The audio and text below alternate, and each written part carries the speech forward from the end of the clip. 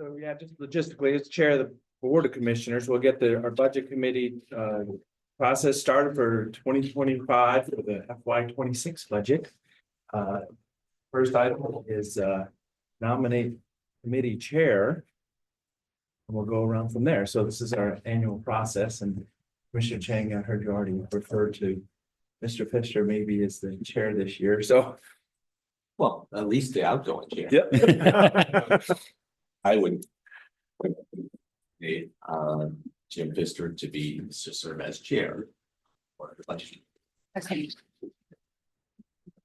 All right. To say, moving that process forward, anybody, anything else, any other nominations or? All in favor? Aye. Congratulations, Yeah. please proceed. I'll abstain, of course, on that vote, but anyway, now welcome to the Deschutes County Budget Committee meeting. This is day one, Monday, May 12th, 2025. Sounds like my microphone is working, so that's good. So we will convene the Budget Committee meeting. The first item of business beyond the nomination of the budget chair, which is complete already, we have Bill Kuhn, our county treasurer, talking to us about the representative to the Investment Advisory Committee.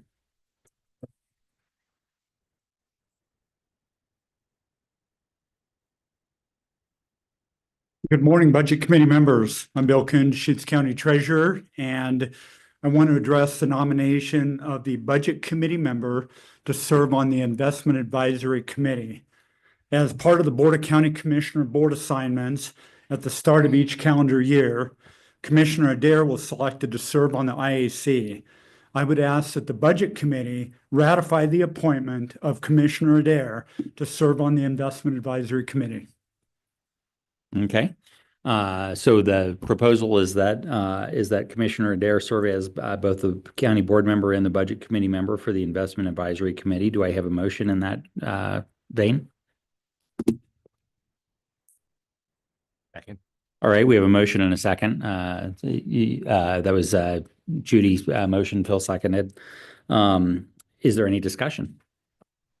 Acknowledge that I was able to do that for a bunch of years. It's interesting kind of looking at that pool of resources, how they get invested, the interest opportunities.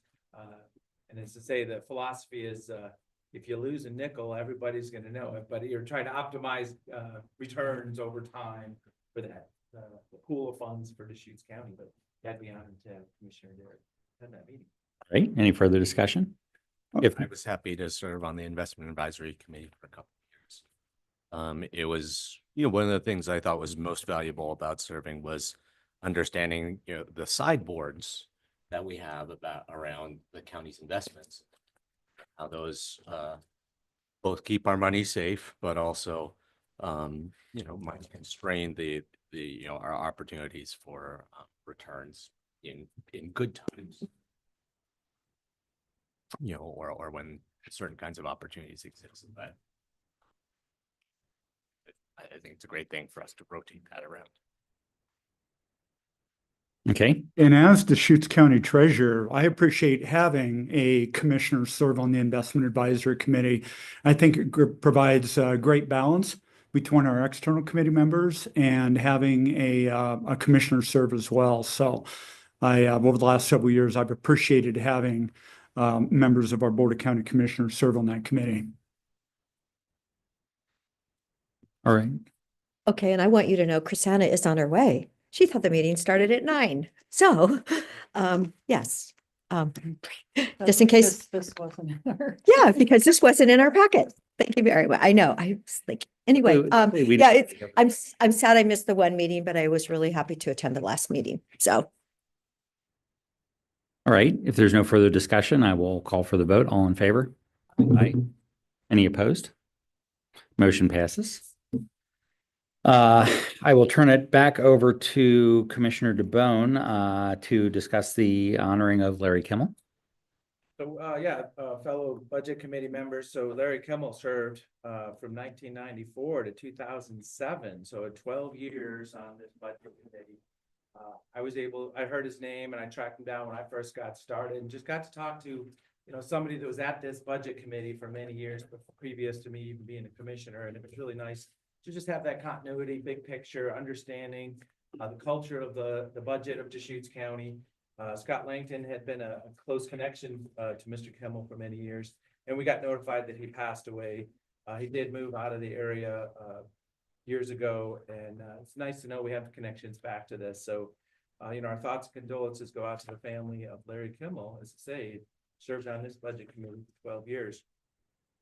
And then another note, I think this is our 110th budget, so 1916 to 2026, FY 26. So we're going through the process of creating the 110th budget for Deschutes County. So as I say, thank you for, Larry and all the members of the public that join us in this process. Make a note on the fact that it's 110th budget. I'll see how often I can work it in. There you go. All right. At this time in the meeting, we will open up for public comment. Is there any public comment in the room? Is there any public comment online? We have one public comment online. We'll give them time to get set up, and then as we're getting set up, we'll have you give your name and your county address, and then your public comment. And please try and limit it to 3 minutes.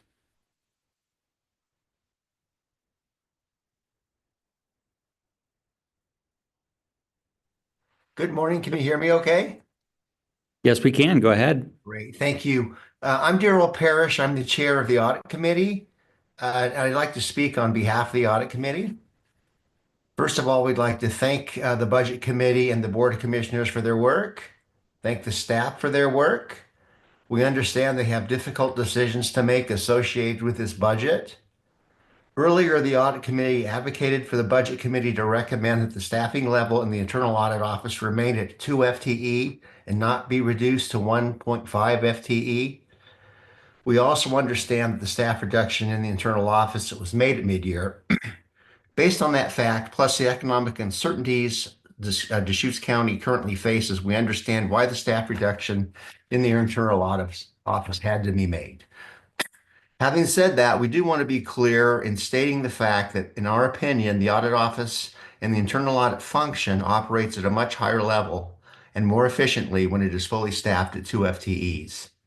Those of us who have been associated with the audit committee have seen what a fully staffed audit office can accomplish. The previous retired Deschutes County internal auditor advocated for a staffing level of 2 FTE as well. Having made these points, the audit committee respectfully requests that the budget committee and ultimately the board of commissioners realizes the benefits associated with a fully staffed internal audit office and shall consider returning its staffing level to 2.0 FTEs as soon as better economic conditions return. Thank you so much, and I'll answer any questions you may have. Right. Are there any questions? I want to thank Darrell. I'm on that committee. I want to thank Darrell for taking the time to make those comments this morning. I truly appreciate them. I'm trying to recollect the person that was on the audit committee was transferred to another department. That's Aaron. To risk management. So there's still that cost, correct? The cost of the employee is there. It's the risk fund is a different fund than the county administrator's office.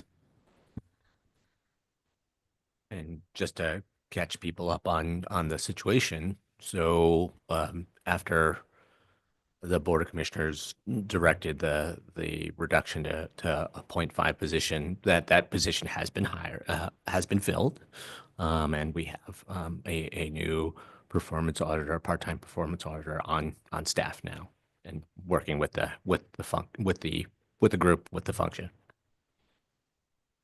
They're in the room with us today. So I wanna Yes. thank you for that service and the independent third-party review. One of the big concerns that was expressed by audit committee members at the time was that it would be very difficult to fill up a part-time position instead of a full-time position. So I was really happy to see that successful recruitment. So as economic conditions do improve, is there an opportunity to make that half-time back into a full-time? This is something that the budget officer or the CFO could speak to, but as you probably read in your overview in your budget book, the county was facing a long-term structural imbalance, without any uncertainty about the federal government when much of this work was put in motion. So kind of the idea that having less fiscal uncertainty, in 6 months could change that long-term structural imbalance issue is not, that'll still be there, basically. We could, conceivably, the county, the budget committee could make different choices about where admin department's capacity would be reduced as a trade-off, but this was the place where it was deemed appropriate at this time. And we do have the opportunity to ask additional questions about that when that particular budget or when those particular budgets come up. So, all right. You have to look it back to historical, though. They didn't want to show it. 200 in 2019, I believe since then we've added 218 employees overall since 19. And has the population gone up that huge percentage? I don't believe so. So we've definitely added a lot of employees, I believe, and it broke down to 118 of those were to the health department. Mhm. So since 2019, if you want to go back, those are the numbers you'll find out. Okay. Any additional comments on this topic? Is there any additional public comment? Do we have anyone else online? All right, we can close the public comment section. We are about 15 minutes ahead. The next item would be County Administrator Lelak discussing our proposed budget. So if there's no objection, we can proceed forward with that. Great. Thank you very much. Good morning and welcome to our fiscal year 2026 budget week. It's great to see everyone. It feels like we just met for our mid-year budget committee meeting in December. And as our team was talking and preparing for today, we thought in December, it also felt like we had just completed our process to adopt the fiscal year 2025 budget. And that's likely because for many of us, we have been focused on the budget so strategically for 18 months or longer, just given the very significant changes that have occurred and continue to occur with fiscal conditions, financial forecasts, federal policies, and so much more. So we remain focused on the budget, this being our most important responsibility. And I do see our last budget committee member who is coming into the building now, which is great. She will join us in just a moment. As we begin our 3 days together, which is a new schedule for us this year, I want to thank our budget committee for your preparations for the important work that we have for the days ahead and for the important work that we have to conduct together, and then those decisions by the end of the day. Wednesday is our target. Next, I want to thank our team who contributed to this process, the department heads and elected officials who oversee offices, our business and financial managers across the organization, Whitney and Eric, our deputy county administrators, who are also continuing to serve in the deputy human resources director and manager positions. Often we would have the human resources director here with us with the finance team and admin team helping through this process. So they're serving in that capacity as well. And of course, the team that really does the heavy lifting, our finance team, led by Chief Financial Officer Robert Tintle, our budget and financial planning manager, Cam Sparks, whom you know is in a new leadership role for us, and as you know, is very, very capable of performing great work. And so thank you, Cam, for being here. And we know I appreciate so much how much you have contributed to this process so far, and we have some important work ahead. Of course, management analyst Laura Sundrick in the table in the back, and we also welcome Dan Kiefer, our senior there is over on the side, on the other side of the team, our senior budget and financial management analyst. So this is a total team effort with the departments, offices, the finance team, admin, and then our human resources. So I thank everyone for getting us to this point and for the work we have ahead. I also want to just say, I also appreciate the public comments that we received this morning. I really appreciate him chiming in, and we coordinated to make sure that he knew the time to participate, and we really value the public comments that we receive. I will summarize my written message, and as I do, I'm going to welcome Chrisanna Clark Endicott. And as you seated. I guess I'm So, still on top. yeah, It was that's very okay. We're just getting started. So welcome. We're glad you're here. I'll continue as you sit down. So I will summarize our budget message, and I'll offer some other perspectives on our decision points and our process over the next couple of days. First and most importantly, I'm pleased to present to you a balanced budget for fiscal year 2026 that continues to fund high-quality, efficient services for our growing and changing community in a fiscally responsible manner and charts a path forward toward long-term financial sustainability. Our financial position has changed over the past few years, and it continues to change. From the end of the Great Recession through the early phases of the COVID-19 pandemic, the county experienced nearly a decade of solid revenue growth along with stable expenditure growth. This period of financial stability enabled the county to largely pay for capital projects with available resources, lower tax rates, build reserve funds, and expand the organization to meet increasing and changing community needs. Beginning in the early 2020s and continuing into 2025, earlier this year, to this point, the rate of revenue growth has slowed, as discussed and illustrated in your proposed budget book on page 35. Commensurate with development activity, while inflation has significantly increased costs for building and maintaining facilities, materials and services, and labor. In 2022, our finance department's long-term financial forecasts first identified a structural imbalance, and we'll continue to talk about what that is and what that means in the general fund later this decade. At about the same time, development activity started to slow, inflation increased at a faster and at higher rates.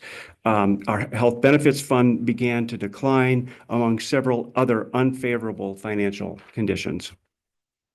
From that first long-term forecast through last summer, we implemented a series of strategies to both sustain the quality of services we provide and generate moderate revenues, including assessing the maximum tax levy rates for the general fund and the sheriff's office. However, even with the additional property tax revenue, the updated long-term financial forecast last year provided by our finance team again showed the general fund structural imbalance likely arriving as early as fiscal year 2027.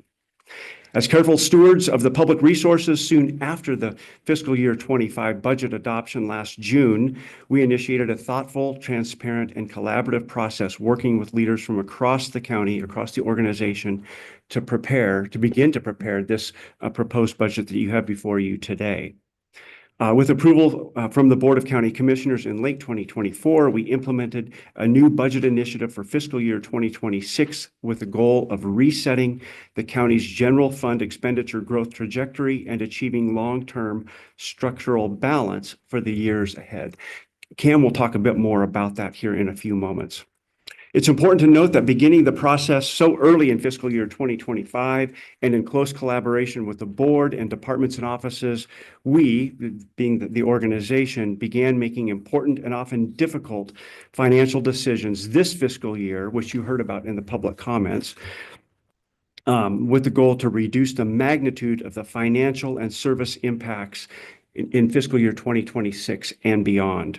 You will hear about those decisions and the associated impacts over the next few days, some of which the board has been directly involved in. I am incredibly proud of the work that we have accomplished together.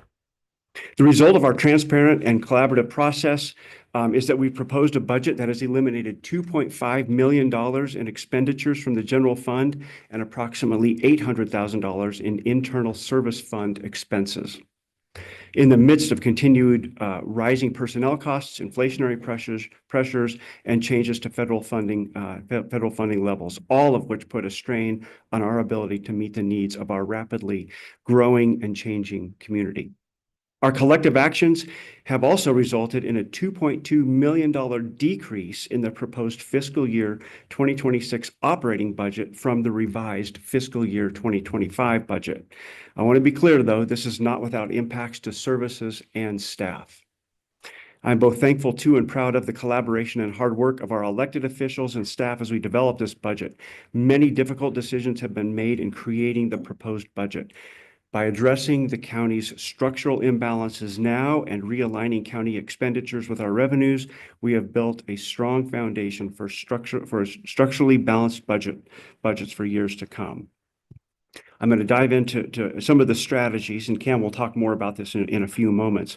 The county's general fund expenditures have increased on average by 9% per year over the past few years, while revenues have only increased by 5%, causing a structural imbalance in the fund. As we planned the proposed fiscal year 26 budget, staff developed a strategic framework to limit our growth rate and prioritize savings and maintain funding for capital reserves. Under the limited growth framework, ISF, the Internal Service Fund, and General Fund departments tailored their budgets to align with these objectives, and the majority found ways to limit spending while ensuring that vital county programs and services remain intact. A snapshot of the ways departments propose to meet their budget goals for this next fiscal year, and again, you'll hear about these this week, the next few days, are trimming materials and services expenditures, suspending projects such as the website improvement project, outsourcing programs and services, leaving open vacant positions due to attrition. And this has been achieved by multiple departments and offices, and you'll hear about those impacts this week. Using existing staff rather than on-call contractors to handle certain tasks, exploring alternative funding such as grants, community partnerships, state programs, or other revenue-generating opportunities, eliminating one-time capital expenditures for fleet, outsourcing the dog licensing program, investing in or utilizing existing tools to streamline workflow, utilizing budget savings from this fiscal year 25, to buffer impacts for next fiscal year and beyond. And as I've already mentioned, utilizing our deputy county administrators to cover the vacant leadership positions in the Human Resources Department. In some situations, to achieve the necessary budget savings, county departments have made the difficult decision to eliminate vacant full-time positions, which you will hear about over the next few days, including positions. You've already heard about one with the performance auditor. We didn't reduce it, but it was a reduction from 1.0 to a 0.5 FTE. Reducing staff in the adult parole and probation and juvenile justice programs, both in our community justice department and in health services. We'll talk more about that in the days ahead. Strategies to right-size the budgets of adult parole and probation, juvenile justice, and public health, however, go beyond the limited growth strategy. These divisions are facing budget shortfalls larger than the other departments due to actual or potential reductions in outside funding sources, including grants and state and federal funding. Many or most of these necessary actions have had or will have consequences to departments, offices, and the community, and may challenge their staff and operations, such as potentially increasing staff caseloads to unsustainable levels. You'll hear about that certainly from one department. Extending service timelines for some services we offer, or even reducing services, including potentially services that generate revenues for the county. You'll hear more about all of those this week, the next few days. I want to emphasize that our goal has been to make as minimal impacts as possible to the community in this budget proposal. We will continue to navigate these difficult budget decisions together. While many departments face budgetary challenges, others with funding sources outside the general fund have greater flexibility to maintain or expand services without affecting the county's core discretionary resources. These include behavioral health, the road department, solid waste, natural resources, community development, and others, though they are not without risks to their budgets due to federal actions or inactions, development activity, and so much more. A summary of the budget, and again, thanks to the collaborative efforts of everyone to help prepare it, the total proposed fiscal year 2026 budget for all funds, including the county service districts, contingency funds, unappropriated balances, and internal transfers, is $766.4 million, which is a $5.7 million or 0.74% increase from the current fiscal year revised budget. The proposed operating budget for fiscal year 26, which best reflects the county's actual spending, and this excludes the county service districts, contingency, unappropriated balances, and internal transfers, is $430.3 million, which is a $2.2 million or 0.5% decrease from the current fiscal year revised budget.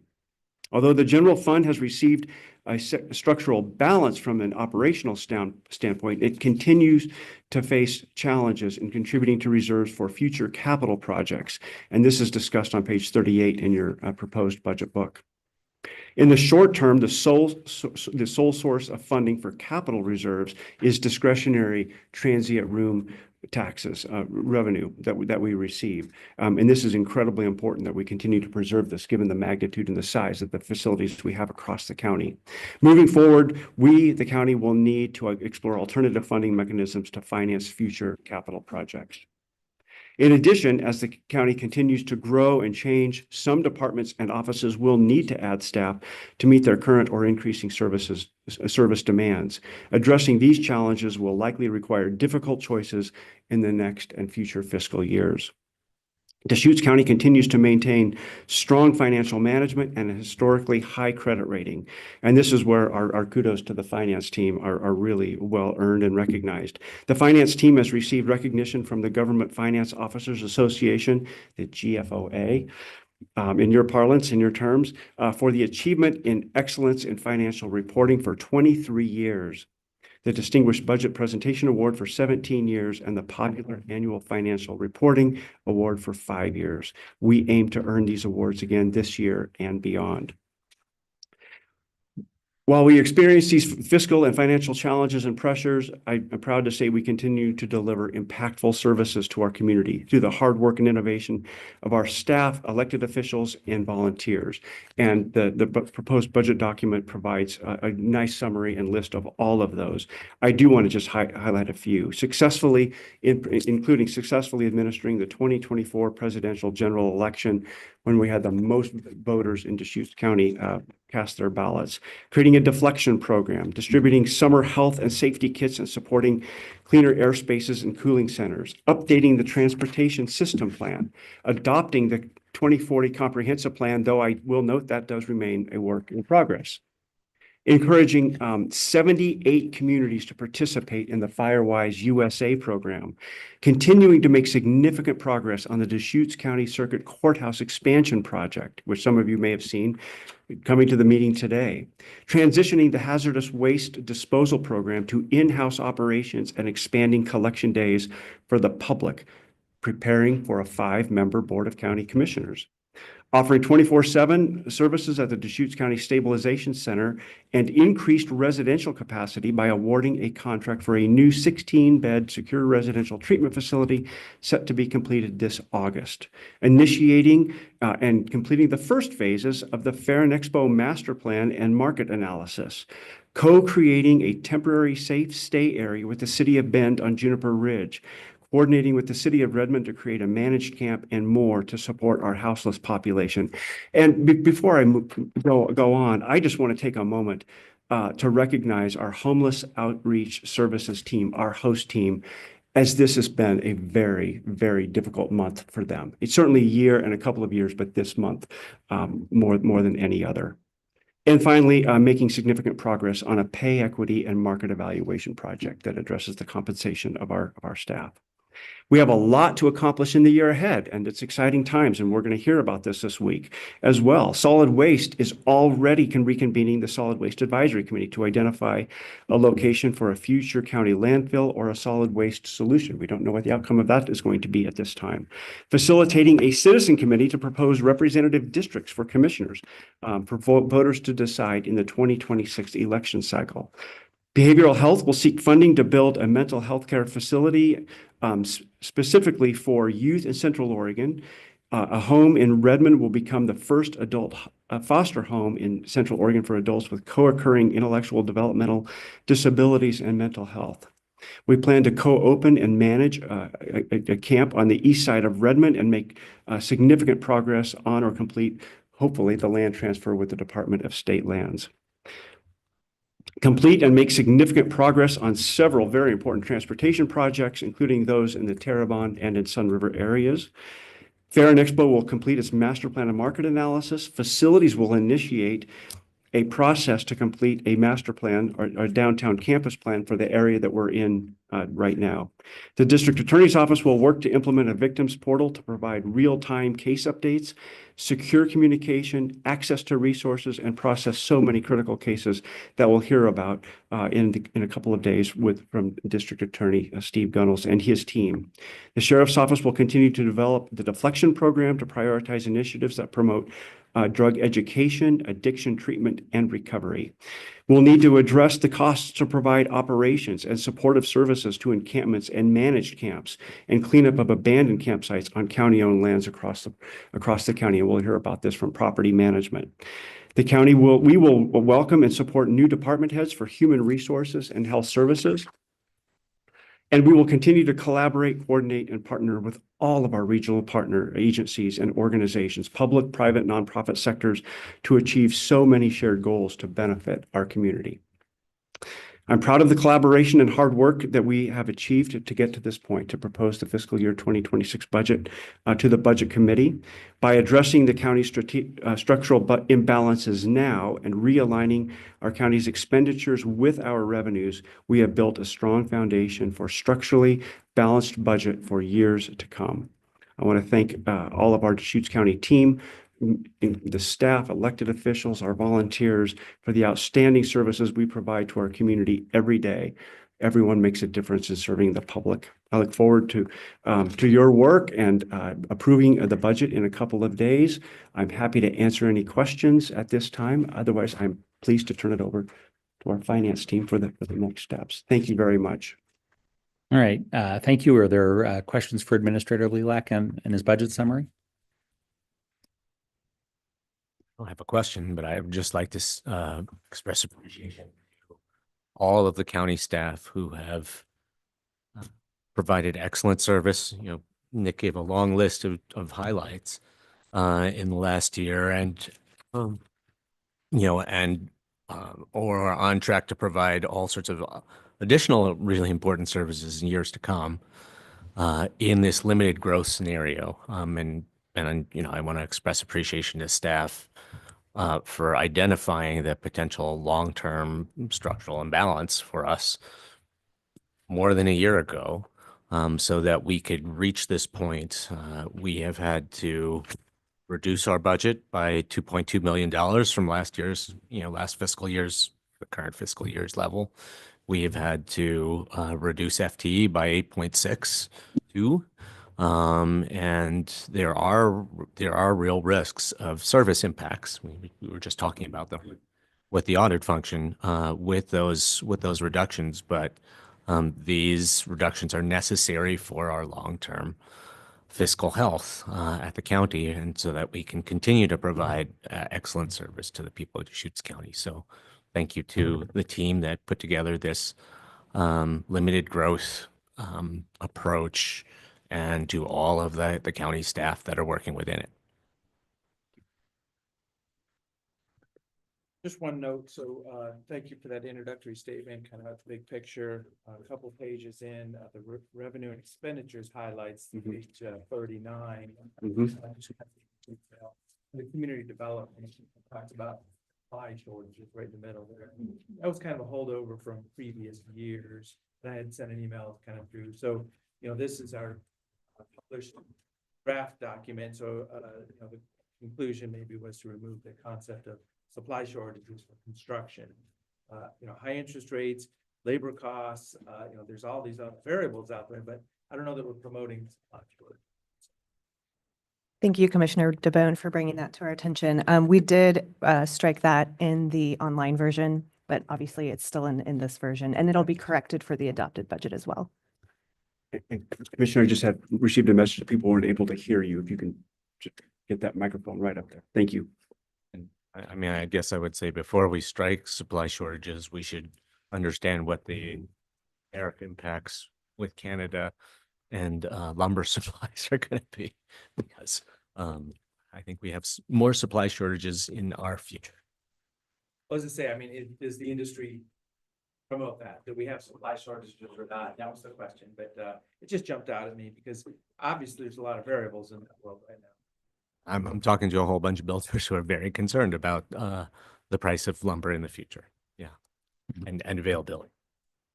Well, hopefully it could be American lumber. I would really like to hear that. And even though the fact that Oregon is down to 168 working lumber operations, really, Nick, I have a question. So we've had 2,791 visits to the stabilization center. That's 8 a day. But what I would like to know is how many people? How many people? Are there people that really going to the stabilization center isn't answering the question? We just had a murder, a week ago in Deschutes County. A lot of those people have a lot of history on their resumes. And I just feel like, okay, is there something bigger that we should be doing? Okay, so we're opening the 16 bed, you said, in August in Redmond. Okay, and then what about the one for children? I know that Rimrock has a child facility in Prineville now that they are taking girls and boys. It's I believe it's 15 beds, something like that. But are they going to take people with drug use too, or is it going to be mental health only, the facility in Redmond? Thank you, Commissioner. We'll get those answers to you here either today or as Health Services presents in a couple of days. Yeah, but they only have 2 hours in Wednesday morning. I just thought that was pretty small. We'll reach Amount out of to time. Cheryl and see if we can get those answers to you today. Okay, that'd be great. Yeah, because I feel like, if we have the same 1,000 people that keep coming there and they honestly, they need more help than what the stabilization center. It's a 20, you can be there for 23 hours, then you have to leave. That's our licensing. And, definitely we undoubtedly need more. Thank you. And the stabilization center often functions as a referral service, not as the be all end all, because it's an immediate crisis stabilization facility. But they able to connect people from the stabilization center to all kinds of other county services, long-term county services, primarily outpatient services, because as you were mentioning, we don't have enough residential treatment beds in the county yet, and also to a number of community partners, both for substance abuse and mental health issues. I'll just make a comment. So first of all, I want to compliment the county overall on making hard decisions to effectively stay flat. But that's a pretty hard thing to do when you see growth around you. And you look at the need for services and the need for implementations. And we've already heard, obviously in public comment and in prior meetings, how some of those impacts have impacted, or how some of those issues have impacted services. You're making the hard decisions. Those are the ones that you want to make. Congratulations on presenting a budget that again, effectively flat with a slight decrease in it. You've done the second hardest thing, which is doing it the first time. The hardest thing is doing it the second time. That'll probably come back on Wednesday afternoon as we start to set direction for future years as well. But I think you've listened to the budget committee who has expressed some concern over the last couple of years. I think you're delivering something back. It'll be good to see the details in terms of what that real impact is, not only to the citizens of Deschutes County, but to the employees and to the employees that are affected, both who are here and who have left. Obviously reductions hurt everybody, especially the people that are still around to do the work. So I personally, as a citizen, I want to thank the county for really making that effort to step forward on that. Let's understand how we can move forward and become even more efficient. Thank you. All right. Any additional comments? We continue to be ahead of schedule, which is always a good thing to say. Never especially- say it. yeah. Just think it. I'm happy to try and jinx myself. But at this point, we can move on to the next agenda item. That's the Deschutes County proposed budget overview. I will turn it over to CFO Tintle and budget budget leads Camp Sparks. Thank you, Chair Pfister. Good morning, Budget Committee members as well. I appreciate, Nick, the budget message. Thank you for a great summary of the proposed budget document. And thank you for, again, the full week, or 3 days, but 3 full days that we'll spend together here going over the proposed budget. So it's my privilege to work with this amazing administration and budget team on the proposed budget for fiscal year 26. The budget is a plan that reflects our commitment to our fiscal responsibility, sustainability, and the long-term financial health of the county. It's not easy to do, but we got it together here in this proposed budget. And the budget incorporates the great work and contributions of the departments as well, as already mentioned. It really is a big, heavy lift across all departments, and it's all put together by the budget team, so we appreciate them greatly. And as Nick mentioned, Cam stepping up this year, stepping into the role of Budget and Financial Planning Manager. It was seamless, and it's a great document that her and her team has put together, so thank you for all the hard work. Actually, I was already pleased this morning. I've heard numerous times the term structural imbalance. That was a term that we introduced, I think, new to this committee just a couple of years ago as we started talking about the general fund forecast and the outlook of where we're going to be. I just want to spend just a couple minutes talking about a structural imbalance and the importance of it as well. So Oregon local budget law requires that the budget officer presents a balanced budget. That just means your total resources have to equal your total requirements. It's balanced, period. However, a budget that may fit the statutory definition of a balanced budget may not, in fact, be financially sustainable. For example, if you're using reserves to balance your budget or one-time funding to pay for ongoing expenditures, that's not financially sustainable, but yet it is balanced. So a true structurally balanced budget is one that supports financial sustainability for multiple years into the future. There's a distinction between satisfying the statutory definition of a balanced budget and achieving this true structural balanced budget that we have put together for this year. GFOA, the Government Finance Officers Association, recommends that governments maintain a structural balance where recurring revenues are greater than or equal to your expenditures in the adopted budget. Not just a balanced budget, but a structurally balanced budget. And as mentioned, this fiscal year 26 proposed budget meets the balanced budget requirements, but it also sets the parameters to maintain a structurally balanced budget going forward. And that's what we'll focus on this week, these next 3 days here. It's also our fiscal responsibility to ensure sustainability for years to come. So as we talk about make decisions this year, we are looking at the 1-year budget, which is our role as the budget committee, but we also need to be mindful of that fiscal sustainability going forward. Interesting and very timely, GFOA just released their monthly trade magazine, Government Finance Review. And I had to bring it for show and tell because I thought it was so exciting as a finance person. Hopefully you're just as excited. Oh, we are. The headline this month is Building a Structurally Balanced Budget, Putting the Principle into Practice. So, of course, right, we should have that. But it actually is, of course, it intrigued us. We had to read it. We had to look at it.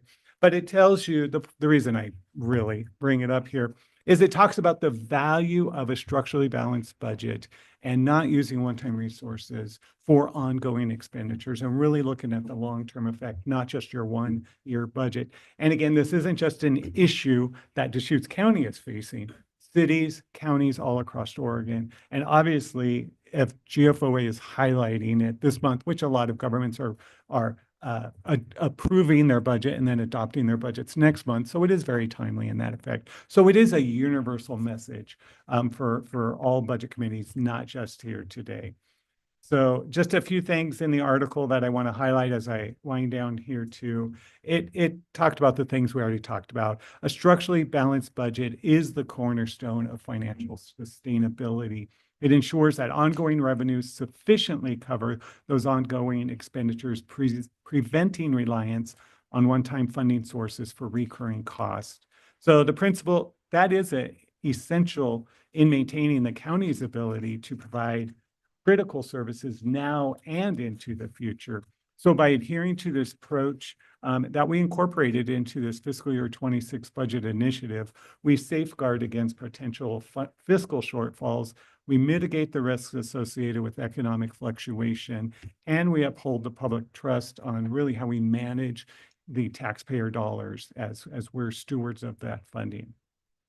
So the development of this budget, as I mentioned, using those fiscal year 26 limited growth strategies, identifying those focused savings areas required careful analysis throughout the year, as Nick mentioned, by all the departments, required strategic prioritization and collaboration, as I mentioned, across the departments to align our resources for our most pressing needs. So while the challenges persist, and as Chair Pfister mentioned, even the second year, we'll be moving forward with this even next year. This including evolving service demands and external economic pressures, our focus remains on maintaining a budget that is not only balanced for the upcoming fiscal year, but structurally balanced to ensure long-term fiscal responsibility. So again, I appreciate the time and dedication of this committee and working towards that structural imbalance, maintaining those fiscal priorities. Look forward to working this week. As we hear from all the departments, we'll get a lot of information. And as mentioned earlier, as questions come up, Cam and her team here, they're making note of the questions. We'll get those responses to get those questions out to departments and try to bring those back as soon as we can to you. So we look forward to this responsible, resilient, and forward-thinking budget. Thank you for your time. Thank you, Robert. Could I just put out some, like a big picture question about sustainability? Some of the things that we keep an eye on when we're thinking about long-term sustainability are the growth of the assessed value. And, I have concerns about our assumption for this year. There is a lot of economic uncertainty in the world, which could prevent people from building things, could prevent people conceivably from moving here. Although that's actually what I really want to ask about. When we talk about quality service provision, we have not worked with a static population for many years. So in other places, maybe, having a static budget and a static population all just kind of works out. Like we figured out how to serve this number of people with this organization. But here in Deschutes County, we have had to constantly adapt to more and more people being here. And I don't, one of the things I actually don't understand is how our level of service provision, how that changes with every person that's added here. So I would love in the way that we are looking at county services, I would love to get a better sense of, well, we have this department, it provides this function. It doesn't matter if you add 1,000 more people to Deschutes County, or we have this department, it has this function. And, when you add 1,000 people, then we have to do this. So I'd love to get a better understanding of that, in terms of long-term sustainability. It would also be really helpful to understand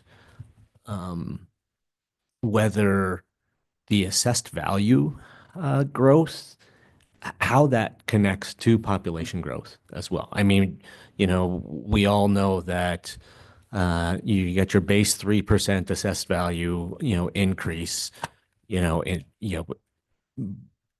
based on the gap between the current assessed value and actual market value. So as long as the actual market value is way above what the current assessed value, which it is right now, in Deschutes County, that there will be an annual 3% growth. But does the additional, in this case this year, the 1.6% additional, is that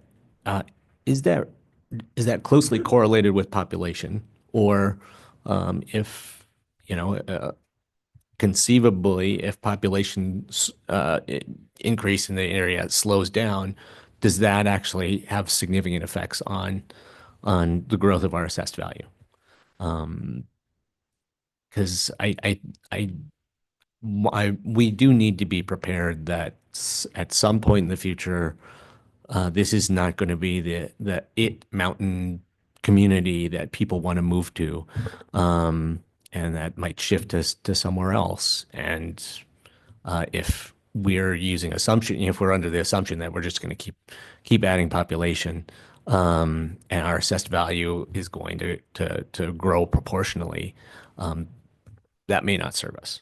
So those are just two things in terms of long-term sustainability that I'd be interested in exploring as we look forward. But just as a comment on that, or maybe a couple of comments around that, any organization, the first thing that you want to do is you want to make it efficient. That's the forming, storming, norming, performing aspect of any organization. You've delivered that fairly well in terms of, at least from what I've observed in the last 4 or 5 years, in terms of being an operationally efficient organization. Then there's a level of what are you streamlining for? Are you streamlining for efficiency of operations? That's typically done in a fairly static environment. The other thing is, are you streamlining for scale? And I can recall a couple of times where I know that we've all asked, I know I have a couple of times on, okay, if your population doubles, do your costs double or do your costs go 4x? And those are some questions that I think we need to keep asking of the organizations. Right now, it looks like Deschutes County is continuing to grow, and we need to be able to respond to that. But where we see that the county is stabilizing and that you're moving from, we're already seeing where are we, Robert? We're at about 5.9% this year, I think, in terms of growth of assessed value. We used to be 6.5, now we're under 6. There's some operations that I'm painfully familiar with that are in the 3.25 range. As you do that, now you need to ask that question again. Am I streamlining for efficiency, or am I streamlining for scale? And sometimes those are very different things, and you have to make some very different decisions. We're making some tactical decisions on the county, I think, that are very good for the county, just to say, yes, we can be operationally efficient and we can do it at a standard cost structure. But within that, what are we aiming for? And I think that's a question that the county needs to be philosophically asking itself. And hopefully we can help as a budget committee to get you to the right answer. I really appreciate the question coming up now so the departments can respond to it. Our assessor will be able to speak to the assessed value piece. And of course, Commissioner, you're aware that different departments respond differently. The assessor's office and clerk's office, for example, for decades have barely added or changed staffing levels at all while we've grown so significantly, and they're able to do so through a variety of ways that they can address. Meanwhile, as the population grows, unfortunately, so too does crime. And then both our sheriff's office and district attorney's offices, they just can't sustain those same staffing levels with the same population. Community development, their staffing levels fluctuate based on the development activity. And of course, we see those increases and declines, and it all depends. So there's a lot of different variables and factors, and we'll be happy to, that's a great discussion to have over the next few days and beyond. Thank you. Yeah, I mean, thinking about one of the other facets of community development department work, I would have a hypothesis that the more people we have living out in the rural county, the more code compliance, the more code complaints and the more code enforcement, issues go up. When there's a whole lot of space between people, there's much less conflict. And, the closer people get to each other, the more property boundaries there are, the more people are going to grumble about what their neighbor is doing.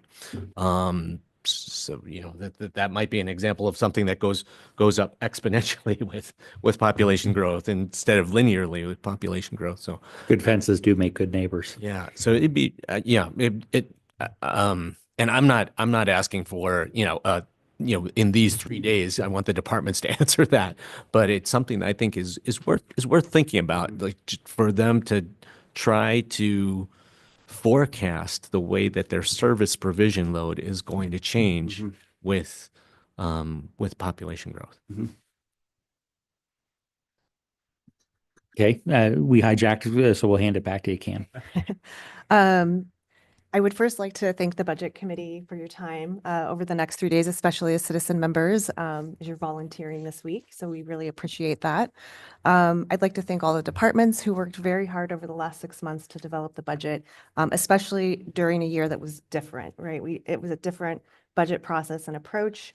So I really appreciate all of their hard work to put together, this is the culmination of a lot of collaboration across the county. And then last but not least, I'd like to thank my team, Laura and Dan, who are amazing, and we wouldn't have all of this information without them. And I'd also just like to thank Brenda and Angie for being here to take minutes and coordinate lunch. There's a lot of little details that need to happen, and for Kim and Eric to run the AV this week as well. So I'm going to just talk a little bit more procedural and orient you to the budget book, although you have had the budget book for a while now, so you probably familiarized yourself. And just as a reminder, the role of the Budget Committee is to approve the budget. So we're going to spend this week reviewing the budget, and then the Budget Committee will deliberate and consider special requests on Wednesday before final approval. And then on June 18th, the board will hold a public hearing, and that's when we actually formally adopt the budget. So as I mentioned, you've probably had time to take a look at the budget materials, but you've been provided several items, the proposed budget book. There's a binder with the line item detail for each fund, as well as Road provided a 5-year CIP book, and Health Services provided some supplemental information in a separate binder as well. I wanted to also point out that on the agenda, after each fund, we've listed out the page numbers in which you can find them either in the budget book. So the first set of numbers is where they are in the budget book. Second set of numbers is where they are in that line item budget detail book. I also wanted to point out that towards the back of the book is where you'll find 3 sections. First is special requests, and then limited growth strategies and supplemental materials. So for special request, as a part of the fiscal year 26 limited growth strategy, we said no special requests for the general fund, of TRT funds, or internal service funds. However, funds with other funding sources have submitted special requests to meet operational needs. And there aren't a lot, so Solid Waste is requesting 4 new FTE, and the details are included in their request in that section. And then the Sheriff's Office is requesting a replacement of their jail control computer system. And Nick, as the budget officer, has included these special requests in the proposed budget. So those are included in the numbers that you see. The next section, limited growth strategies. So with board approval, the general fund departments and general fund transfers were limited to 3.3% growth for fiscal year 26. Internal service fund charges were limited to 8%. So each department was given a baseline budget based on these parameters, and all the departments met or remained under their respective baseline budget. So departments carefully align their budgets to the baseline targets, and some departments achieve their baseline by right-sizing their budget with minimal operational impact. But there were other departments who were more significantly impacted, and they had to identify savings in order to meet those baselines, and their strategies are included in the documentation in that limited growth section. Some of these forms have been slightly revised, but they're very similar to what was provided to the board or provided and discussed with the board during the board's retreat in January. One thing I just want to point out, and the first page of the limited growth that does talk about this, but if you're looking at department's budget in total, it may look like it's increasing more than 3.3%. For example, if you look at the assessor, it looks like it's increasing 5.6%. But if you look at his baseline number, he has met his baseline. And the reason why that is because we built their baseline budgets off of fiscal year 25 budget plus that additional 15% health insurance premium that went into effect after we had already adopted this year's budget. And that's not reflected in the actual appropriation. So that's why it looks as if departments are growing by more than 3.3%, but they aren't actually. And then I wanted to also point out that in total, ISF charges increased 6%, which was below the target of 8%. So ISF departments did a good job right-sizing their budgets, and they even came in under that target that they were given. Overall, the general fund increased by 3.2%. And so departments were allowed to grow their budgets in fiscal year 26, just not at that same level that we've seen historically. And then lastly, there's a supplemental materials section. And in this section, you'll find just additional information that some of the departments have provided, along with Sun River and Black Butte's proposed budgets that are towards the end. So as Nick and Robert have mentioned, this year is a new schedule. We're doing this over 3 days. And so things may be fluid with potential time changes, but we plan to review things in order of the agenda. The majority of the departments are presenting today and tomorrow, with a few on Wednesday morning. And as I mentioned, then budget deliberations will occur on Wednesday afternoon. At the end of today and tomorrow, we'll ask if there's any departments that you would like to hear more from, and we can ask them to come back on Wednesday. We have some time slated before deliberations, if there are any departments you would like to speak to further. I also would like to make one note about an updated budget process for Sun River Service District. Recently, a question came up about the Sun River Budget Committee. And so we conferred with the Oregon Department of Revenue and Dave Doyle, county's legal counsel, and concluded that the official budget committee is comprised of the 3 county commissioners plus the 3 Board of County Commissioners appointed citizen members, which in this case is Jim, Christiana, and Judy. So these are the only people that should vote when approving the budget, with the exception of Chair Pfister, per ORS 294-4144, which states that appointed members of the Budget Committee may not be officers, agents, or employees of the municipal corporation. Therefore, Chair Pfister would need to abstain from voting, but he can participate in the discussion as a Sun River Service District representative. So my instincts have been great these last couple of years.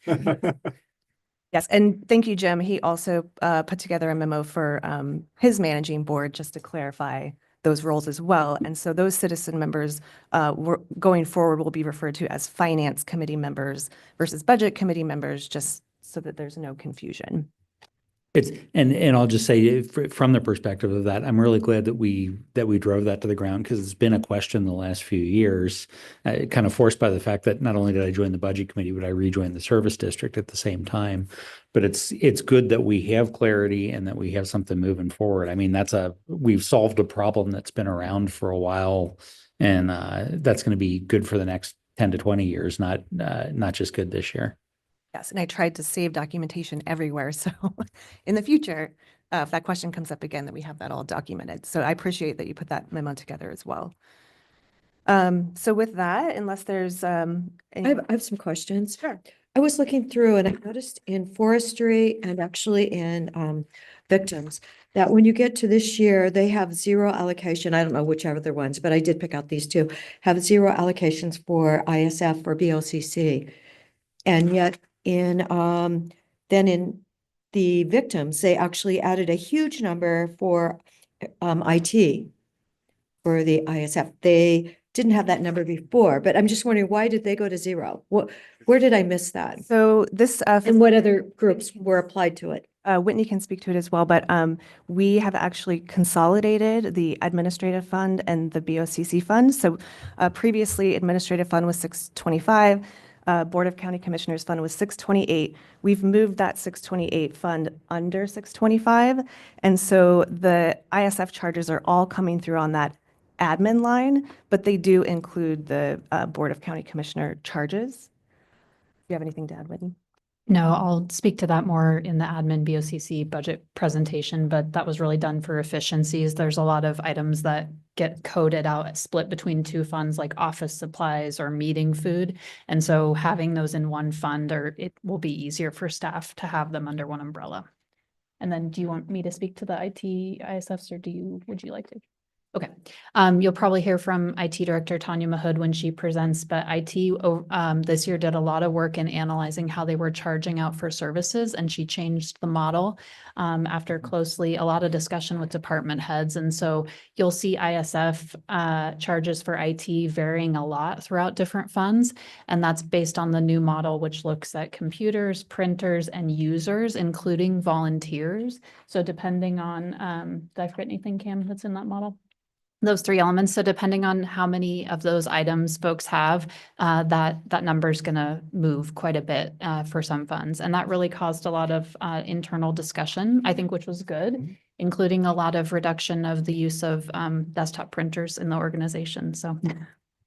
But when you go back to page 28 and 29, IT has a lot of, it says in progress. 8 of them. Actually, one wasn't in progress, but I think it should say in progress because the target was 95 and they're at 60. So it seems like IT is in progress and yet they're charging way more. So, I mean, they're under this, we need to do this better. The target is 95, we're at 50. All of these, if you read the descriptions, it's not where we should be. in terms of their performance measures. Yes, performance metrics, they're not hitting it.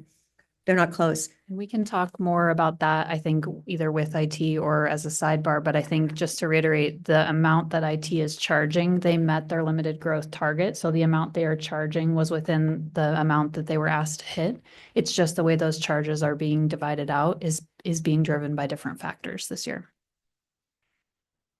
I mean, I did notice the variability in the IT numbers coming across some of the various places. Is that a model that can be replicated across some of the other ISF charges long-term? I think, are you asking if the funding model they're using would be appropriate to? At least the methodology that they applied, could that methodology be applied elsewhere? I don't think personally that it would make a lot of sense to use that methodology in other ISF departments. Other ISF departments use factors like size of budget or number of FTE, which are generally appropriate. However, IT is different in terms, and I think I'm preaching to the choir here, but Talking to the IT guy, yeah. IT is always different. And so I think Tanya stepping into this role and having been here a few years really wanted to be able to demonstrate to departments what drivers cause the amount of work for her team. And so that's where we landed with the 3 factors that she identified. And she's done a ton of work, I think, with making that transparent. There's a dashboard that updates real time so departments can get in and kind of see what is that looking like throughout the year and turn those dials as they see appropriate within reason. So I think it makes sense for IT, and I think she's done a ton of great work, but I think the other models make sense. Okay. Yes, and I would agree with Whitney as well. All right. And is there additional things that you want to do in the overview, or do you want to move into the fiscal entities? Unless there are further questions, we could move into the fiscal entities presentation.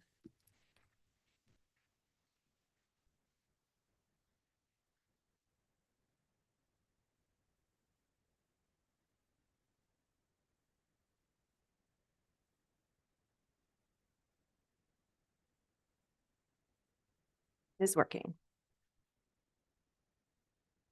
Okay, so I'm just going to discuss kind of what we consider our fiscal entities, funds. They don't necessarily have a department director or things like that. They're managed by finance. So the general fund, capital reserve fund, the TRT fund, PERS reserve, and the ARPA fund, which is the American Rescue Plan Act fund. So just I wanted to do a countywide overview, and Nick spoke to this in his opening remarks as well, but the overall budget for fiscal year 26, excluding service districts, is $658.7 million, which is a 0.30% increase over the fiscal year 25 revised budget. The overall operating budget, which excludes service districts, reserves, contingency, and transfers, is 430.3 million, which is a decrease of 2.2 million or 0.5% from the fiscal year 25 revised budget. And Jim also mentioned this as well, but total FTE is being reduced by 8.62 in fiscal year 26. So we reviewed some budget assumptions when we met at the mid-year, but I just wanted to go back over these because some of them changed between December and then when we, finalized things in February and March. So the COLA that was used this year, which is based on an average CPI increase from February 2024 to January 2025, was 2.5%. When I had been doing some preliminary modeling for our limited growth scenarios, we were assuming a 2.8% COLA. So that slight reduction did help departments a little bit in meeting those baseline budgets. Health insurance premium increase remained at 1%. That was what we discussed in December, and that's a 1% increase to departments. PERS, the average increase beginning in July 1st, 2025 is 4.6%. So it depends what tier the employee is in, but overall, the average is 4.6%. And these rates are set for a biennium, so these rates will be the same for the next fiscal year 27. So these increases added approximately 6.5 million in additional costs countywide. Assessed value growth for property taxes is 4.58%. We budgeted 5.2% this fiscal year. It actually came in at 4.64%. And we do try to budget the AV growth as conservatively as possible.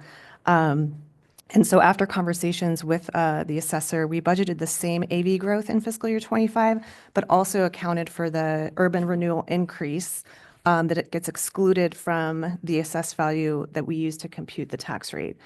And I just wanted to point out that over the past 5 years, the urban renewal excess has increased by an average of 11%. Okay, so. One more time, then.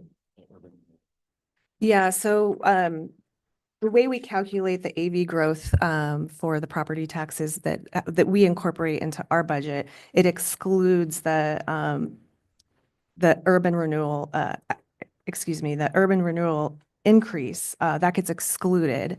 So as that continues to grow, then that kind of just shrinks the amount that we're budgeting for, if that makes sense. And we have, I mean, a lot of those urban renewal districts are pretty long-term, but do we have some built into our long-term assumptions? This one will expire in this year, and suddenly we'll have this assessed value on our rolls. Yeah, we don't have that level of granular built into our models. I'm not sure if that's something that Scott has built into his model. That might be a question for him when he presents.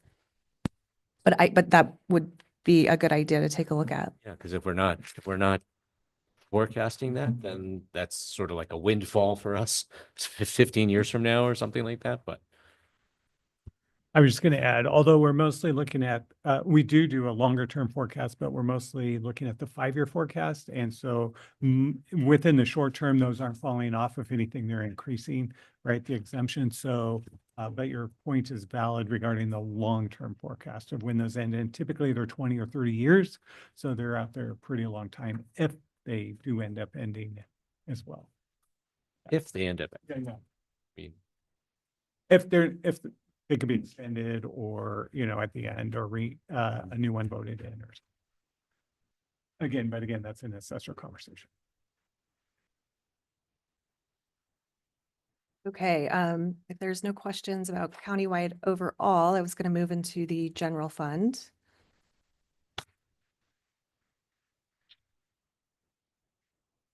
So general fund operations, the general fund accounts for the financial operations of the county, which are primarily supported by property tax revenue. The general fund departments include the county assessor, county clerk, district attorney, tax, veteran services, and property management. So all of these departments are funded directly out of the general fund. The general fund does support other departments through transfers, which includes health services, juvenile, adult parole and probation, victims.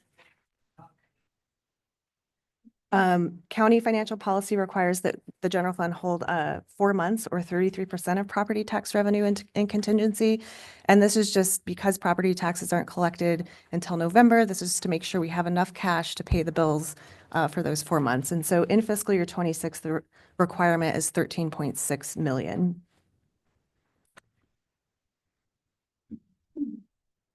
So general fund resources, as I already mentioned, the majority of the funding is from property taxes. If you exclude beginning working capital from the general fund, property taxes comprises 85% of the revenue within the general fund. I already mentioned this, but we are assuming a 4.58% budgeted assessed value growth for fiscal year 26. I did want to point out that beginning working capital increased by 5.6 million or 36% from fiscal year 25. But a lot of this is due to additional funds that we are now holding in the general fund that we haven't in the past. So the opioid settlement funds are now coming through the general fund, as well as the funds that we recategorized as revenue replacement from the ARPA funds. So in total, and we also, I want to also point out, we established or started an emergency reserve, which has 500,000. We did this by reducing the transfer to the capital reserve fund in this fiscal year, so we can hold on to 500,000. And, you know, Robert and I have talked about this, but it's something that we would like to build over time. 500,000 for an emergency isn't really that much. So it is something that we'd like to hopefully over time build the emergency reserve. Well, that'll be good for just stability and kind of the big picture when it comes to the credit rating, you know, just having that policy and sticking to it. And just as a reminder, the board actually adopted an emergency reserve policy at 15%, but we're going to strive to build to maintain. And this is part of each fiscal year, if we could set aside funds to help build that up to get it what it can be and should be over time. How much 15% emergency fund be? I think it's around 8 million. Okay, so fiscal year 26 general fund requirements. As I already mentioned, the general fund expenditures and transfers out to departments were limited to 3.3% growth in fiscal year 26. The limited growth plus reallocation of approximately 1 million in general fund non-departmental expenditures saved the general fund 2.5 million in ongoing costs, which reset that growth curve and closed that structural imbalance that we were forecasting.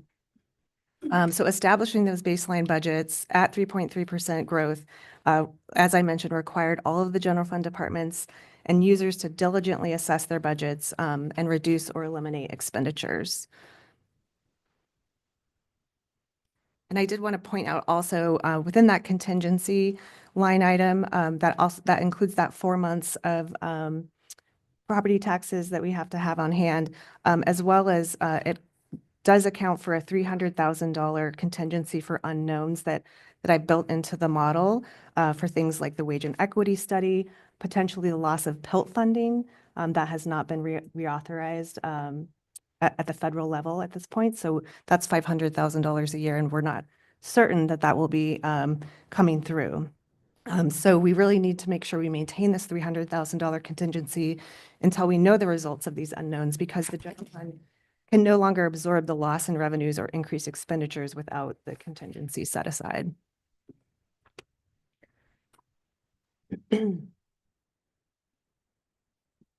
So fiscal issues for the general fund, short-term and long-term. You know, as Commissioner Chang has alluded to, there's a lot of economic uncertainty. So we don't know what the status of inflation may be and how that may impact COLA going forward. The impacts of the pay equity and market evaluation project, we don't have the results of those yet. High interest rates, which has kept the clerk's recording fees low, and that's another revenue source for the general fund. And just last week, the feds met and they did not do anything with interest rates. They held them where they were. So again, we're still facing high interest rates, which is impacting that revenue source.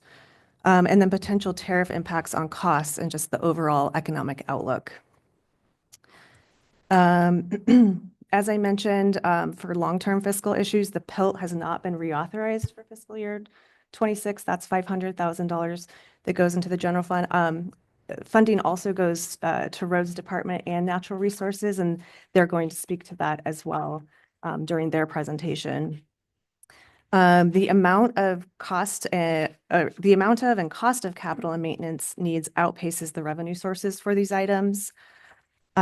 Future PERS increases, we never really know for sure how much future increases will be, but we do know that they will increase, and we actually PERS has a model that's specific to our county, and we use that model, and it does assume that we get a 6.9% return and payroll grows by 3.4%, I believe.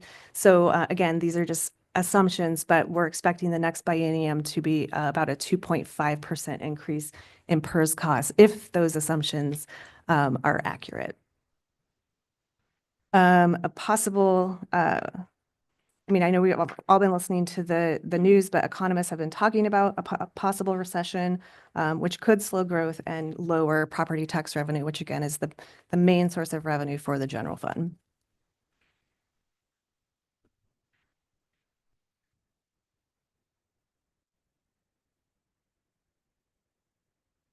Okay, so taking a look at the general fund forecast again, after the limited growth was put into place.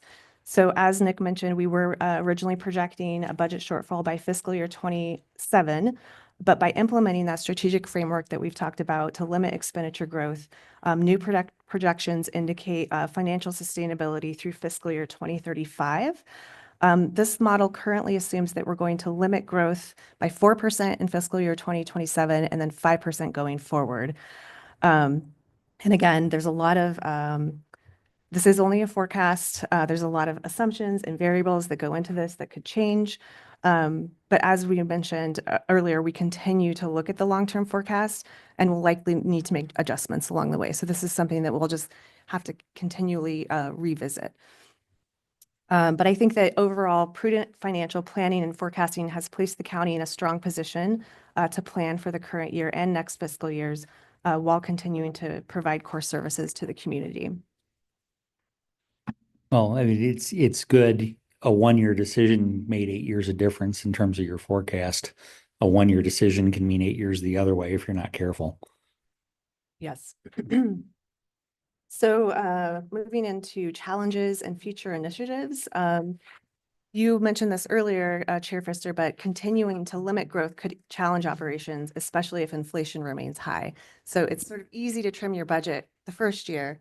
The second year, if you're limited, it could be more difficult, especially if you're facing higher costs like COLA or just other costs of materials and supplies. And so while the general fund is operationally structurally balanced, the fund no longer has the resources to contribute to capital reserves. And so you'll see that in this year, it is not making a transfer to the capital reserve fund. And I'll speak to this a little bit later with regards to TRT funds, but the TRT fund is now the main source for making contributions to the capital reserve fund. Current and future initiatives, there is a potential legislation, House Bill 3518. It's assessment and taxation funding, which seeks to stabilize, index, and increase funding levels for the county assessment function funding assistance, which is CAFA, grant program to help assist counties with additional funding for assessment and taxation costs. We don't know yet at this point how much that would potentially generate for the general fund, but it would be an increase, which would be good. And then Nick mentioned this as well, but as a county, we do need to establish a mechanism to fund ongoing capital maintenance because the general fund can no longer make the contributions that it was able to in the past.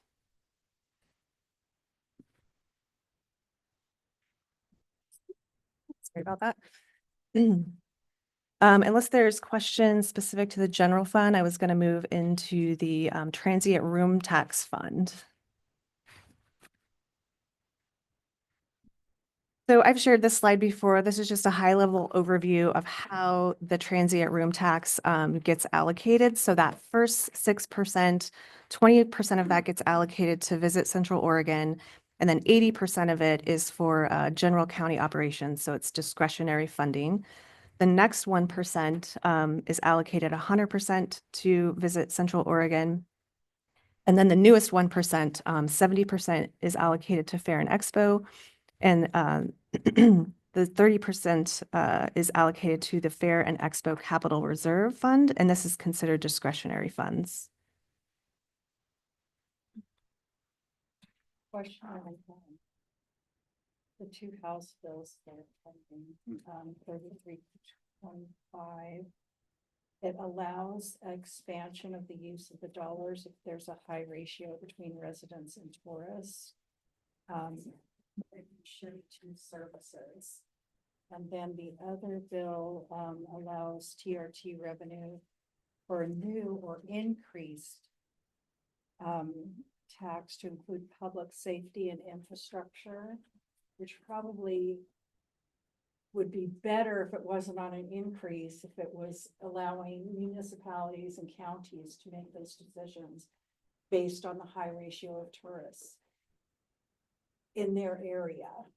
So Ben certainly doesn't need probably no more marketing, but Baker City might. And so, you know, I'm definitely in favor of the county pursuing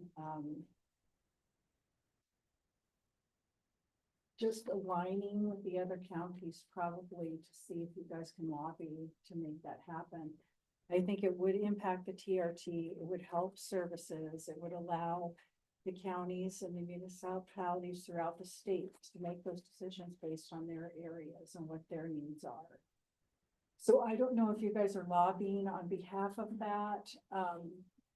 It sure, I think, would help. And I know the city of Bend has huge capital projects that they are in Salem trying to make sure this happens as well. The city of Bend is advocating pretty aggressively on TRT reform. The letter that we put in was responsive, you know, on the earlier bill that's dead now, but you know we're preparing to weigh in on the bills that are still moving. Was responsive to our current situation. So both for Bend and for Deschutes County, we set up TRT so early that we're getting 65, 70, 75% of the TRT, you know, direct to us for discretionary expenditure already. And so to threaten our, you know, Visit Central Oregon and Visit Bend with, hey, we could take even more of your current allocation, you know, I don't think is appropriate. So, you know, what I was encouraging us to think about for new increments of tax, if they're charged, we would like to have the flexibility to, you know, take 60 or 70% of that. I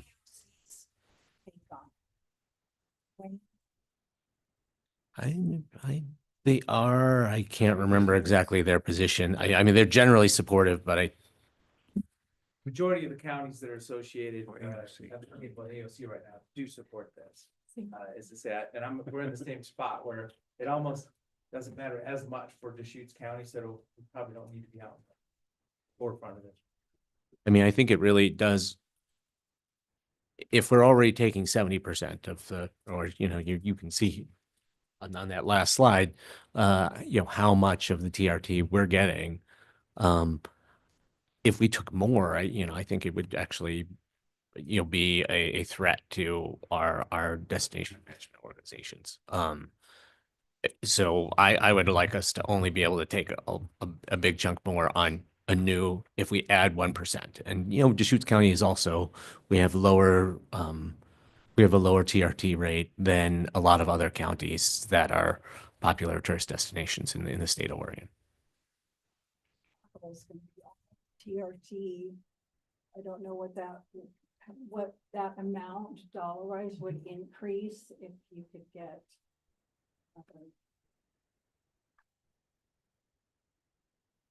Like $1.5 million per penny.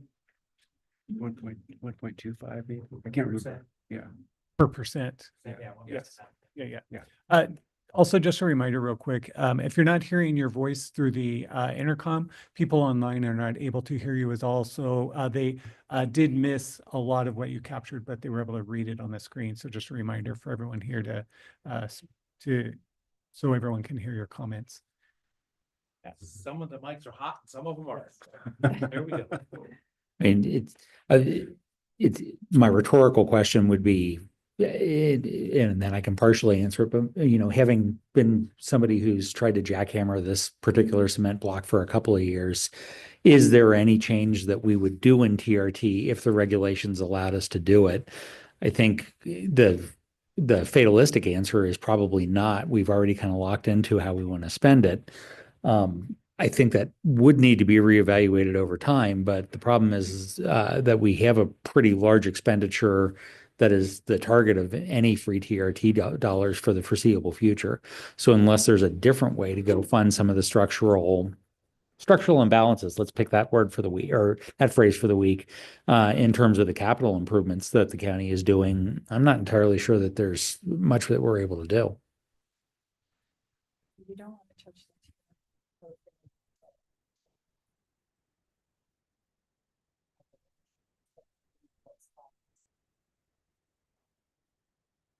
It's never, to me, is always a really long time. I think it should be reevaluated constantly, even if you come to the same conclusion every year. The fact that you've looked at it means that you've thought about it. I don't know that we as a county are necessarily thinking about what we do.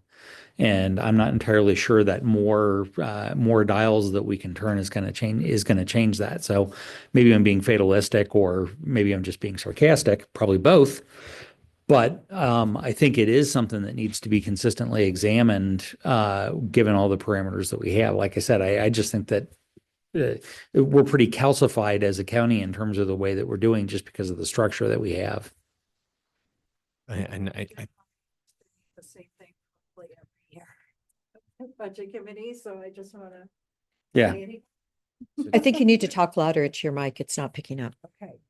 to reemphasize one of Jim's points, I think it's being pointed out to us that right now TRT is our only way of, of financing capital projects, to encourage us to look at completely other ways too. It does mean that we need to think very carefully about the way that we're charging and using TRT.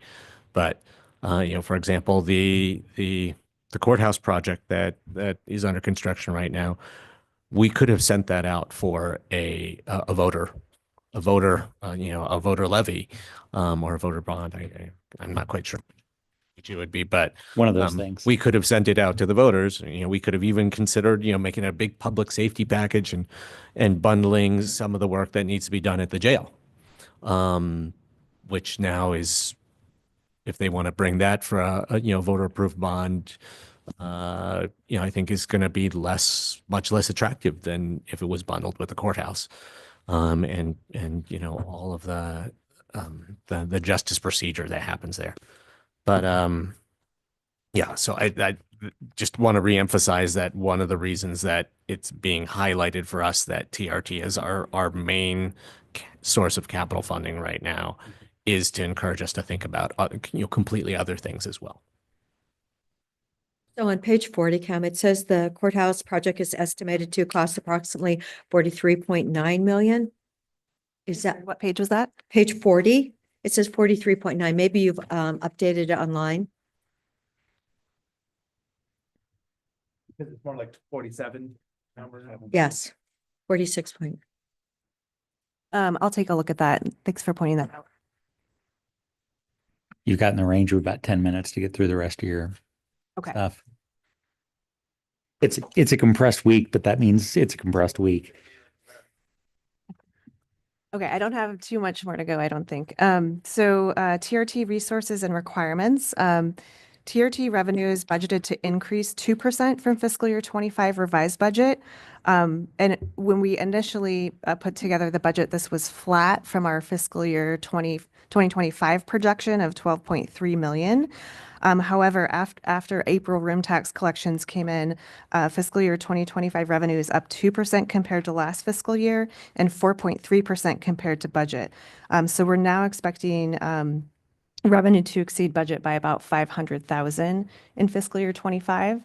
The previous financial report that Robert brought to the board, I believe, showed about 240,000 additional in revenue. Approximately a 35%. So what was that number again? And you don't, that number isn't booked here, then where it says 1.98, you have not booked that additional, what? 500. No. 500,000? Yes, it's going to be approximately an additional 500,000 is what we're estimating. TRT revenue for fiscal year 25 will come in over budget. Okay. 25 will come over 500,000. That's what So- we're projecting. So what are you doing then are you leaving 26 where you have it? We'll leave 26 at 12.3. Yes, that's where we have it budgeted.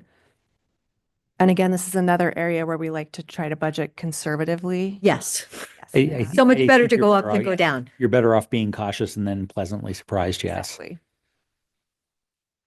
So approximately 35% of TRT distributions are for tourism. Visit Central Oregon accounts for about 3.3 million, and then Fair and Expo and the Fair is about 1 million. Unallocated discretionary funds of about 1 million are transferred to the Capital Reserve Fund in this fiscal year 26. And as we've talked about, this is the only contribution that fund is receiving because it is not receiving a contribution from the general fund.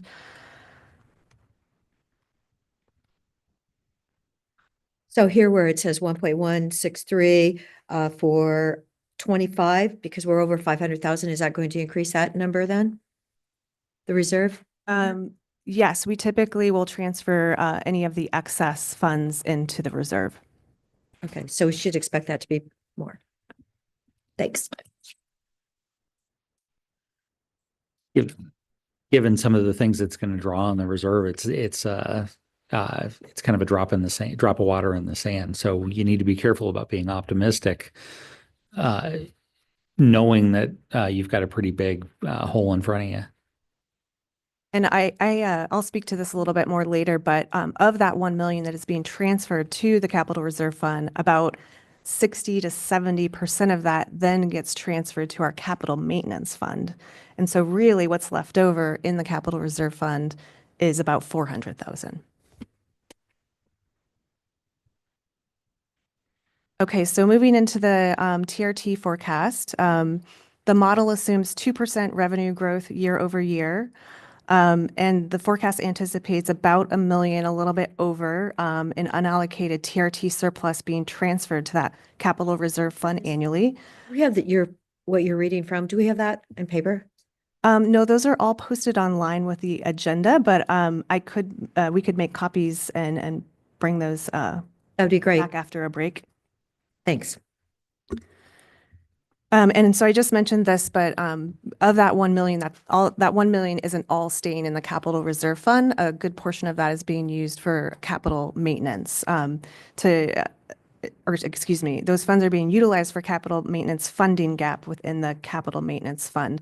The other funding source for that is 3% of property taxes goes to that Capital Maintenance Fund, but that's not enough to cover capital maintenance needs. The TRT fund will in total pay 30.5 million in debt service for the courthouse over the life of that debt. And the county's priority is to pay the debt service. And so in fiscal year 26, we've actually established 1.5 million reserve for debt service so that we have 1 year's worth of payments, if TRT revenue did not come in as we were anticipating. And just again, surplus TRT funds are necessary for capital maintenance and expansion. Can I just ask, so when you say capital maintenance, you're not talking about day-to-day building, maintenance, which I assume is being tagged to the departments that use that building. So if it's a enterprise fund, for example, solid waste, they're paying for their own capital maintenance. However, this is for the general county, so this covers capital maintenance for assessor, clerk, all of the departments that are in the general fund. Okay. And so it's roof replacements and But, like janitorial, daily janitorial service, that's not part of capital maintenance. no.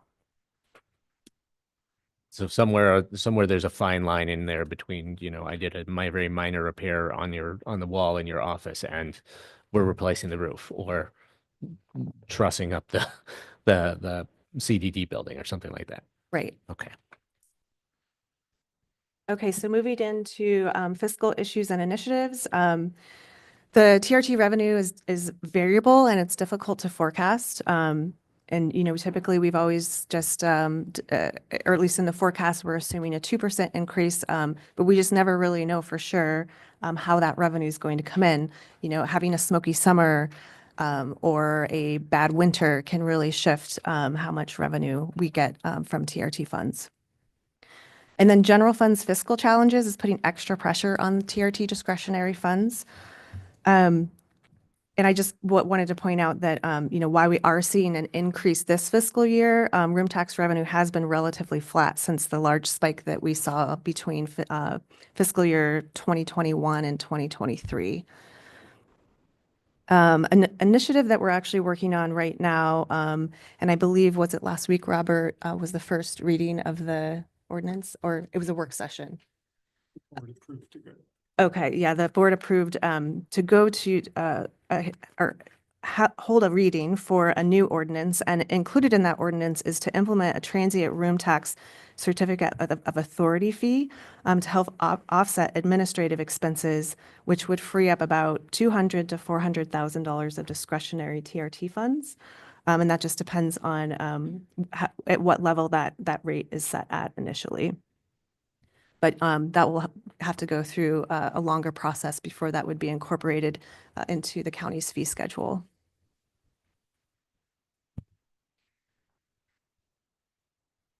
Okay, unless there's more questions about TRT, I can move into, okay. I promise I won't do this with every fund. I saw the 952,541 operating transfer out for Fair Expo and the 448,946 for their reserve, but there was another line item that I couldn't find. What page is that? Which, in the line item, 100 so maybe? it's 107. 107. There's also another one for 25,744. That's on page 102, and I couldn't find what that was for. There was 3 transfers out. I found it the other way, but I didn't find it this way. Yeah, so that's also for Fair and Expo. It's just, it comes from the first, and then the rest comes from the second, or yeah. Okay.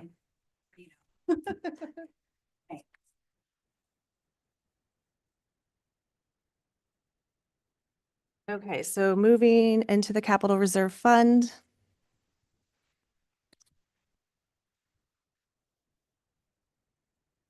So the capital reserve fund is used to accumulate county resources to either fully or partially fund future projects for capital investments related to the BOCC's goals and objectives.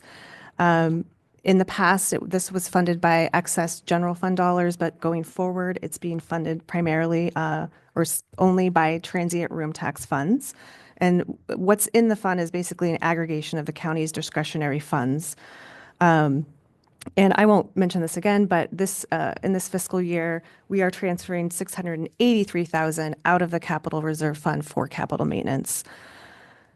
And the capital maintenance fund also has a long-term model, and it assumes that this transfer grows by 5% annually. But even with these transfers, the capital maintenance fund is projected to have a budget shortfall by fiscal year 2032, based on the county's general maintenance needs. So again, reiterating that the county does need to explore alternatives for funding capital investments and capital maintenance.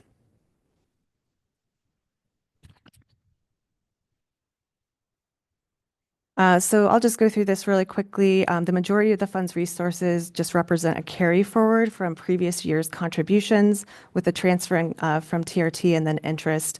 And then this fiscal year, the requirements is downtown campus space planning, which accounts for about 1%, the DA remodel, which accounts for about 4%. And then 90% of that is held in reserves for future projects. And then the transfer out to capital maintenance accounts for about 5%.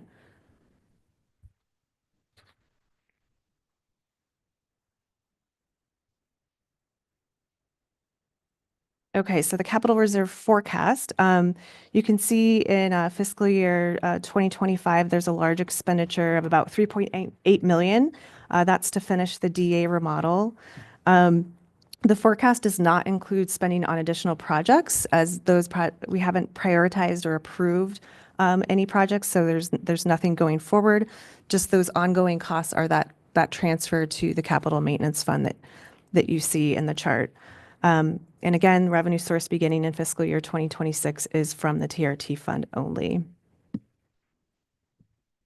I guess I should say the last large expenditure is not in fiscal year 2025, it's in fiscal year 2027, where you see that our reserves are drawn down to 9.7 million from 12.7 million.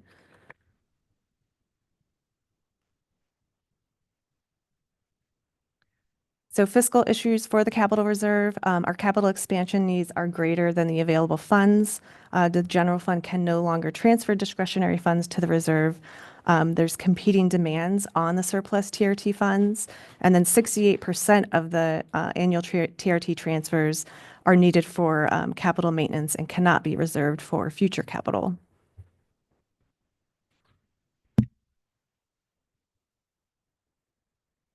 Okay, I just have two more funds that should be fairly quick. The PERS Reserve Fund. So the PERS Reserve Fund is made up of available resources from previous year's charges to departments for either a partial payment of future PERS charges resulting in any increases in the PERS rates. The PERS Reserve has about 5.1 million to offset future PERS increases. And I did just wanted to provide some information because I know that Commissioner Adair, you have asked about this before in the past, just in terms of the performance of the side account that we established. So the county's side account was established in fiscal year 2020. We contributed 13 million. The state matched us with 3.3 million. And based on financial analysis, we estimate that it saved the county $9.9 million in PERS charges. And had the 13 million been invested instead, we would have earned about 1.5 million in interest earnings. Also, the county's side account as of December 31st, 2023, we won't have updated numbers for fiscal year, or excuse me, December 2024 until this fall, but our side account still has a balance of 16.7 million in it to help offset future PERS increases. And that side account we will have until about it's December 31st, 2035 is when that side account expires. But we do still have a very healthy balance in that side account to help offset those future costs. So it was 9 million that we've saved so far. 9.9 million, yes. 9.9 Mm-hmm. by investing 13 million in 2020. Who would have By known? establishing that side account, yes. Thank you, whoever did that. Well, we could have invested 20 million, but thank gosh we didn't do that. So, and then of course that fabulous match by the state. Right. Can I just ask, so that those are fairly good numbers for our side account, like in terms of return on investment. Is that invested the same way that, the main PERS money that the state is managing is invested? Because my understanding is that their performance has been not so good. Yeah, I believe that it is invested in the same way. Okay. Yes. And, maybe we would have earned more had it performed better. But we were able to generate 9.9 million in savings with those funds. So maybe it's okay performance. It's just not as good as they were assuming. Correct. We just have lower expectations since it's our savings account. I mean, when I've heard about the kind of expectations or the assumptions that they use, for the for the PERS money, I'm always kind of surprised and seems pretty ambitious or optimistic. Yeah, their assumption is 6.9% return. But weren't there 7 stocks that you needed to own in order to get that fabulous return last year? Somewhere in that range. Yes, 7 of them, the Magnificent Seven. And if you didn't have Apple, you were really in trouble. Yeah. Well, and government investments tend not to head in that direction. It's a little too risky. Oh, Jim. All right, go ahead, keep going. One last fund to talk about, and this should be pretty quick. The American Rescue Plan Act funds. So this fund was established when we received a large pass-through from the federal government to fund state and local governments. We, the county successfully allocated all 38,399,353 of ARPA funds. As of March 31st, we've expended $37,339,841. And the remaining balance is scheduled to be spent prior to the Treasury's deadline, which is December 31st, 2026. And then the chart just kind of shows how those funds were allocated across the different categories and what's been spent to date. And so for fiscal year 26, we're only anticipating spending about $1 million, and that will spend the fund down to 0 before that Treasury deadline. And with that, that is all I have. It's got to be spent. Yeah, It'll be spent. 12/31/26. Okay, based on the compressed schedule, we're running a little bit behind, but again, we're trying to shave about 6 hours off the entire week. So we will get a little hairy, but let's try and keep this 5-minute break here. So it is 23 after, so we'll come back at 28 after. Grab some coffee, get rid of some coffee, all the rest, and we'll be back at 10:28.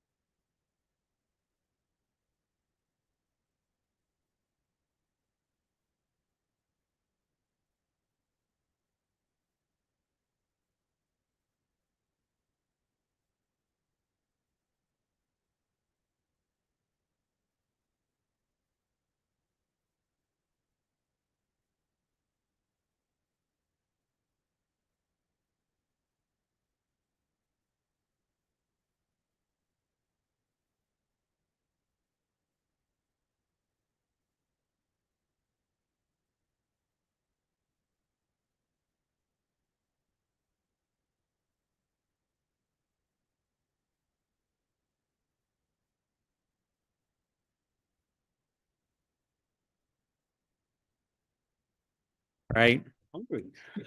As we're doing some microphone work in the room so that people online might hear the noise, but I do want to make sure that we get started again. We do have a quorum in the room. We'll get started again, and we are picking up with finance. We will turn to CFO Tindall to discuss Fund 630 and 01-18. Good morning, Budget Committee. For the record, Robert Tindall, Chief Financial Officer. So I guess I am kicking off the departmental presentation. So here we are with as mentioned, Fund 630 Finance. First, an overview of finance. We are a small department. We have 20.5 FTE. We're broken out in a few separate areas of accounting, budget, and financial planning. Obviously, you're working a lot with the budget team today. We have our tax collection, which includes property tax, room tax, and dog licensing as well. We have procurement section. Of course, our treasurer is also within the finance department as well. So our mission is we manage the financial activities of the county in accordance with generally accepted accounting principles with prudence, integrity, and transparency. I will mention that our procurement position was added last year, you may recall, during the budget process. Heather Hariff, she just celebrated her 1-year anniversary, and she's achieved many successes in the position with documented cost savings and process efficiency. So we're really glad to have her on board and working in our department and throughout the county. Just a little more breakdown of our department. So 20.5 is really a small department for all the things we have to accomplish. We have 3 FTE in the budget section, only 8 FTE in the accounting section, and this deals with financial reporting, payroll, accounts receivable, general ledger, and capital asset management, cash activities, other items. Coming from other counties and cities, the accounting team is typically larger, but I just want to give a shout out and kudos to our accounting team that they really do a lot for the small team that they have. Same as tax, 6.5 FTE. Just want to point out that only 3.95 FTE are allocated to property taxes where the general fund pays for. Otherwise, the transient room tax pays for the transient room tax administration. So when you see administration under transient room tax funds, it is for the FTE and software costs and other costs there. And of course, dog licensing under finance. Continuing, we have procurement, I mentioned 1.0 FTE. Our treasurer, elected treasurer, it's 1.0 FTE in the system. And of course, my position as well, 1.0 FTE. Our accomplishments in finance, Nick Lilac already highlighted this in his opening comments for the budget, but I would like to point out the really long-term success we've had in achieving the Certificate of Achievement in Excellence in Financial Reporting for 23 years. That really speaks to the transparency, the accountability, the readability, the reliability of our ACFR, our Annual Comprehensive Financial Report, as well as 17 years for the Distinguished Budget Presentation. It just shows how we are trying to get information out there in readable format for everyone to see.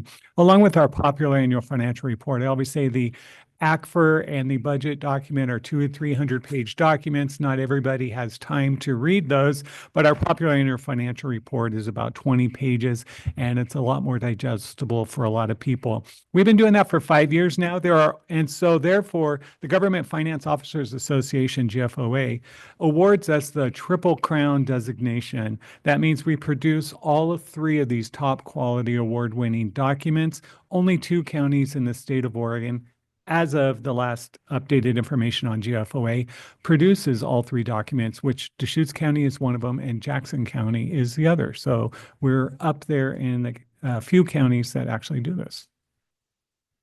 Other accomplishments we've had during the year is long-term financial forecasts. As we've talked about here, our budget team, our budget staff works a lot on looking at our long-term forecast, updating it continuously, and that's what helps with the budget document that you have here today. Unique item in finance, as I briefly mentioned, is we do dog licensing in order to meet our targeted savings within the general fund, because it does receive general fund support or a subsidy in this program because it is not self-sufficient just by dog licensing fees.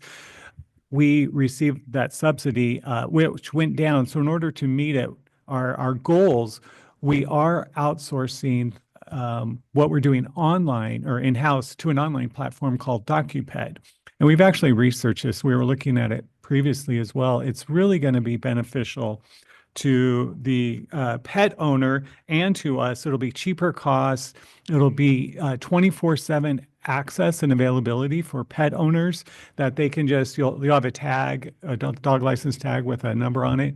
You can just call that number or look up online, and there's someone there to answer the phone 24/7, and they can help reunite the dog. That's really the benefit of licensing your dog. One, it's pet reunification with the owner, but also it's about public safety. And if your dog has a license, then you know that it has had its rabies shot. So just a little public service comment there to And they're- get that. Are they able to revamp how they ask for funding so that, because our dog and spay program went down, neuter and spay program went down, and donations from the community? They will continue to have, as we do now, we have the option where people, when they purchase their dog license, you can donate to that cause. They will continue to offer that on the DocuPet. In addition, which a lot of people choose to do for Fido or Fluffy or whomever, you can purchase a customized dog tag in addition. If you purchase anything additional, we will get a % of proceeds that will be allocated to that. So we're hopeful that that will be a positive implementation there. It's always worthwhile, especially when you're talking about third-party online-based organizations, to make sure that you're keeping an eye on the health of the organization overall. It's I'm not a 23andMe fan, but when they went poof not long ago, that caused a lot of panic. This would be especially concerning from a government standpoint if you're handing off to somebody that may or may not be fiscally stable long term. So it's just worthwhile keeping an eye on that. That's true. And we will own the information as we own it now, as far as the dog owner, the address, and that. So we will have that information available to us. This also achieves PCI compliance as well, where we're not hosting that PCI compliance information, and they're hosting that too.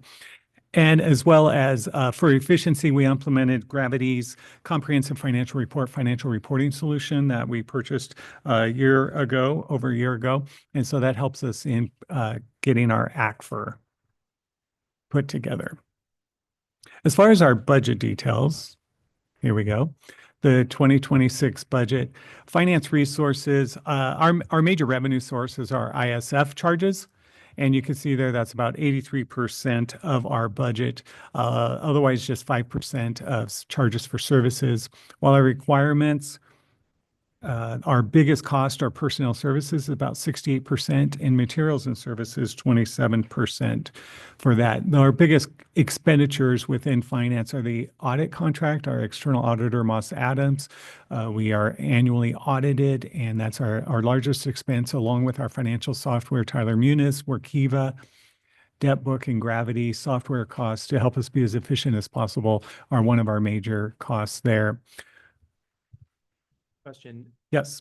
Yeah, I have a new microphone. Our license and software maintenance fees, have you been able to kind of map that at, the efficiencies? Is there something there? Because I know that that's just a future cost. We buy the package, we got to keep it updated, and we do the maintenance and licensing. Do you have a feel for that for your department? Well, one thing shared with assessor, for one example, the assessment and taxation software Helion, which is required, we have to use it, whether it's on the assessor side or the tax statement side that we do, it increases 8%. It increases typically 8%. It increased 8% this year. So it's a software we have to have. We could not do it without it. And yet we are tied into the percent increase. Well, that's kind of exactly what I was just thinking. Yeah. So you just already mentioned 8%. We're looking at a 4.5% general fund opportunity that balanced up to 8% escalating costs. Correct.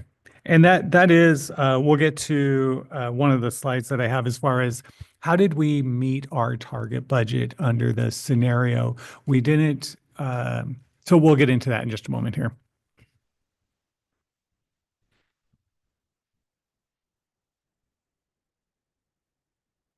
If this moves forward. So an observation, do they just move really slow? Is that what that is? You're pushing the go button and then waiting 10 seconds almost? Yeah, there's a little bit of a delay. I'm not sure why. Here we go. Okay, tax.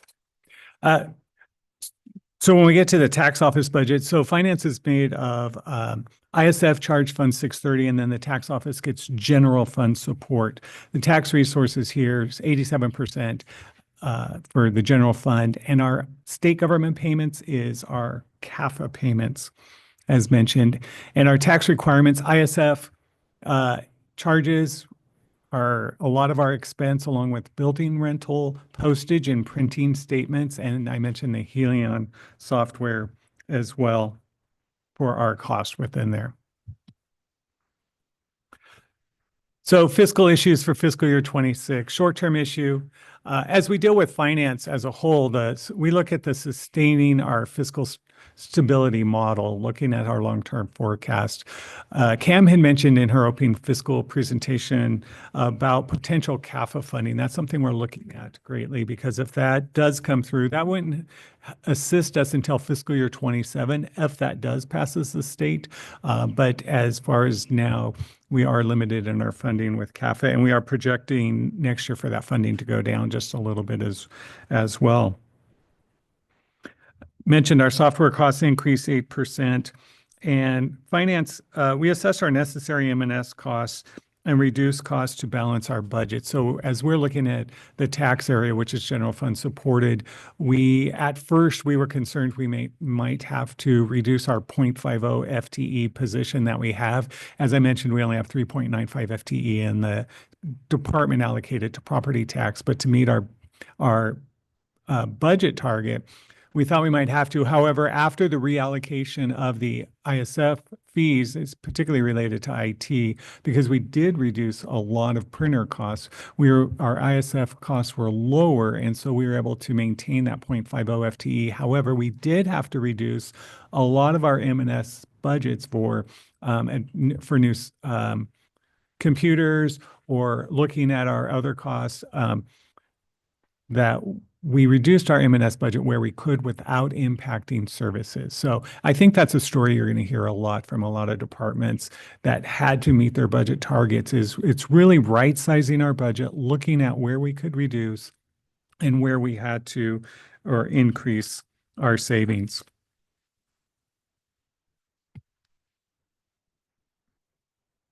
Challenges are, we still continue this legislative session with the foreclosure proceeds under Tyler versus Hennepin.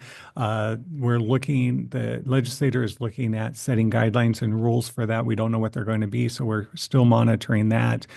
Obviously, challenges every year. We have GASB financial reporting standards. They come out with new GASBs every year, which require new processes and procedures we have to follow. They have said they're going to slow down on issuing new GASB, Government Auditing Standards Board. And also efficiencies with Munis Tyler system. We're always looking at that. Future initiatives, as mentioned earlier, we're looking at the administration of transient room tax. What can we do differently within that program? We're updating the code, and there's potential there for looking at other updates within that code update. And develop user-friendly dashboards, so having information in real time available throughout the department. That's it at a very high level overview of the department finance. But if I'll entertain any questions if you have. I just have like two, and that you mentioned that I caught the 6.5 FTE. Did you say there was FTE on top of that for TRT? I didn't hear that part. Yeah, there is a 1.0 FTE allocated to transient room tax specifically, that's paid for by that fund, and then also a portion of me for administrative and oversight. Thank you. In the work I do. The other question I had is on the DocuPet. I do think it will encourage people to get licenses for their dogs because the reunification piece. Is there funding to market that to the county, to folks in the county, and get that out there? Because I don't think if people don't know about that, they just don't license their dog. Right. Usually that is a big part. People, we find out, just doesn't know. We do work with our public information team. We do advertise it. There's a Sun River magazine. We post and we put an article in. In fact, we're going to be contacting the news this week as well, because they're doing an education campaign about leash laws. And so we're encouraging them to, don't forget, you also have to license your dog. So we're looking forward to that partnership as well.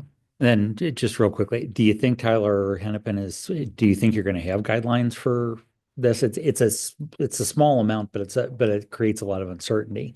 Do you think there will be guidelines this year that will resolve some of We're it? hopeful. We've worked a lot. The assessor and taxation group, or the tax collectors, have worked a lot on this legislative session to get where we want to. Supposedly there's an amendment coming out that we believe we'll be happy with. And so we're hoping there's guidelines. If not, we do already have a policy in the absence of it of how we are handling these cases internally.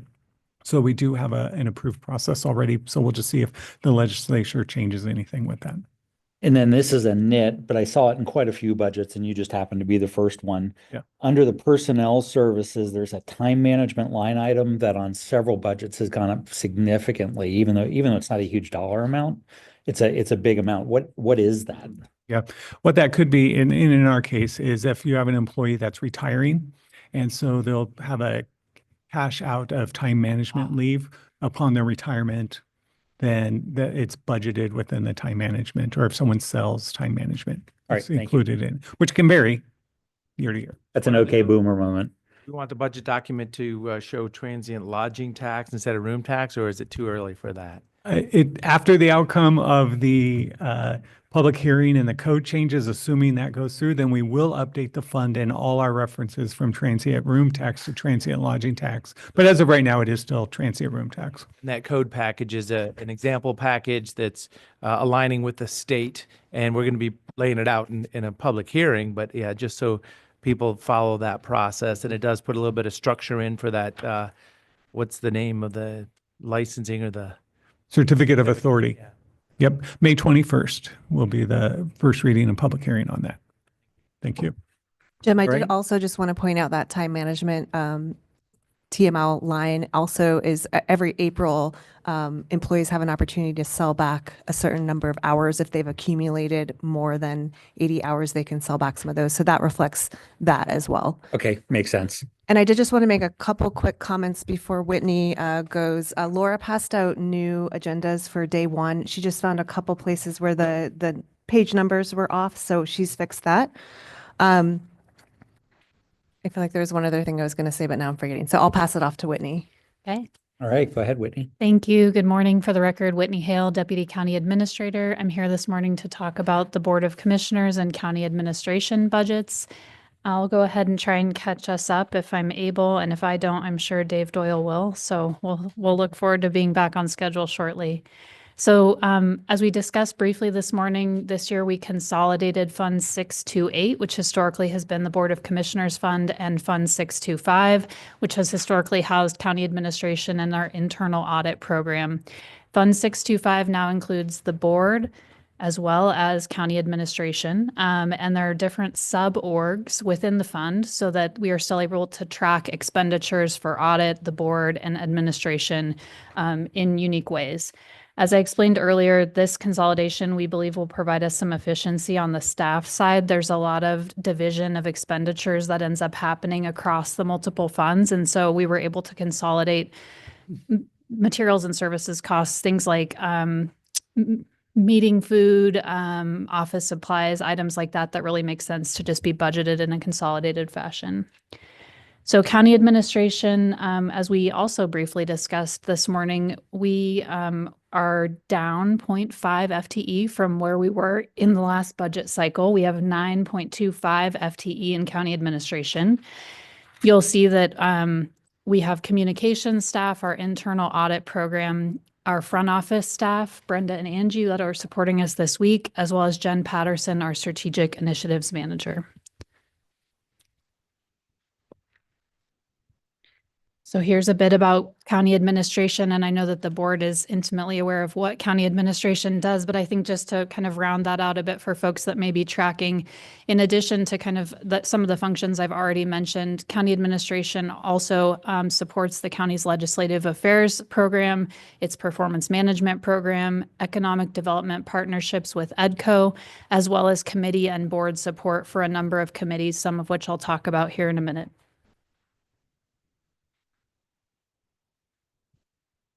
Okay. In the last fiscal year, this has been a busy year for county admin. We've supported departments and staff with retention, recruitment, training and recognition, office and workspace needs, policy analysis and updates, and major facility projects. As Nick mentioned earlier, on a personal level, from the staff side, we've also been supporting human resources with the departure of our longtime director, Kathleen Hinman, and our HR manager. So Eric and I have both been kind of wearing multiple hats for the past 6 months as we've served in our normal roles and those roles as well. This year, that work looks a little bit different than it has in years past due to the wage equity study that's underway. And we'll talk about that a little bit later today when we get into the HR presentation. And then we're also supporting, as I mentioned in the slide prior, a number of committees in the county's Wolf Depredation Compensation Committee, the Cannabis Advisory Panel that Eric will talk to you about later this morning, as well as the Coordinated Houseless Response Office.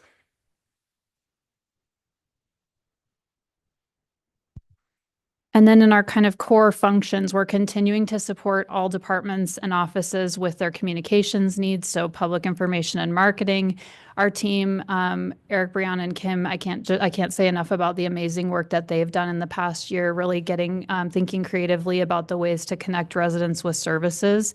And I think for a team of 2 to be supporting our 20 departments, they just really lift and do a lot of work. So I want to recognize the amount of product that they've produced and helped to create in the last year.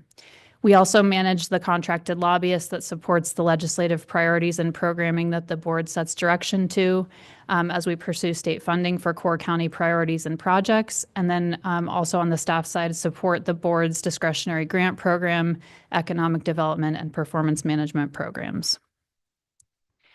It's been a very busy year for our internal audit program as well. There have been audits across a variety of areas, which you'll see here up on the screen, including the county fair, the sheriff's transition, public health, the health benefits program, and the Fair and Expo RV Park. There's follow-up on unresolved recommendations and also monitoring of the whistleblower hotline that the county implemented a couple years ago. The internal audit program also oversees the contract with Moss Adams, which conducts reviews of county financial reporting. As we step into challenges and future initiatives, I'm going to speak to the future initiative side, and then Eric will step in and kind of speak to the work that's going on the Coordinated Houseless Response Office side. But we are in the midst of our salary market and equity review project. And so that's something that we anticipate having implementation decisions for the board in the fall on. So that's something that will definitely have an impact in fiscal 26. We're also, as part of that project, anticipating a number of policy and rule updates. Part of what we contracted the consultant for that project was to analyze county policy and personnel rules and provide us proposed updates to those. We're working through a process to hopefully bring those to the board this fall. So that will be a significant amount of work on both ends. Eric, you want to speak to Crow? Sure. Over the past several months, the Coordinated Houseless Response Office has moved or is in the process of moving from oversight over by Deschutes County to COIC. Part of the goal of that is to align it with the Regional Housing Council. So you'll recall that the Coordinated Houseless Response Office had 2 FTEs. Those positions are now vacant and are no longer in the budget. We still need to work with COIC on paying some funds for their oversight. The other change is the Crow board has changed as elected officials have left their positions or organizations have decided to change out the elected officials. So Commissioner Chang is now the county's representative and has attended the last couple of meetings. Those meetings are held in Redmond, and they're right before the Regional Housing Council meetings.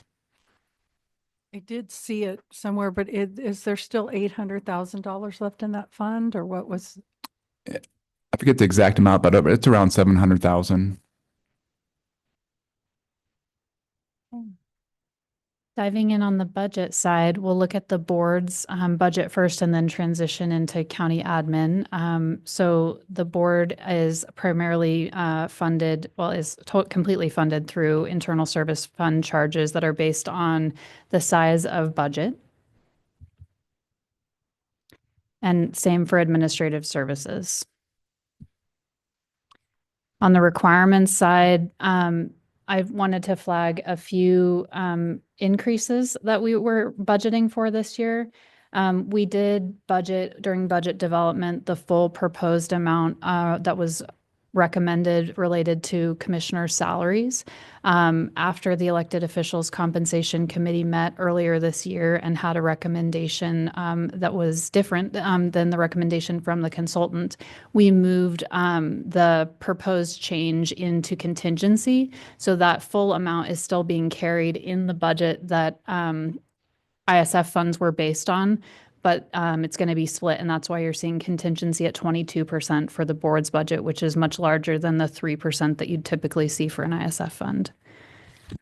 Other changes for the board's budget this year are that we, in discussion with the board, moved an expenditure that's been historically budgeted in the general fund to the board's budget, and that is the amount that's budgeted for the Eastern Oregon Counties membership. And so that has transitioned over into this fund as well. The board's budget was one of the funds, as well as admin as a whole, that saw an increase in IT ISF charges. And that also is reflective of a couple things. One is that we made the decision, a policy decision a couple years ago, to start issuing email addresses to volunteers that serve on county committees, as you all know. And so there's a charge associated with that. There's a number of committees that fall under the board's purview. I mentioned a few earlier in terms of the Wolf Committee, the Budget Committee, and others. So there's cost associated with that. And then I think in really diving into the nitty gritty of where are we budgeting and allocating for the cost of supporting computers, we found that computers in shared meeting room spaces in this building had historically been hitting the general fund. And in an effort to really right size our general fund expenditures, we've moved those out into admin, primarily in the board's budget. So that's one of the reasons why you're seeing that large increase there.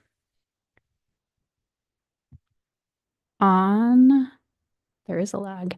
On the admin side, we noted the difficult decision earlier this year that was made to reduce the performance auditor position from 1.0 to 0.5 mid-year. Really, a lot of the changes that we made in administration happened at the mid-year mark. We were looking at about an estimate of needing to save $130,000 when we started doing the analysis with Cam and her team. And in this budget, that's really difficult to do. There's just not a lot there. And so that difficult decision, along with a number of other changes, really helped us get there. But I think it was that decision to make it early and be able to capture half a year of those savings. We were able to cut some software that the communications team uses. We were also able to cut contracted staffing that we've historically used to run the AV system. We've drastically reduced funding that supports our public information programming, so things like advertising and marketing. So really trying to cut where we can and right size those expenditures while trying to hit what was a pretty substantial target, and have effectively done that. Also, just on the staffing side, Eric and I, serving in those dual roles, I think has also played a part in that savings process. Okay, that brings me to the end of our presentation. 2 minutes to spare, but I'll entertain any questions that the committee has.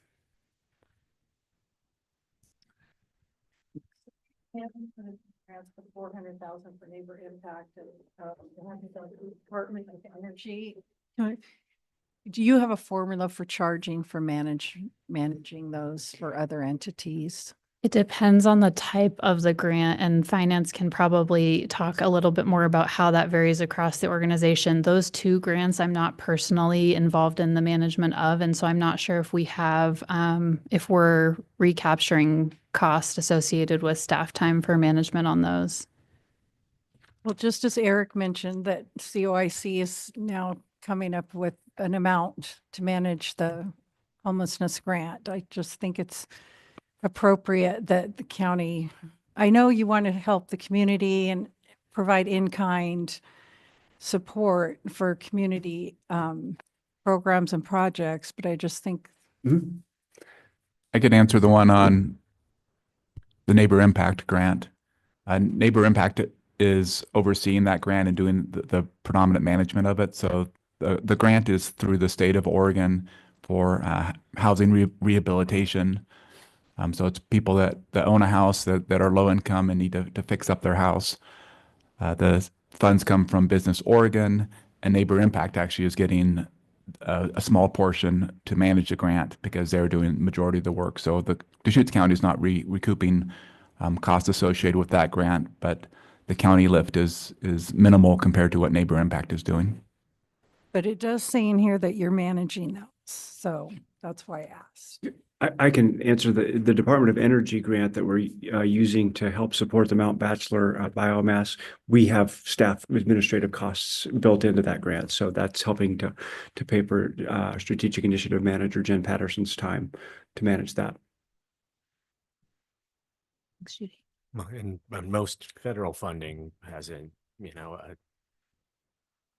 either by program for federal grants, you either get a indirect rate, or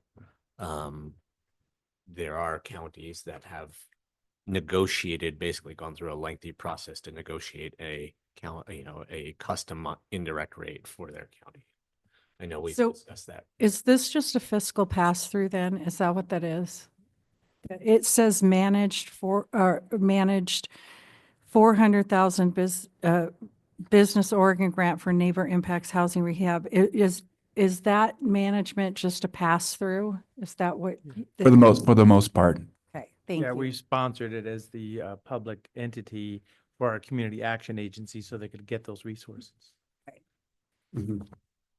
Yeah, the CDBG grant process is quite cumbersome. We don't have that staffing ability or expertise, so we wouldn't apply otherwise. If Neighbor Impact did not come to us, we would, at least from the staff perspective, we would not likely apply. Sponsored by a government agency. Yes, that too. There's a requirement to have a partner to do this. They're not eligible. Got it. Yes.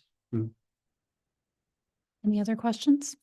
The only other point I would just make is Chair Pfister's comment was right on the money, is that the first year can be easy, or not easy. It's not, I don't want to say it's easy to make these financial changes with the budget, and the next year can be more difficult. Well, as we've mentioned now 2 or 3 or 4 times, with Eric and Whitney serving in these dual roles, that's not going to continue. So we're actively recruiting to hire a human resources director. And so that financial benefit, both to human resources and to admin, won't be next year. So you're exactly right. This is one of those points where that financial challenge we'll see that in the year ahead. Yeah, somewhere in my book, I have a little note that says, well, so much for those savings. So, Right, that's right. all right. Any additional questions for Administrator Hale? Thank you. All right, thank you. All right, we will turn it over to legal counsel. Counselor Doyle is on his way up.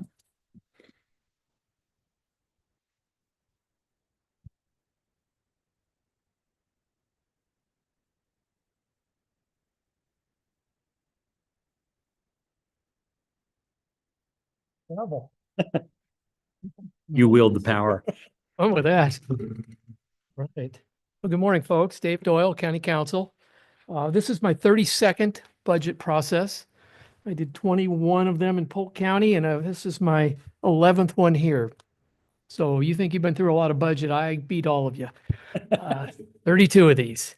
Started in 2014 and I did, in 1994, and I did 2 of them in 2014.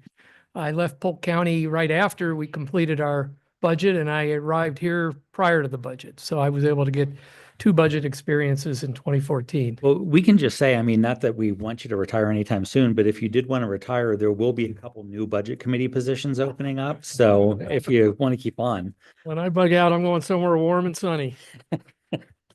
But thank you anyway. So I don't know if I'm supposed to fast forward the PowerPoint or not. But You can take all the time you need. am I supposed to advance it? Yeah, there should, And how do I advance it? The arrows, it's a little slow to react. little arrows. The down arrow, bottom right. Oh, there you go. All right, cool. So we provide full legal services to the entire county. The only thing we don't really do is bond work, and that's by statute. We're not allowed to do that. The county runs workers' comp through Risks, and Risk uses some outside lawyers for that. But that's an area where we could bring that in-house as well at some point. In any event, what you have before you from us is a status quo budget. The increased dollars are merely a product of step increases, COLAs, and health insurance, and I can't control those. We're doing all that we can to utilize technology. In fact, before I came down here today, I was on a meeting for a potential AI system that we might start looking into that hopefully will allow us to continue to get by with the FTE that we have. I'll note that we've added 1 FTE in 19 years. So in terms of other county departments, I think we've done pretty well there. This year, in addition, we assumed the legal work for Deschutes County Sheriff's Office, and the PowerPoint somewhere in here indicates about $300,000 savings. I think it's closer to 400,000. They had 1.5 lawyers on staff. They had a full-time paralegal on staff, and the sheriff contracted with anywhere from 3 to 5 external attorneys.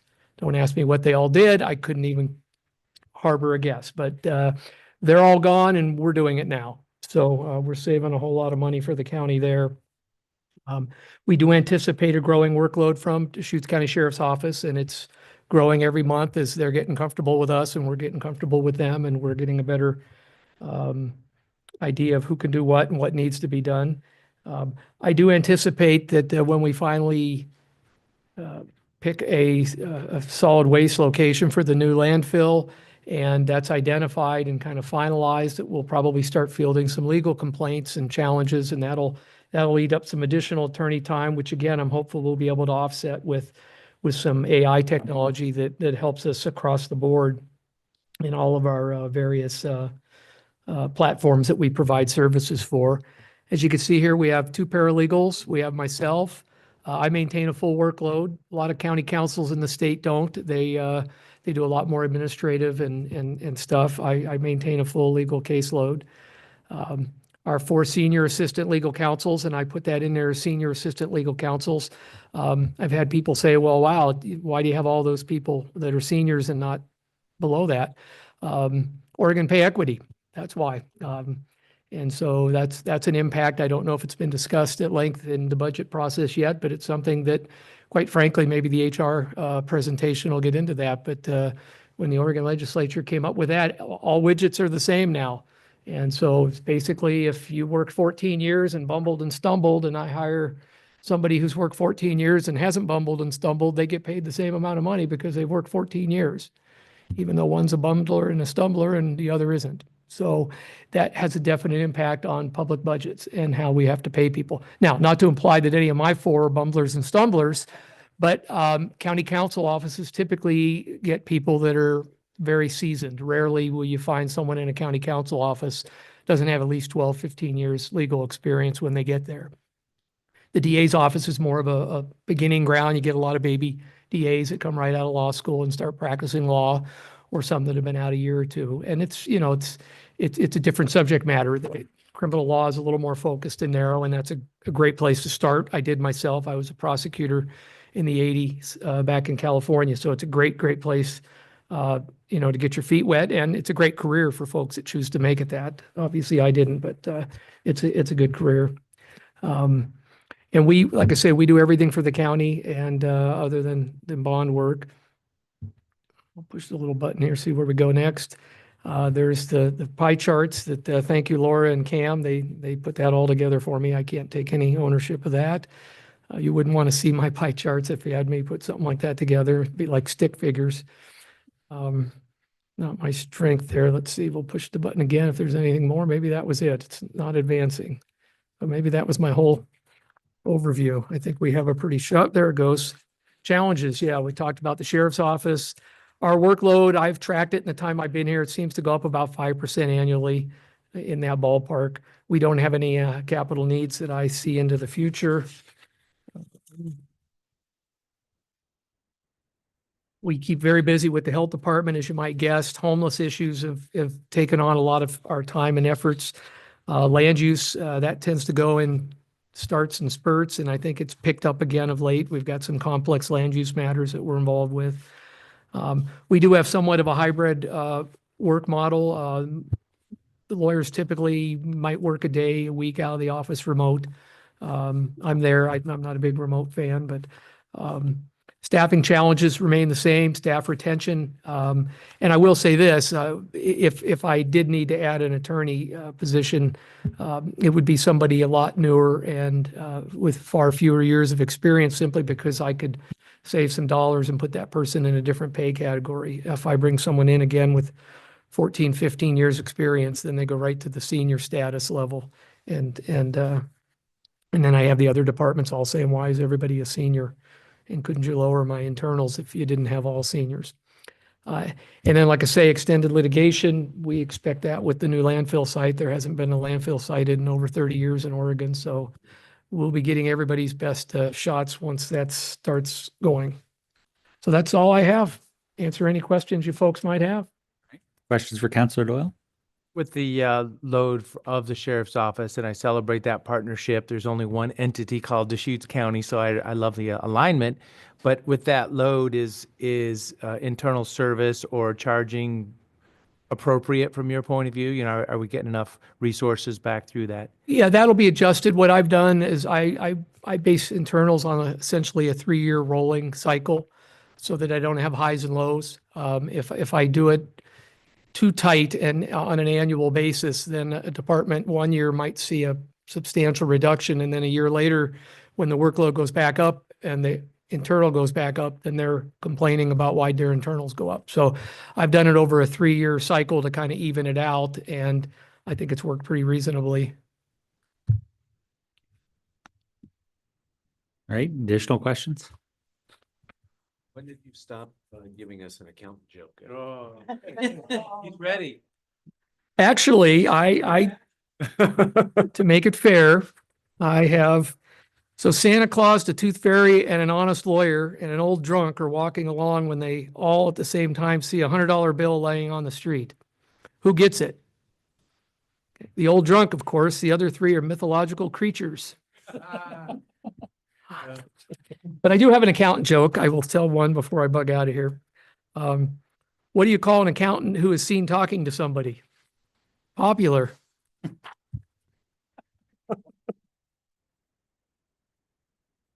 I will note that this is potentially the first time that we've met as a budget committee where the Reds were actually slightly ahead of the Pirates in the standings, but I expect that to rectify fairly soon. Oh no, the Pirates will stay in the bottom. All right, thank you. Tough to be a Pirate fan. If you're a baseball fan, your season's over in May. If you're a Pirate fan, and I'm a Pirate fan, so oh well. Thank you, folks. Thank you, Dave. All right, we will go over to risk management. We have Eric Kropp coming up now.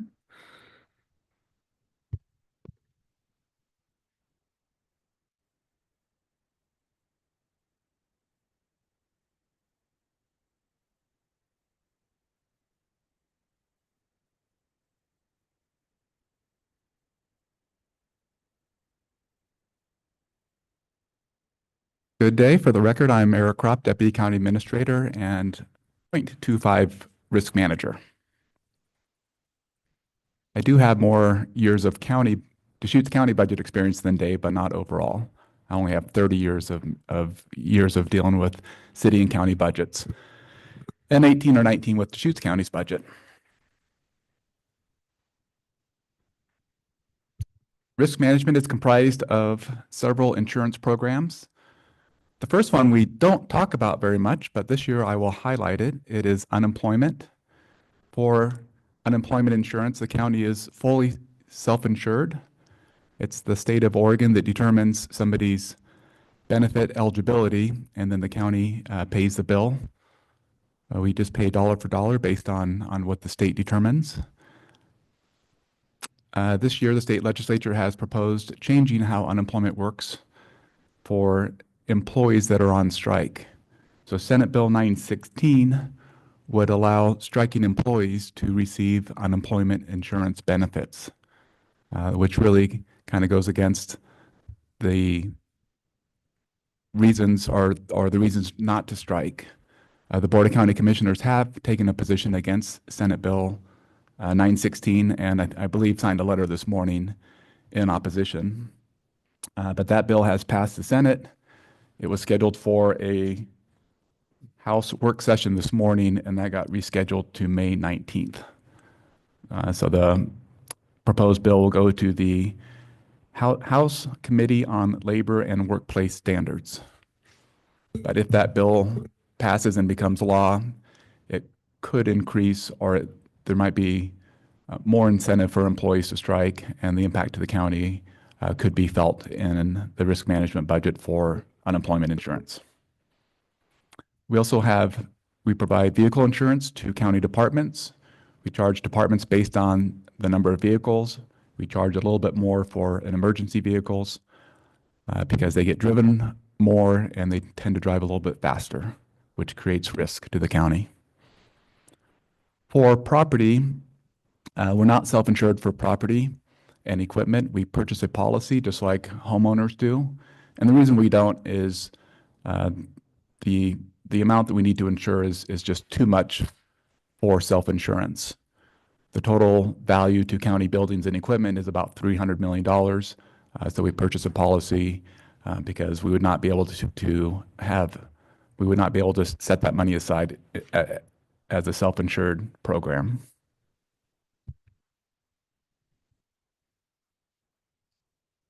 Next program is general liability. We are self-insured up to $1 million, and then we purchase an excess policy. We work with some partners on purchasing the excess policy through a group called OPEP, Oregon Public Entity Excess Pool. That pool also includes CIS, which represents majority of the smaller and medium-sized cities and counties in Oregon.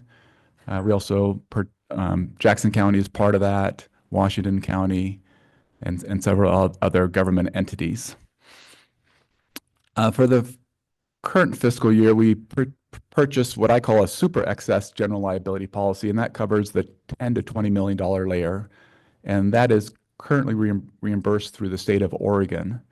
That is in recognition from the state of Oregon that the aid and assist population being transferred to the local communities increases the risk to local governments. So our current super excess policy is paid for by the state of Oregon. We will have to see if the OHA budget has those funds in next year's budget, whether or not to purchase that. Because if we don't get reimbursed by the state of Oregon, we will likely not purchase that super excess policy. In workers' comp, we are self-insured. We do purchase an excess policy, and that covers claims for over $1 million for sworn personnel and $500,000 for non-sworn. And that's for the life of the claim. And then we purchase cyber liability insurance, and every year it costs more and covers less, just the nature of that insurance. Eric, do you know the account number for that one? Pardon me? The account number for the cyber insurance purchase? I mean, is it a separate line on here? No, I could. It would be eye-popping. Yeah, I mean, I just want to know because when I first got here, we didn't have it. And I saw, we're paying a whole bunch more and we have less coverage. Yeah, I'll look it up. I'll look it up and report back. Yeah, it was interesting when that insurance first came out.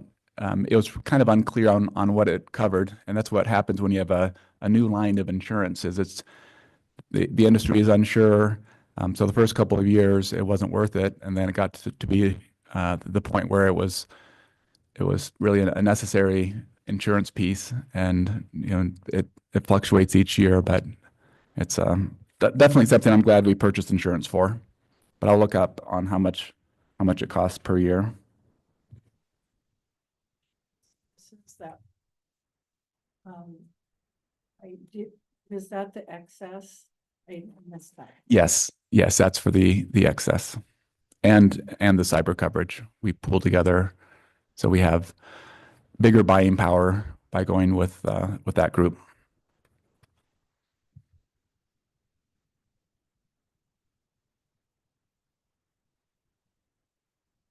Just waiting for the slide to switch. It's kind of like pushing the walk button. Like, did I push it? There we go. current challenges, we're working on doing more cross-training of staff. In risk management, we're very lean. In fact, I've been here 18 years and the staffing level has not changed in risk management, even though the number of employees has probably doubled and the county's budget probably has doubled. And number of employees, budget size are good indicators of risk. But with a small staff, we're doing more cross-training so that when somebody's out on a longer vacation, other staff can fill in. We continue to see workers' comp PTSD claims. I've talked about that each budget year, but with the state legislature changing the law saying that for public safety staff, if they have PTSD, it's presumed to be work-related unless the employer proves otherwise. So that's changed the burden of proof, and as a result, it has increased our number of PTSD claims and the percentage of claims that are accepted. We are also getting, in risk management, we review the contract language for insurance when the county hires out work or hires a contractor.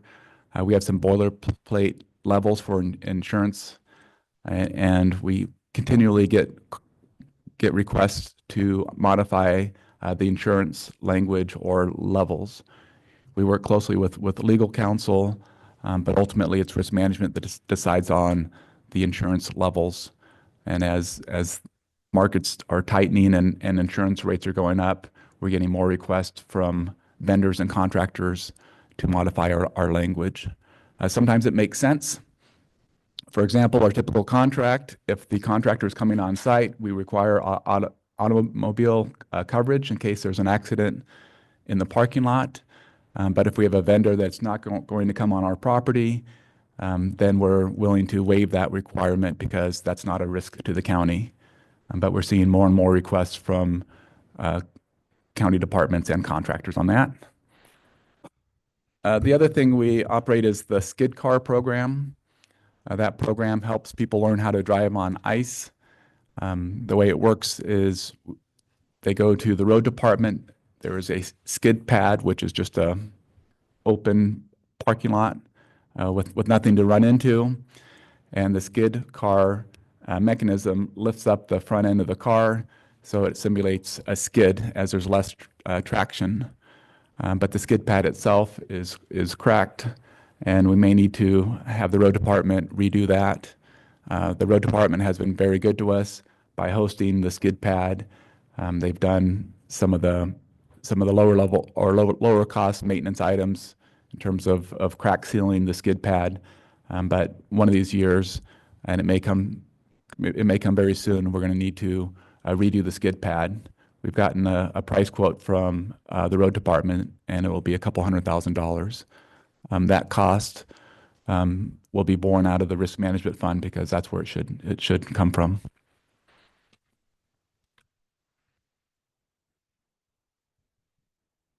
All right, the next slide just says thank you, and I'm happy to answer any questions. Any questions on risk management? I'll note that in a pinch, airport runways, if they're not busy, make good skid car training. We've used it before. Oh, good. One thought question on the skid car pad. Someday when Core 3 is finished, or the first phase of Core 3 is finished, would that be a suitable place to do skid car training instead? Or Well, go ahead. Yeah, it'll be designed and built, and that would be a good use of that facility. It's all about, would we charge back, or would, scheduling would be the issue probably, but yeah, that's a huge opportunity. very valuable piece of land that the county is contributing to that project. Yes. That might be a perk we want to secure for ourselves. Yeah, I Big think car that's training worth the discussion, and we'll need to look at the cost to the risk fund. Also, the priority will be for public safety use of the pad up there, but it's certainly worth the discussion. All right. And Eric, you're still on the ball for cannabis advisory panel recommendations. Yes. get to the memo. And there is the memo included in your binders in the supplemental materials section. Yeah, so if you go to the proposed budget binder, and then at the very back, supplemental materials tab, it's the third document.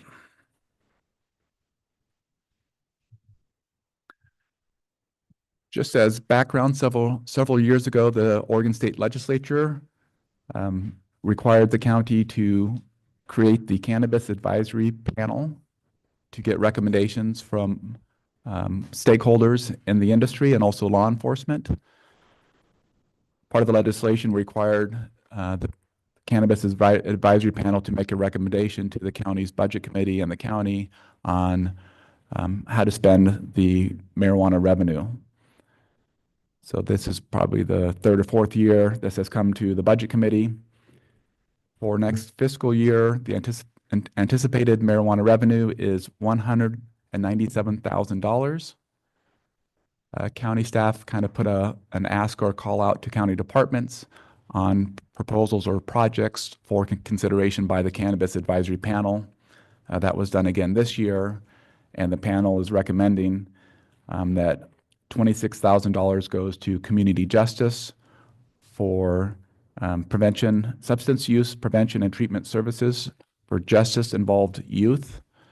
In Central Oregon, we have a little bit of a lack of those services. They're also recommending $20,000 to Community Development Department code enforcement, $56,000 to health services to continue paid advertising focused on supporting parents and guardians in the county to talk to kids about marijuana and other drugs, and $95,000 to the sheriff's office to continue to support the marijuana detective position. So the $197,000 is in the proposed budget, and this is the recommendation from the Marijuana Advisory Panel. I'm happy to answer any questions, and then I would recommend that the Budget Committee make a motion to accept it just so that we have that formal documentation to be consistent with the state law. The 26,000, is that a grant to community justice? And then they decide to subsidize like based on income, or how, do you know how that works? It's not really a grant. It's just I mean, the money's in the county budget, so it would get moved to the Community Justice Department, and it would be for justice-involved youth. So it's youth that are involved with our Community Justice Department. And so is that a subsidy for cost for treatment? I guess is what I'm asking. I guess I don't know how to phrase that correctly. That's the way that the funds are being used. Yeah. Okay, thank you. Community justice provides, they're basically trying to do prevention and treatment work with youth that come in contact with community justice, with the juvenile justice program. And is that based on income or? It's not based on income, but it's for youth that are in the juvenile justice system. So they have either are in juvenile detention or have been released, or they have a juvenile probation officer.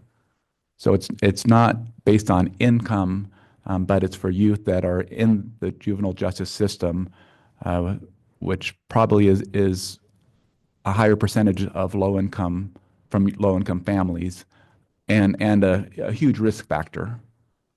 Okay, thank you. You're welcome. So they're actually saying that they're going to get an extra $12,000, and yet, according to the news, marijuana prices in Oregon are a record low, and it's a slight decrease from the prior month. Anyway, according to Oregon Live. So yeah, the price is just going down and down. And of course, there's still the illegal. Eric, have we ever talked to the cities about what they're doing with their revenue, with their marijuana tax revenue? I'm just curious, things like a paid media advertising campaign focused on parents and guardians, or, law enforcement activity, our sheriff's office, their police departments. whether there could be some synergy if they are investing any of their marijuana tax revenue into prevention or drug interdiction or things like that. Yeah, I'm not aware of the conversations with the cities, with the city of Redmond. They don't get marijuana revenue yet because of, I think they just made that change. But with the city of Bend, most likely it goes to their law enforcement, their police department. But we can certainly reach out to the city and ask them how they're spending the funds. I mean, it's not a lot of funds. The 197 is not a lot of, for the county, is not a lot of funds. Right. No, I'm asking if they might be interested in investing some of their marijuana tax revenue into like our prevention program, because cities aren't health and human services agencies, so they probably don't have a prevention program that. Yeah, we can certainly reach out to the cities and ask. Okay, and you had requested that there be a motion to formalize the contributions. Do you want that done today, or do you want that done before the end of the week? I would recommend it be done today, just while the topic is on the Budget Committee's agenda. I would entertain a motion. I move approval of the recommendations for the made by the Cannabis Advisory Panel budget. And so I would move that those recommendations be approved. Second. We have a motion and a second. Is there any further discussion? So what happens if we are short, let's say $12,000 in revenue then? How does that work? Since the price is the lowest it's ever been. Yeah, well, we'll have to come back to the board and ask for direction. I mean, I don't think we've faced that yet. Generally we budget with conservative revenue estimates. But if that was the case, we can come back to the board and see if the board wants to allocate dollars from other funding sources, or if the board wants to reduce the funding to the departments on a percentage. But we would come back to the board in that situation. I mean, and the board could probably handle that. This is effectively an advisory approval based on what you're doing, because the board would, in the end, would be the real approver for this. Yeah. All right, further discussion? If not, I will call for the vote. All in favor? Aye. Any opposed? Motion passes. Thank you. All right, and we are on to property management. Thought I saw Christine. Hi, how you doing?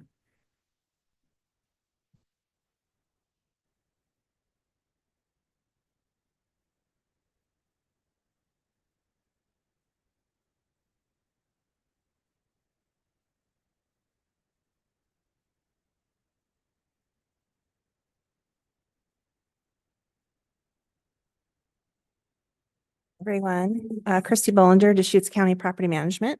Ryan? Ryan Dunning, Deschutes County Property Management. All right. I think we have our slideshow. Okay, so just start off with advance to the first slide. So property management consists of 3 individuals. That's Ryan, myself, and also Emily Pyle. We're a small group, but we get a lot done. Let's see, can we go to the next? Christy, you can advance the slides using the arrows on the keyboard up there. Thank you. There's a little lag. Oh, perfect. Thank you. All right. So property management, we manage the county's inventory, which consists of about 10,000 acres and about 630 properties. That consists of how we categorize it as asset properties, foreclosed properties, and park designated. We also manage the licenses and leases for the county. So that includes like leases that we have with non-county tenants. And we also do acquisitions, dispositions, easements, lot line adjustments, a lot of pretty much any sort of real estate type transaction aside from the road department that comes through our office. And then we're also very involved with homelessness. And we'll get into that a little bit more. So we outlined some of our accomplishments over this last year. We did a number of transactions related to land sales. All in, represents about $2 million in transactions. And that does not that does not account for ones that we maybe did in kind transactions. For example, some small transactions like with the city of La Pine for sanitary sewer lift station and a couple other transactions that are not included in terms of dollar amounts. And then most of these initiatives, of course, track with the board goals, which are, to support affordable housing, increase economic growth, and further public interest. We also, under the other section there on the right, I mentioned on the earlier slide that we are really involved in homeless initiatives. And so we do a lot of the management in terms of the temporary safe stay area in collaboration with the city of Bend. We're also ramping up to build out a managed camp in East Redmond. So we've been doing all the pre-work on that, working collaboratively with the city of city of Redmond. And then also we did a project to fortify the Swally Irrigation Canal. It was about 3,200 linear feet. So Ryan actually headed up that project that consisted of bringing in about 281 concrete blocks. And that was a really great project with Swally because they did all the manpower for us along with our road department. So our budget with that was 57,000. We came in, I think, at 37,000, give or take. Yeah, so we saved $20,000 in different cost saving measures. So we're super happy about that. Was the 90 acres that you guys cleaned up fuel mitigation? Was that in one location or was that in a couple? It was in a few different locations. So we've done a number, about 30 acres or so in La Pine, and then 38, 40 acres at Juniper Ridge, and then also some off of McGrath Road by the airport. Okay, there too. Okay. Yeah. Do you know if there's any state grants available for the cleanup of abandoned camps? There's some opportunity there, but typically if it's typically what my experience has been is if it's something we like acquire like through, trying to think of an example here, like maybe we get like a tax foreclosed property and it's a Brownsfield property, there would be grants available because it was a kind of involuntary acquisition. But when it's property that we own, it's a little harder to get funds like that. There was, I'll mention that as part of the Secure Rural Schools legislation, there's Title II Resource Advisory Committee grants. And in places like Clackamas County, there are substantial amounts of the Title II funds that come through the recs are being granted to organizations that do public land cleanups of homeless encampments. And I was hoping, we actually elected to put a little bit more money into Title II this last year, and I was hoping that was going to translate into grants to groups like Public Land Stewards, but I don't know. Actually, I haven't seen where the rec grants went to. Okay.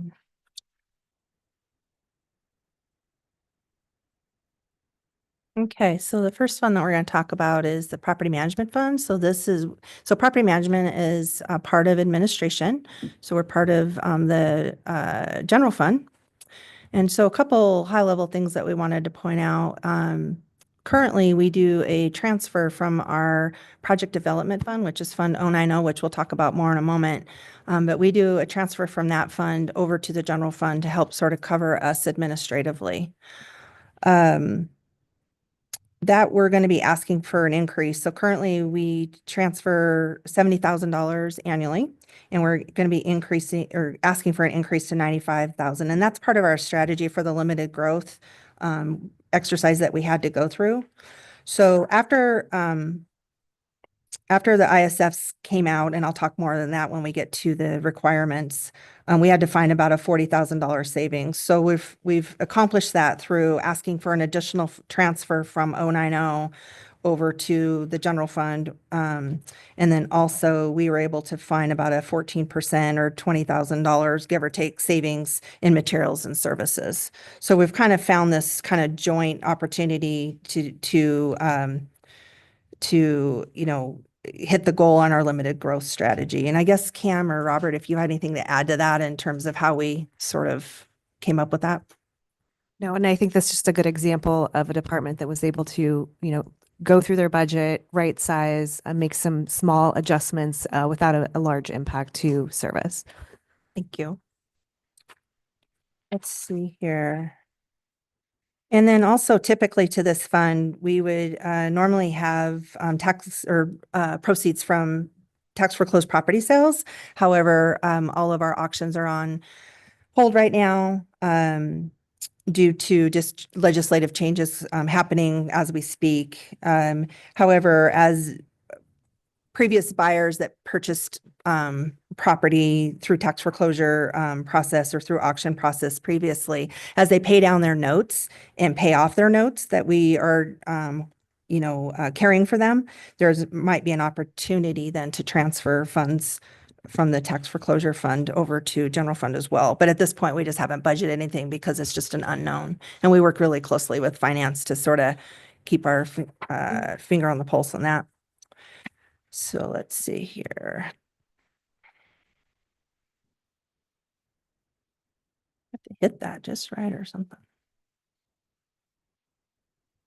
Didn't it? Okay. So under property management requirements, so we had a 74% increase to ISFs, which was not anticipated at all. And part of that, let's see here. We had our ISF with county council went up almost 50%. So overall, we had about a 25% increase. And then since 2023, our ISFs have gone up 74%. I think I might have said that wrong in the beginning. I apologize. So definitely after ISFs came out, we had to kind of scramble and look for additional savings, which I did talk about already. All right. So the next fund on our list is Fund 090, which is the Project Development and Debt Service Fund. So this fund has a lot going on in it. So I'm going to try to break it down as comprehensively as possible. So what I thought I would do though is start with resources first because start with requirements first and then work into resources because I think that will help kind of set the stage a little bit. So under materials and services, we have budgeted 1.245 million. So sort of a high level breakdown of that is, so for the TSSA at Juniper Ridge, which is the temporary safe stay area that we've are partnering with the city of Bend to provide a temporary location for those experiencing homelessness. For the next fiscal year, we've budgeted 527,000. And so that is for cleanups, that's for water, sanitation services, security patrol.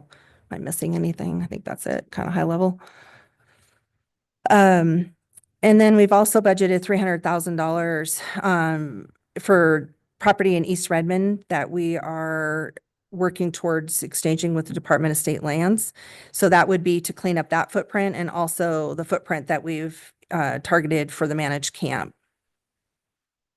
We've also budgeted 80,000 for the operations of the managed camp for fiscal year 2026. We're anticipating it'll be done probably after the first of the year. So we kind of estimated around 6 months or so of worth of operations. And then we've also budgeted all in about 190,000 for fire fuel mitigation. So this current fiscal year was the first fiscal year that I'm aware of that the county, that we were able to budget any actual funds in our budget for fire fuel mitigation. So historically, the county has just been dependent on grants. And so we still work very closely with Kevin Moriarty and our forestry department to identify grants and apply for those grants. But as we're doing that, we're also trying to budget and get some work done. So we had a really successful year this year. So we're just asking for support moving forward. We want to bump that up a little bit. And then we've also had success with working with the city of La Pine to reimburse us for about 50% of those of the work we've been doing. So that's been really successful as well. Let's see, moving on to capital outlay under requirements. So we have budgeted 3.6 million, and that's under the building line item, like for acquisition. So if there was an opportunity to purchase some real estate, you know, we could come and talk to the board, and there would be $3.6 million sitting in that fund for those opportunities. And then also we have managed 531,000 under capital outlay for the development of the managed camp in East Redmond, which was approved by the board in collaboration with city council in Redmond. And then we also have a reserve budgeted for 346,000, and this is basically representative of lease payments associated with the 911 OSP building that exceed debt service. So as lease payments come in for that building from OSP, any excess has to go to a different fund. And I'm sure finance could probably explain it much better than I do, but I figured it was important to note since it's a significant amount on our budget. So moving on to resources, under charges for services, this is just other revenue. We have $250,000 budgeted for reimbursement from the city of Redmond, and that would again be towards the development of the managed camp.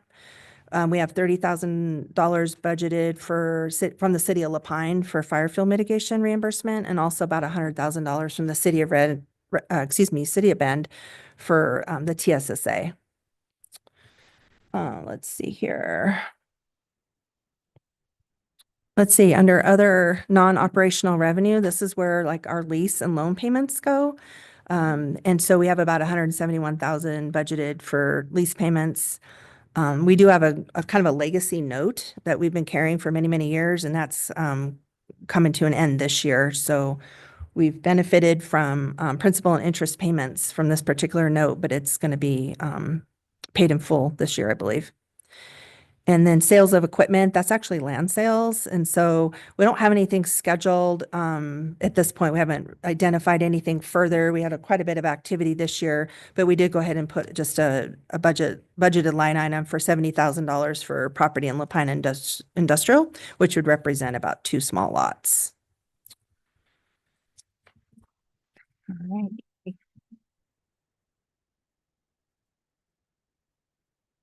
Okay, so some of our fiscal challenges are basically associated with supporting encampments in general with the amount of accumulated trash and debris and other related challenges. This is something that is new to all of us. And so we just, we try to work through it day to day.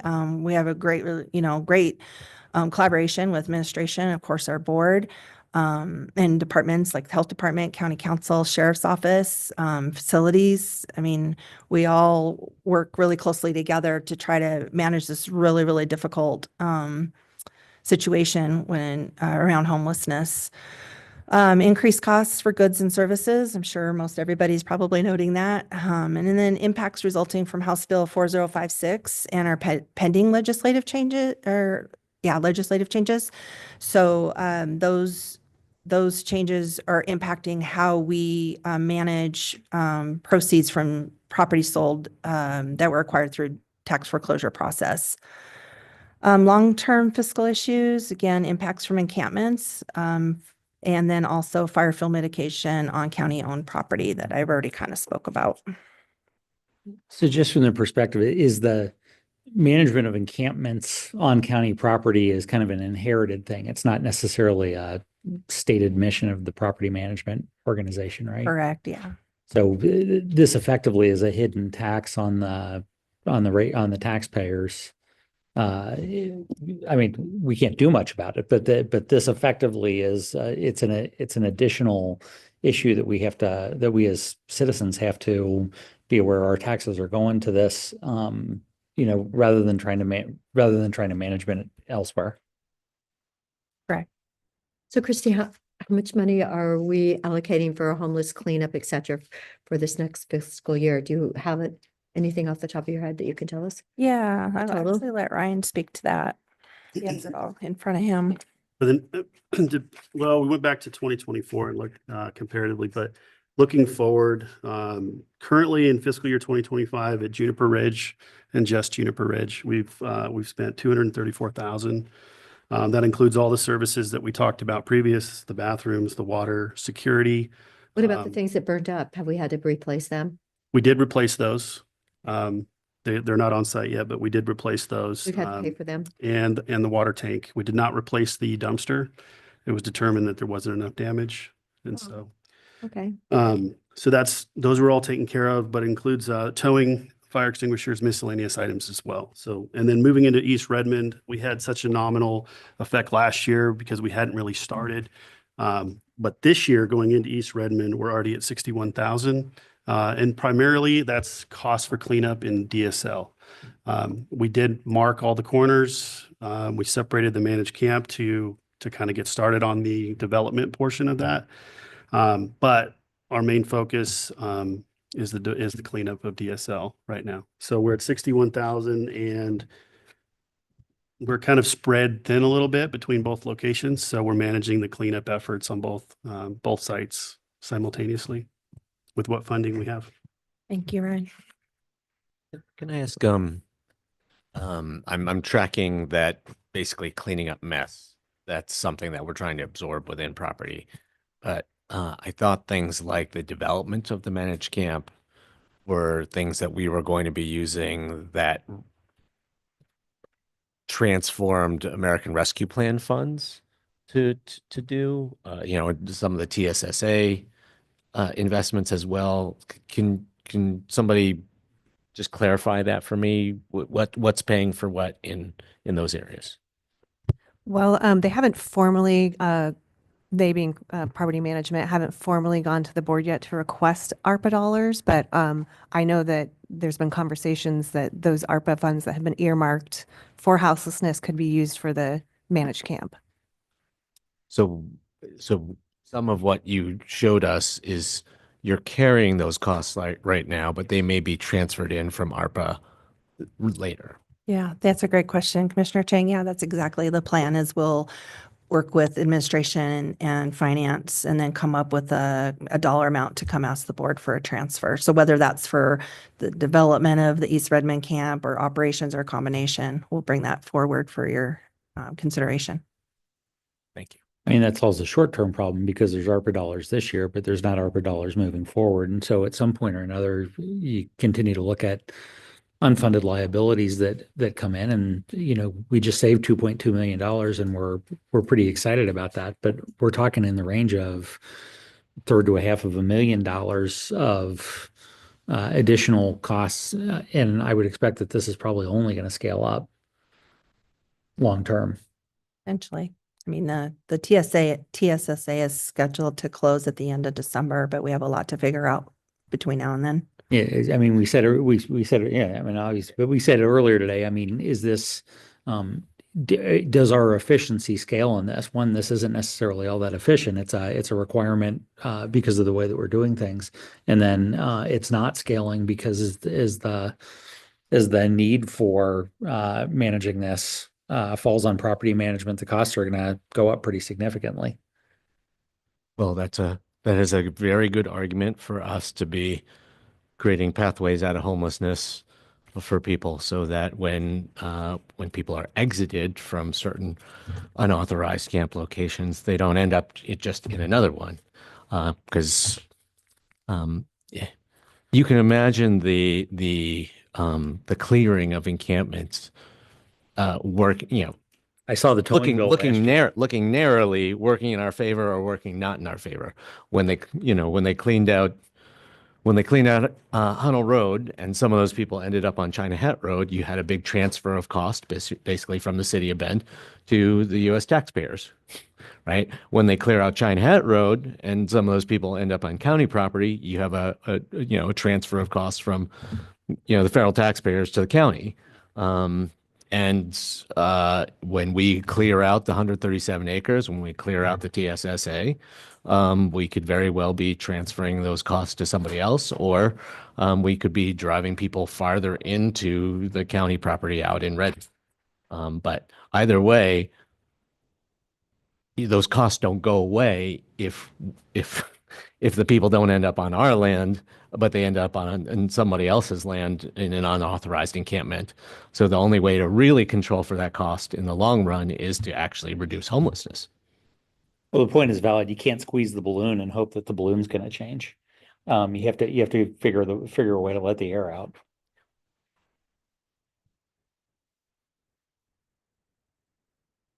Hey. All So right. Kim, what is our ARPA balance at the moment? I have that right here. It is $1,090,608. That's the money that's been earmarked but hasn't been spent yet.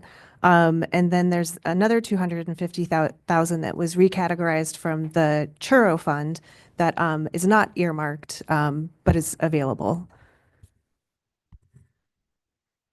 And then Ryan just reminded me too that we're talking with COIC to determine what expenses might be reimbursable. And I think it's through the MAC money. I'm not exactly sure which fund that would be, but anyway, but that could bring some reimbursement to the county that could help relieve this fund as well. All right, so other So challenge. Ryan, what is the number we're projecting to spend in this next fiscal year is what I really want to, thank you for the last 2 years. That's great, but how many dollars have you put in? Because it sounds like, it sounds like a lot. I mean, I'm glad to know that we have 1.3 million.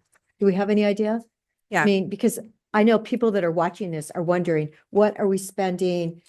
And are we getting ahead of the situation? So for the TSSA, we've budgeted 527,000, and about 100 of that will be reimbursed by the city of Bend. And then for the DSL managed camp area, the footprints up there to clear out and can't trash and whatnot is about 300,000. And then also the operations of the managed camp, we budgeted about 80,000. Does that answer your question? Perfect. Okay. Nothing for Lapine then, you're saying? No, just like fire fuel mitigation, but nothing specifically to clean up encampments. We have a little bit of room in our budget. If a encampment did pop up in Lapine, we'd be able to handle that in our budget. Thanks. I mean, one other 7 acres in Redmond. If we were clearing out that land and selling it directly to industrial development, we would make a substantial amount of money. But instead, we are clearing out that land so that we can get another piece of land in exchange. So, I mean, one of the ways to think about the investments in the 137 acres is we get those 140 acres for the Fair and Expo, which is not cash, that cash to compensate us for what we've expended. But basically, I guess the way to think about it then would be we're subsidizing Fair and Expo acquiring expansion lands. Okay. So other current challenges include just the continued workload and demands on property management. We handle a lot of complex issues that come over our desk, just like everybody does. But when you have a really small group like we do, it can be really taxing. Ongoing training of staff. So Ryan's been with the county, I think like about 7 years or so, but he's been with property management for a couple years. And then Emily came to us. Has about 20 years of title experience. She was a title officer. So her experience and Ryan's experience together, along with, my career, like I mentioned earlier, we do a lot of things. We do a lot of different stuff, and from homelessness to, managing the county's property. And so just the ongoing training, it takes a long time to bring everybody up to, just get all the training done and just have everybody moving along. So navigating the complexities associated with encampments, it's just, like I mentioned earlier, it's just it's a really difficult topic. And so we just try to handle that as best that we can. And from day to day, things come up literally daily, and just kind of stepping back and how do we handle that, to mitigate risk, have compassion, try to preserve the county's property, things like that. Outcome, I mentioned earlier, outcome of House Bill 4056 and pending legislation. Not sure what's all going to shake out on that, but we're going to have to, step back and look at the changes that come through, through the state, and how that impacts Oregon revised statute, and how that's going to impact our processes and procedures, and how we do auctions, all the way to handling proceeds from those sales. And then future initiatives. Again, I kind of just mentioned sort of determining best practices associated with those legislative changes, coming to the board, trying to, codify or solidify some policy changes that might need to occur. Also, just getting the ability to examine our real estate portfolio, or look at implementing like real estate portfolio management system. So basically, working really closely with the board, and how do we, we have Juniper Ridge, what's the long-term goal with that property, and really trying to look at our properties and examine and get in writing, like what is our plan with these 10,000 acres that the county has in inventory. And then also exploring the opportunity and feasibility to implement a real estate asset management plan. So I think with that, we're at the end. Happy to answer any questions you might have. Right. Any additional questions for property management? We're not, but I'm just curious about the building 67, was it North Greenwood? Mhm. Was that a building the county was using and then didn't need anymore? Or I don't know what that property is. I Sure. probably heard about it, but forgot. Yeah, that property, it was used at one point for storage, but it had become problematic because there was some leaks and whatnot, so it just wasn't feasible to use for storage. So more recent time frame, it was sitting empty. Thank you. All right. Any additional questions? All right. The next item on the agenda is lunch. Thank you. Just So we will before we break Go for ahead. lunch, I just want to make a couple follow-up comments. just remember you are in between us and lunch. Well, I'll make one announcement about, we received an email from a citizen member regarding the budget for code enforcement, and I just want to alert you that I've forwarded that to your emails, your county email. So you'll be able to see that if you check your email. And I know that Peter will address it when they present, I believe, tomorrow. Oh, sorry. A citizen sent Nick an email regarding code enforcement's budget. And so I've forwarded that email along to your county email address. And I want to wait for Patty for the other two. Yeah, I had one other. I received a response from the city of Bend regarding how they allocate their cannabis funds, but I can also wait to provide that response. Patty, I think they have a Hey, couple. Patty, we need you for 1 minute. Yeah. That's fine. Just wanted to Ready for follow up lunch. to a couple items, Commissioner Adair, that you had. So for the courthouse number, Lee confirmed it's 46.8 million, so we'll get that corrected in the budget book.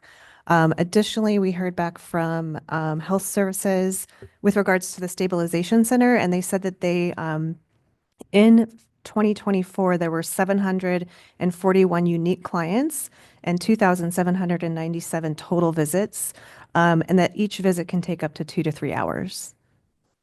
So 741, and we're talking, this is 24? 2024. Okay, calendar 24 or, Calendar, yes. okay. And they're presenting on Wednesday if you have any follow-up questions for them as well, or we can reach out if there's any follow-up. And you were speaking with Christy and Ryan, but the other announcement I made to everybody is that I forwarded an email from a citizen with regards to code enforcement's budget. I just want to make sure that you guys see that. And then CDD will speak to it tomorrow during their presentation as well. Right. And then I was just going to say thanks to Eric King, the Bend city manager, for his quick response on how the city, at least the city of Bend, allocates their, and my battery's about to turn off, how they allocate their cannabis funding. And he said these funds, as do all of our state shared revenues from liquor and cigarette taxes, go into our general fund, which pays for police, fire, and street maintenance services. So just to share how they're allocating their funding. All right.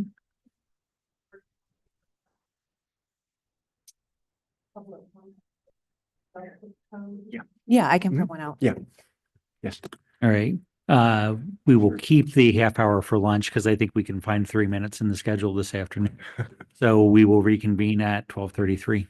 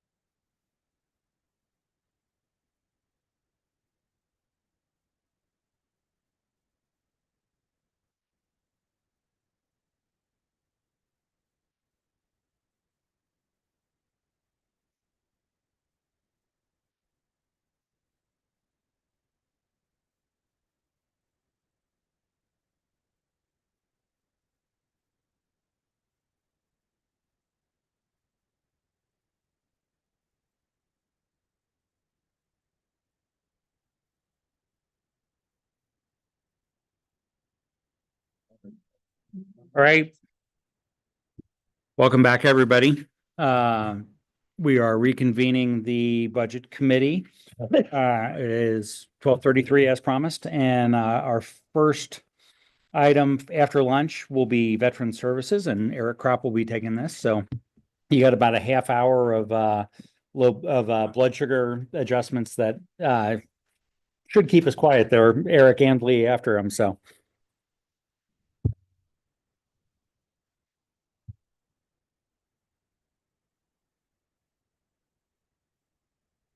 Good afternoon. For the record, Eric Kropp, Deputy County Administrator. Before I get into the Veteran Service Office budget, I wanted to go back and answer a question that came up during the risk management presentation.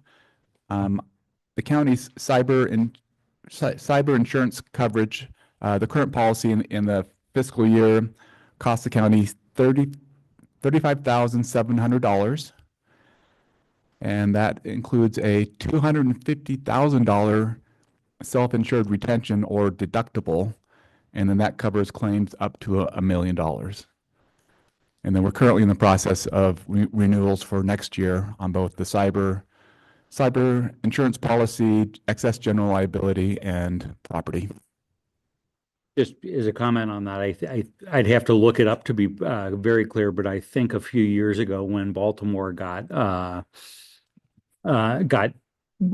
nicked, they ended up paying over 5 million in Bitcoin to get out. So, insurance is what it is, but I was going to say that's actually pretty decent for some of the cyber insurance that I've seen out there.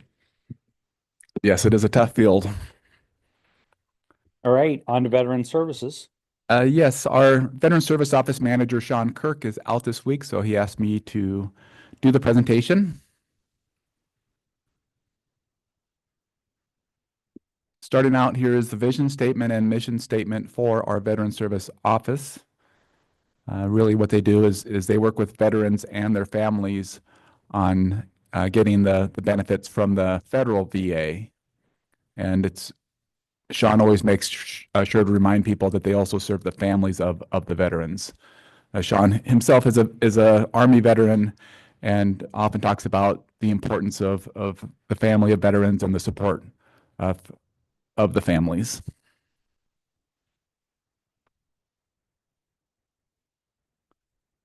Veteran Service has strategic goals and lines of effort. They kind of group them into 3 main areas.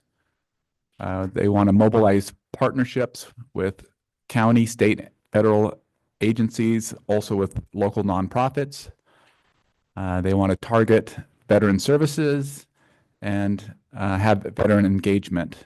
The veteran engagement is often done through going out to the community, going out to community events, and really getting out there to market the office and make sure that veterans and their families are aware of the services that are being provided to the veterans and their families at no cost. Quick overview of the organization chart. There's the Veteran Service Manager, which is Sean Kirk. There are 3 Veterans Service Officers that are accredited to apply for benefits on behalf of veterans and their families. And then there's an administrative support tech position. I would like to point out that the Veteran Service Office has done a really good job of growing their own. When there's a vacant Veteran Service Officer position, the person needs to be able to perform those job duties. They have to be accredited. But the Veteran Service Office has grown their own, where a couple of the current Veteran Service Officers started out in the admin support position. And then they were able to underfill the position, get their accreditation, and then perform the job duties of the officer position.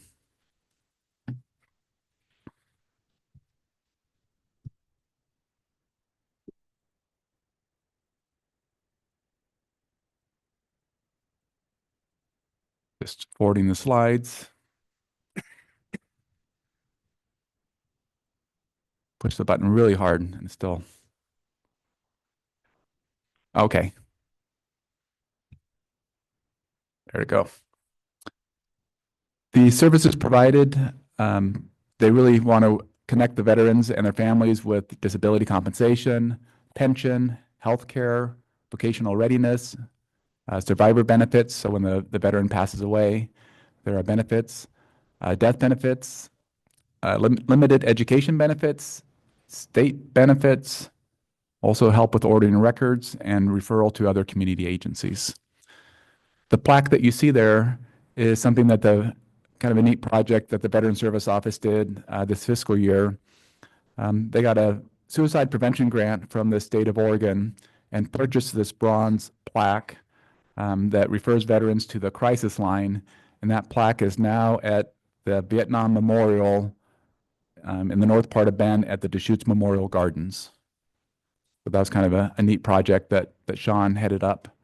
There was publicity about the Veterans Memorial being defaced or something was stolen from it.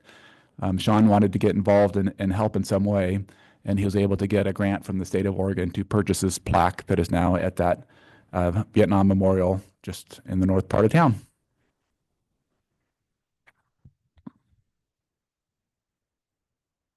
The picture is of two of our Veteran Service Office staff and just some accomplishments. They attended 7 community events this year, which was up from the previous year. They've continued to maintain a 10-day or less wait time for services. The Budget Committee will recall that a number of years ago, that wait time had gone up to about several weeks, if not a month and a half. So with the support of the Budget Committee, the Veteran Service Office added additional staff and has maintained that goal of if a veteran calls and wants to schedule an appointment, the wait time is 10 days or less. They've conducted over 2,000 appointments with veterans and their family, which was up from the previous year. And they brought in over $4.4 million to veterans and their families in terms of benefits. And those are funds that come from the federal VA to our local veterans and families, and the money gets spent here locally. So that's outside dollars that are coming into the region to support the veterans. This next accomplishment is one of Commissioner DeBone's favorite. This is a picture of the storeroom at the office, and it used to be filled of filing cabinets and paper forms that were submitted. So the office has worked, and with the support of the Budget Committee, to digitize those files. It used to be paper intensive. The federal government went to, a number of years ago, they went to a software program called VetraSpec, and now everything is electronic. The veteran will bring in documents. It'll get uploaded into VetraSpec, but they had years and years and years of paper files. So they hired a temp staff person that scanned all the files, got rid of the paper, and now that room is used for outreach storage or outreach event storage items.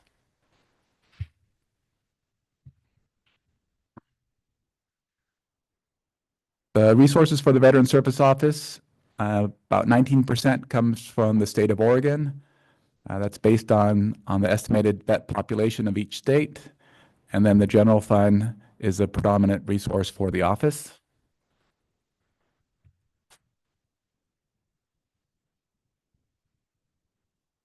And the requirements, the office is 73% with personnel services, and then 27% with materials and services, and those are predominantly advertising and outreach to the population.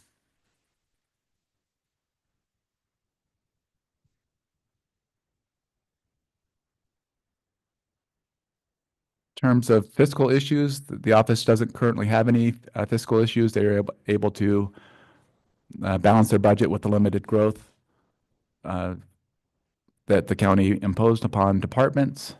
And in terms of operational challenges, they want to continue to meet the 10-day wait time for services, and also continuing to do outreach to the veterans in the county and attend the outreach events. They are there during the annual fair. They have a booth, and they're there throughout the whole week. They also attend events like the Sportsman Show and try to get out to the community.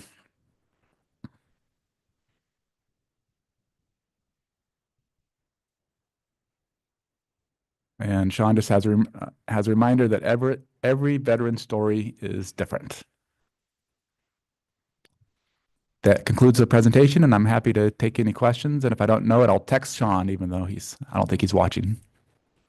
We don't necessarily have to text them immediately, but I noticed that a lot of the savings they were doing in materials and services is coming on the back, say, advertising.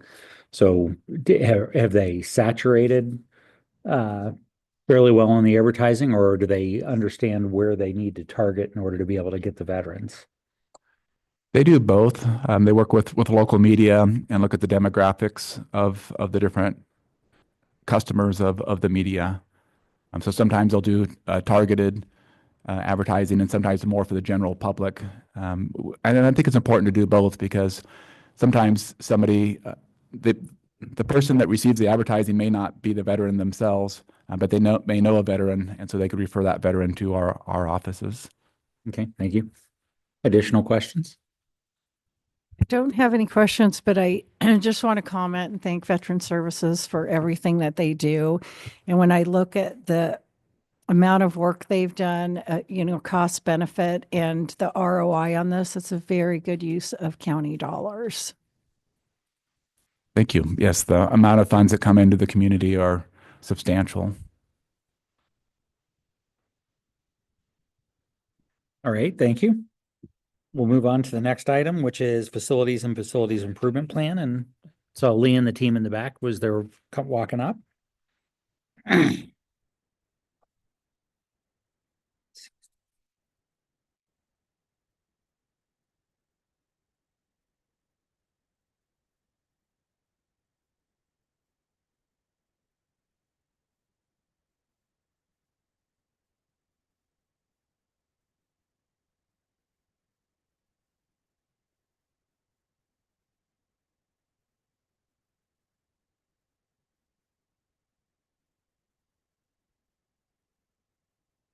Good afternoon. I'm Lee Randall, Facilities Director. I'm Jessica Campbell, the Management Analyst. I'm Eric Nielsen, Capital Improvement Manager. I am excited to be here to share with the committee this afternoon about the Facilities Department's accomplishments and the opportunities that lie ahead.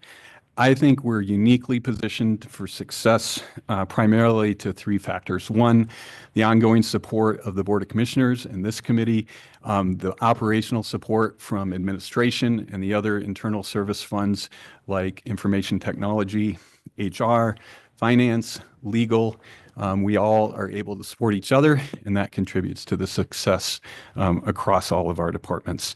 And then finally, our team. I'm excited to share about some of the changes and reorganization from this last year. And our team remains focused on improvements, incremental improvements that together add up to big gains. And we're going to talk about some of that today. So I'm glad to be here. And transitioning to our team, you will see our organizational chart. We did make some changes this year. Now 3 of our admin team members report to Jessica in the management analyst role. We've added an operations manager about 6 months ago. So I'm really excited for the change, the opportunities for growth that Shannon Ostendorf has brought to the department. And that is rolling out to the other departments that we serve. And then finally, Eric, I'm happy to report, actually, there is no change on Eric's team. Still just Eric, but he's doing an outstanding job. And we have a lot of projects in the queue. And we'll talk about some of those as we move forward. So just a few slides of overview, many items that you all are very familiar with. Our team is facility management, building and grounds maintenance, custodial services, and capital improvement. Located in 4 cities across the county, approximately 40 buildings, about 500,000 square feet of office space, 11% growth, plus or minus, since 2019, and we're expecting some additional growth through 2027. Some of the accomplishments on our operations and maintenance side focused on envelope improvements, HVAC systems, the recovery center, we completed a major replacement there. Xeriscape water conservation projects at 911 and the Oregon State Police facility. We wrapped up carpet replacements in the existing courtrooms. Various HVAC controls and LED lighting upgrades across the county. And when we engage in those, we're always closely aligned with ETO and looking for incentives that can help offset some of those costs.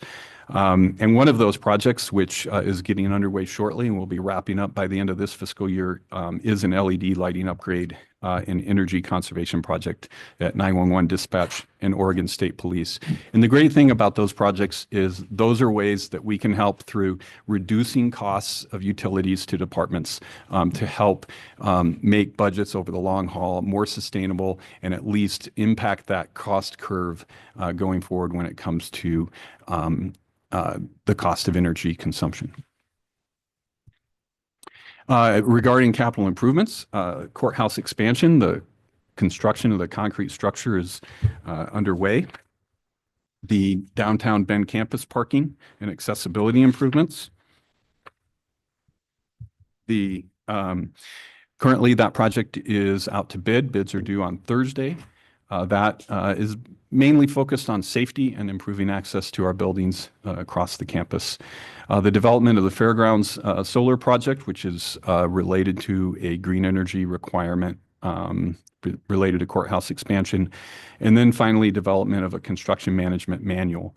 Related to, just to do a little bit deeper dive on some of these topics, for the courthouse expansion, just to highlight a few milestones coming up.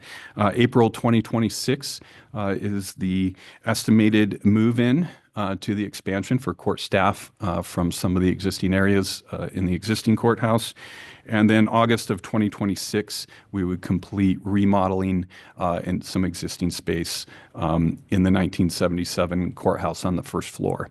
And then subsequent to that would be the DA's office move and then beginning of the remodel of the Gray Courthouse with the State Courts Administration moving out of the second floor and then making that space more suitable for the District Attorney's Office. And then on the development of the construction management manual, this was a recommendation that came out of our pre-construction audit for the courthouse. It includes guidance for allocating project funds to facilities construction management staff.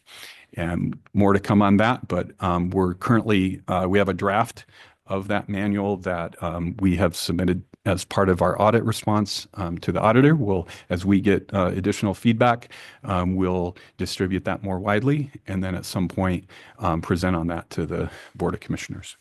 Question real quick on that. Is there other examples in the industry of that kind of work product? I mean, it's not like a new unique thing. I'll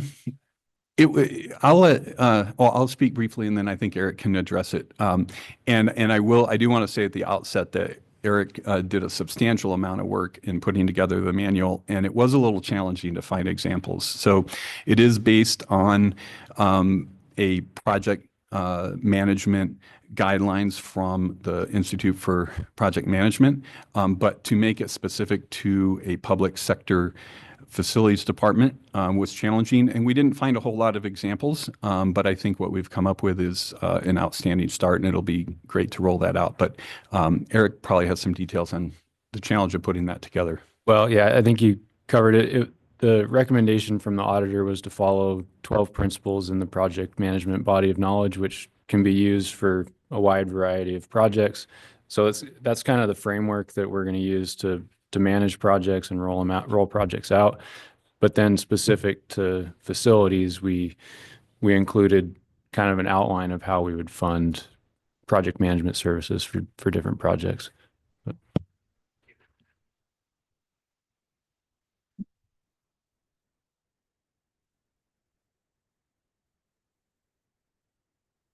So some highlights of our budget details. As many of you know, the majority of our resources come from internal service charges. We also receive resources from the services that the department provides to tenants. So like Oregon State Police and the Oregon Department of Human Services. You'll see in the pie chart there on the left how those resources are divided up.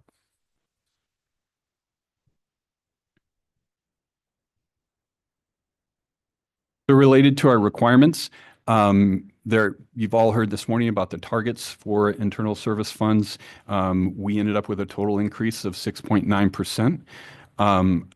We were able to reduce our cost escalation over previous years by focusing some on contracting and material costs versus previous years.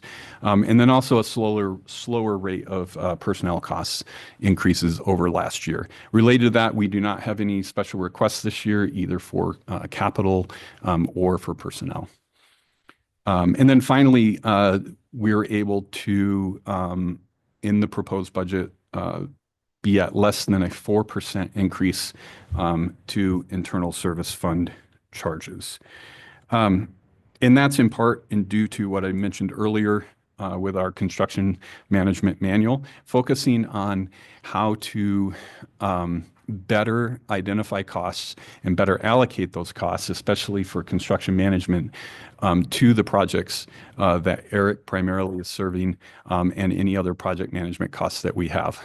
So that is a change that you'll see in our budget this year, as we seek to really, along with other internal service fund departments, make sure that we're charging as accurately as possible. And so in the big picture, as we're able to charge more accurately and other departments, we may receive a savings as the facilities department.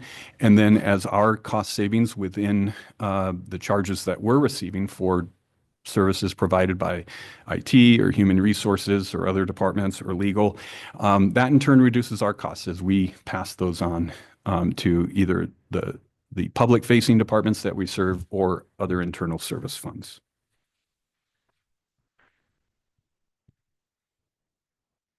So moving to some short-term issues, some longer-term issues. It's interesting, year over year, I revisit this slide, we think throughout the year about what the challenges are, how we're responding to them, and some things do remain the same.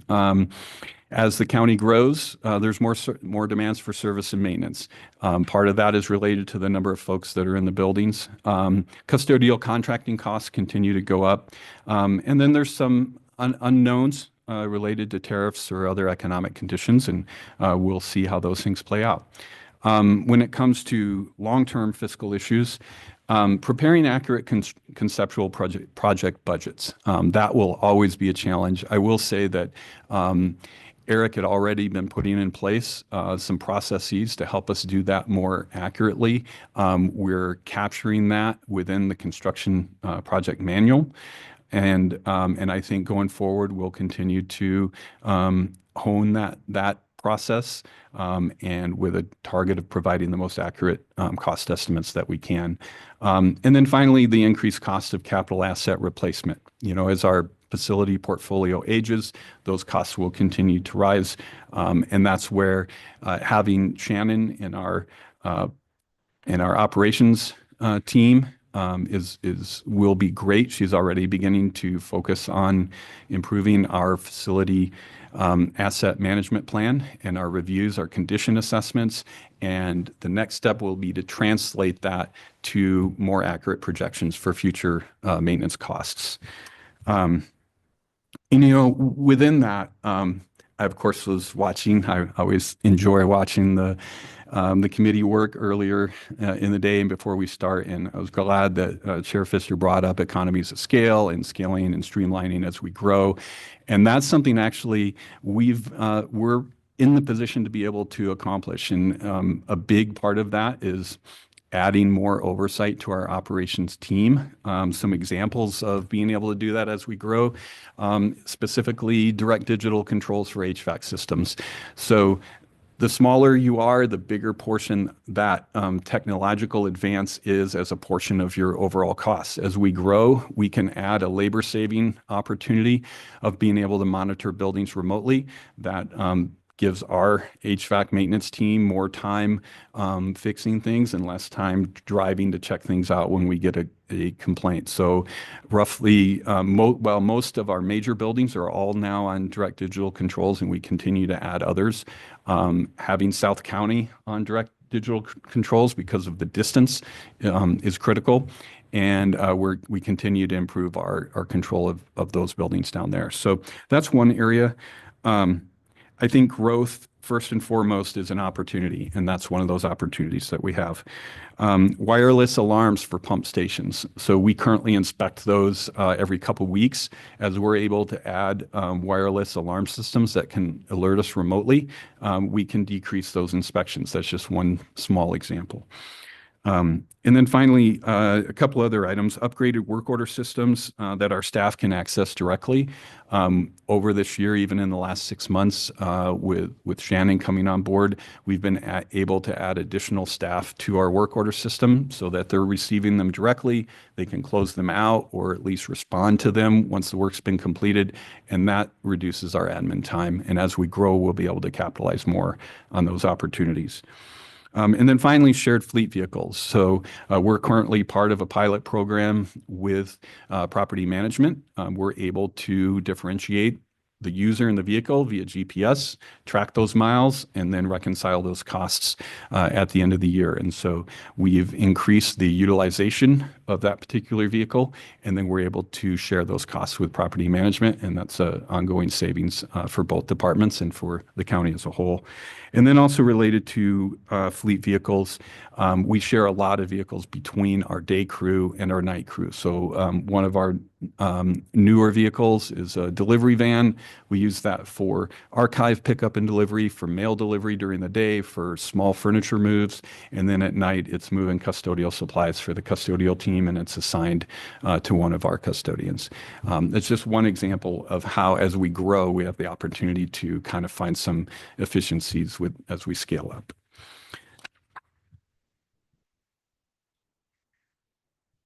So some challenges, I've spoken to some of these already. Future initiatives, I already mentioned refining our facility condition assessment, technical training for our HVAC team, and then finally, one thing we haven't touched on is a focus on safety and resiliency through seismic upgrades and building safety and security improvements. So that's something that we continue to focus on as opportunities come up. We're able to, if there are small items and they're part of our regular maintenance, we're able to accomplish some of that within our operations budget. And then also we have our capital improvement or our capital maintenance budget that has allocations for those areas as well. We have about 5 or 6 slides remaining, and I think we'll have plenty of time for questions. Okay, so 2 programs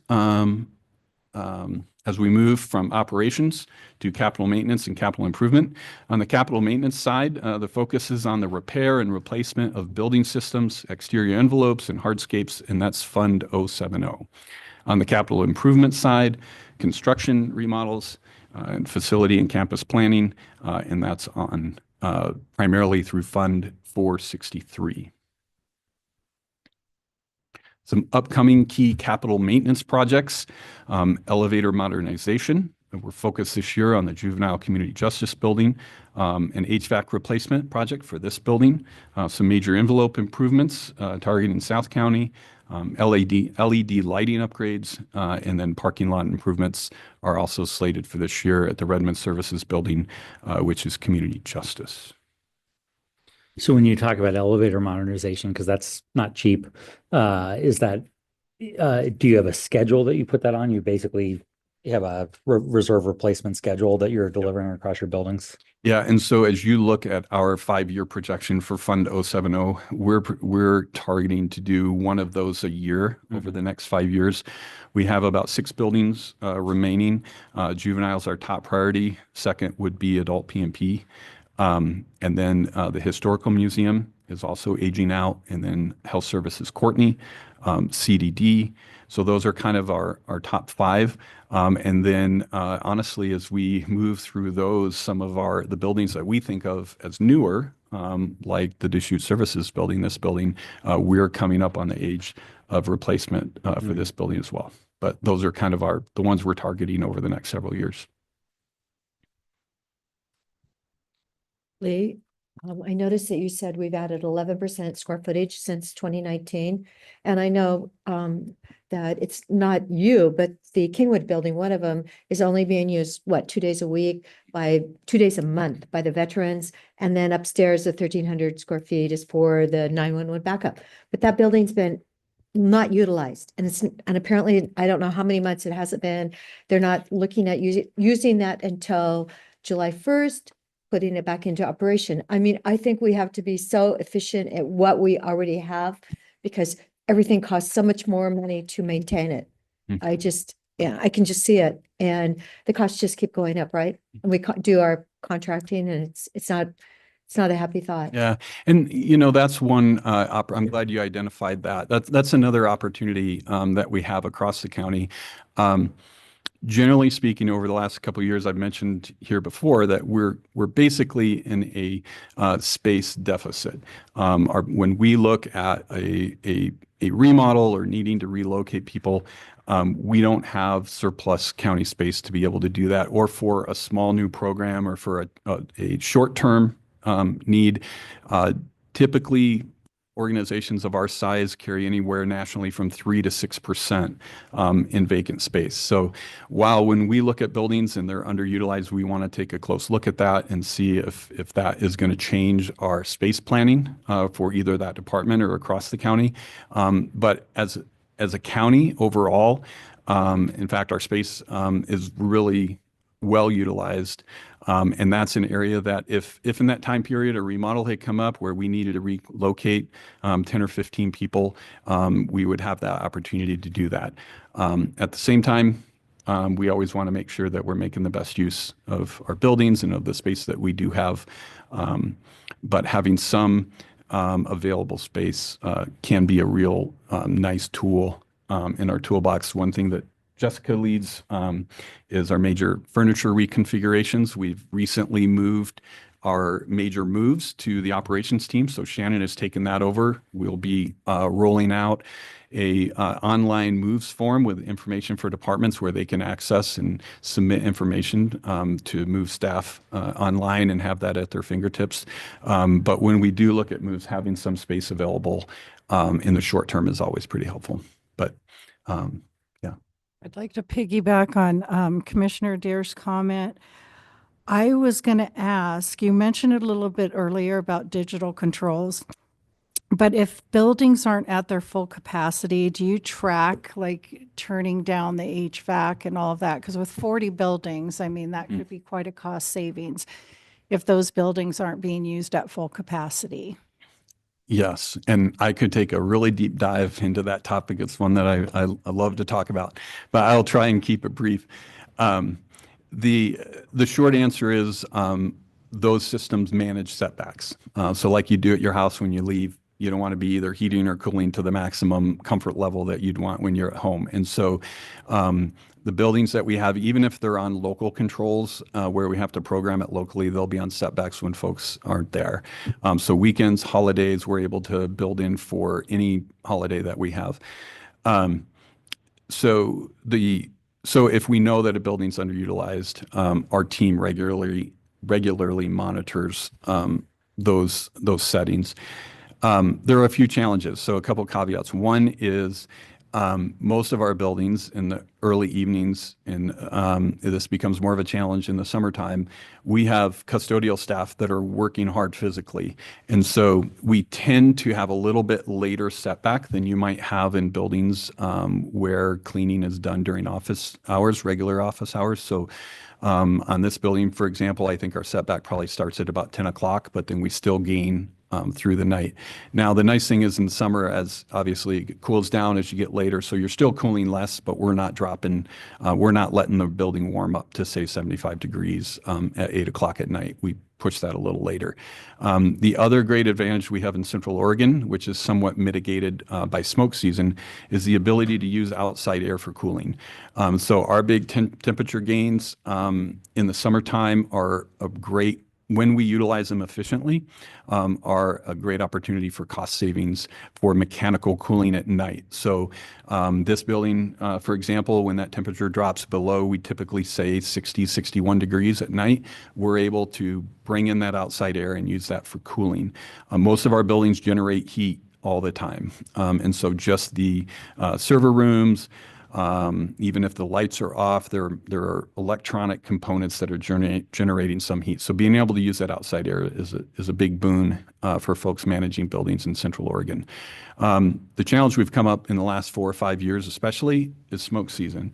And so we have a whole management plan that I could touch on later if you're interested or provide more information, but we watch the AQI and we adjust our buildings so that folks aren't coming in the morning after we've dumped a bunch of smoke into the building. So we try, that's our target, is to not do that. But yes, the DDC controls are a great tool for controlling costs when buildings are not occupied or underutilized. I'm just curious about the solar project out at the Fair and Expo. Do they know what the cost savings going to be by adding that solar? Eric, do we have that? I do have it, not in front of me, so I can get it back to you. Thank you. We'll provide that information. So these are some of our projects coming up highlighted there. Any questions related to this slide? Okay. What comes after this batch of projects in 2026? Cam was showing us charts of capital expenditures. Didn't look like there was any big projects. Mhm. For 26 at the DA's office.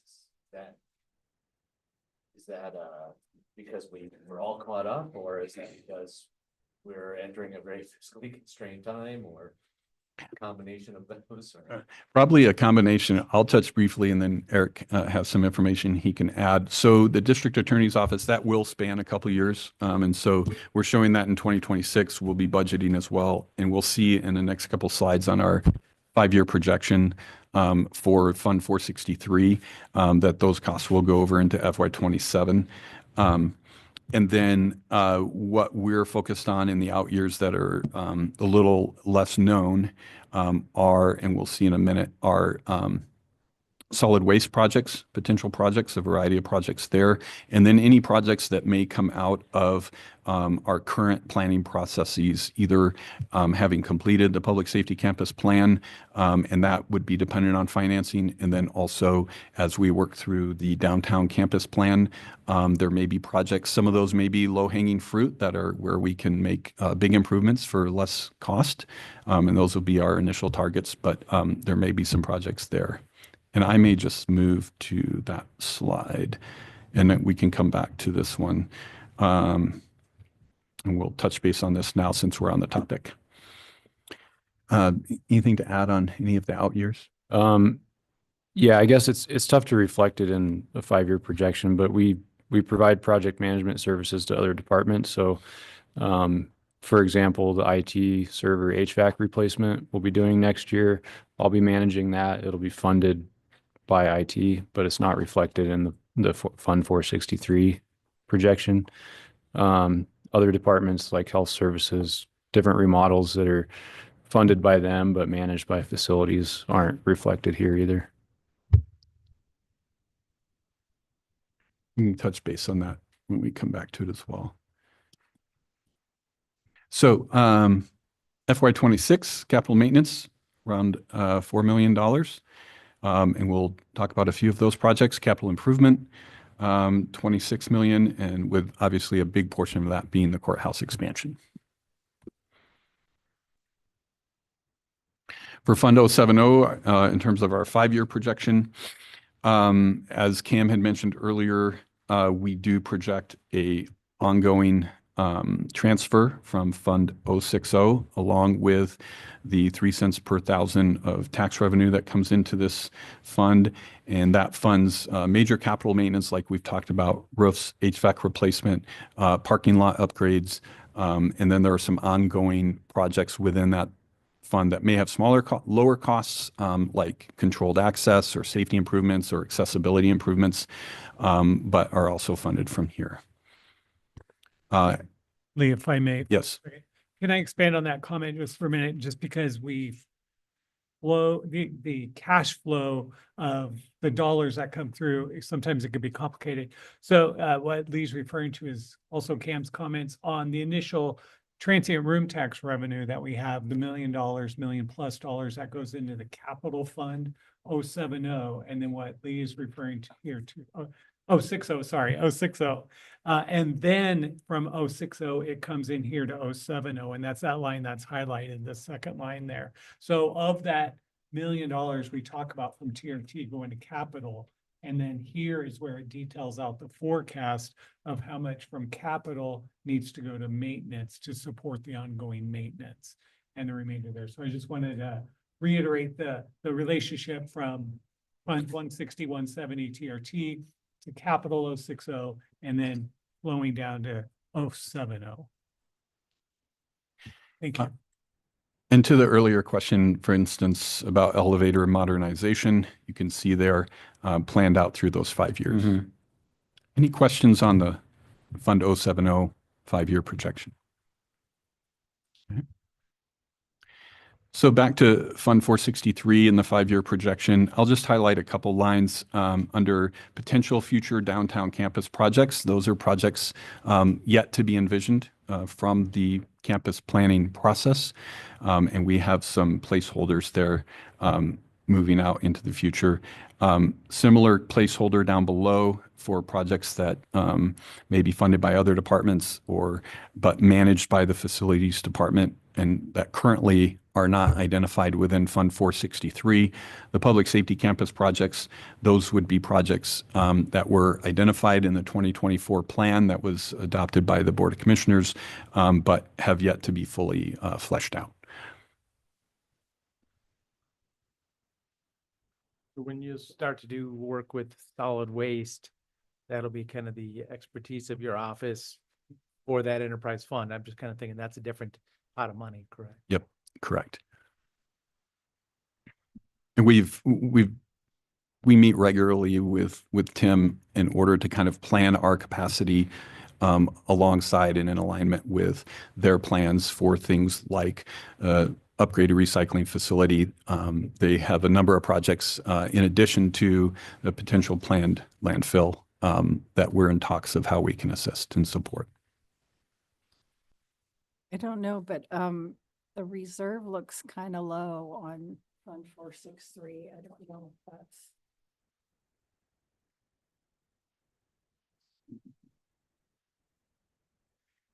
You looking at our line item? 615, 663 is not the line item number, it's the amount.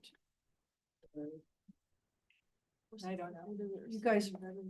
Oh, okay. Yeah, so do you want to go ahead and share that? 463 is just a project fund, a capital projects fund, so it doesn't have any resources or revenue coming in. So as the courthouse expansion project, the reserve is kind of the funds that are for that. They keep getting moved to the next year. So there's no formula. It's just what is planned or what has been transferred in to 463. Putting words in your mouth. So effectively, the fact that there was a large reserve last year was effectively because a lot of the projects were delayed. Right. And so you were hoping you could get them into the year, but you didn't. And so now you've got a lot less uncertainty in that very big bill that you have to go to address. Right. And right. That's a big change. Yeah, I'm sorry I could have highlighted that. But the unique thing about Fund 463 is there really aren't unknown commitments. So if a commitment is made, the funds are allocated, and then so the reserve is more associated with a particular project. Yep. And that actually gets us to our last slide. So thank you very much, and we're available for any questions. So who makes the decision then on leasing or buying? Where does that come from? So the short answer is the Board of Commissioners will make that decision, and hopefully, But so many times it comes to us and Mhm. say, oh, we found this fabulous building and Right. you can, we'll whatever, and we'll investigate. And I don't say it, I don't think it comes to us first. okay, so you're right. In the background, that's primarily the Facilities Department, Property Management, and Administration. So Christy and I look closely in working with the department at what their identified need is and if they're making that business case and to the board. And typically, that conversation has been ongoing for a while where they've identified the need for more space. They're having that conversation. And then they would reach out to us and we would look at, depending on the use, if it's a long-term program that where it's projected to be an ongoing need, that would be a stronger case to purchase a building.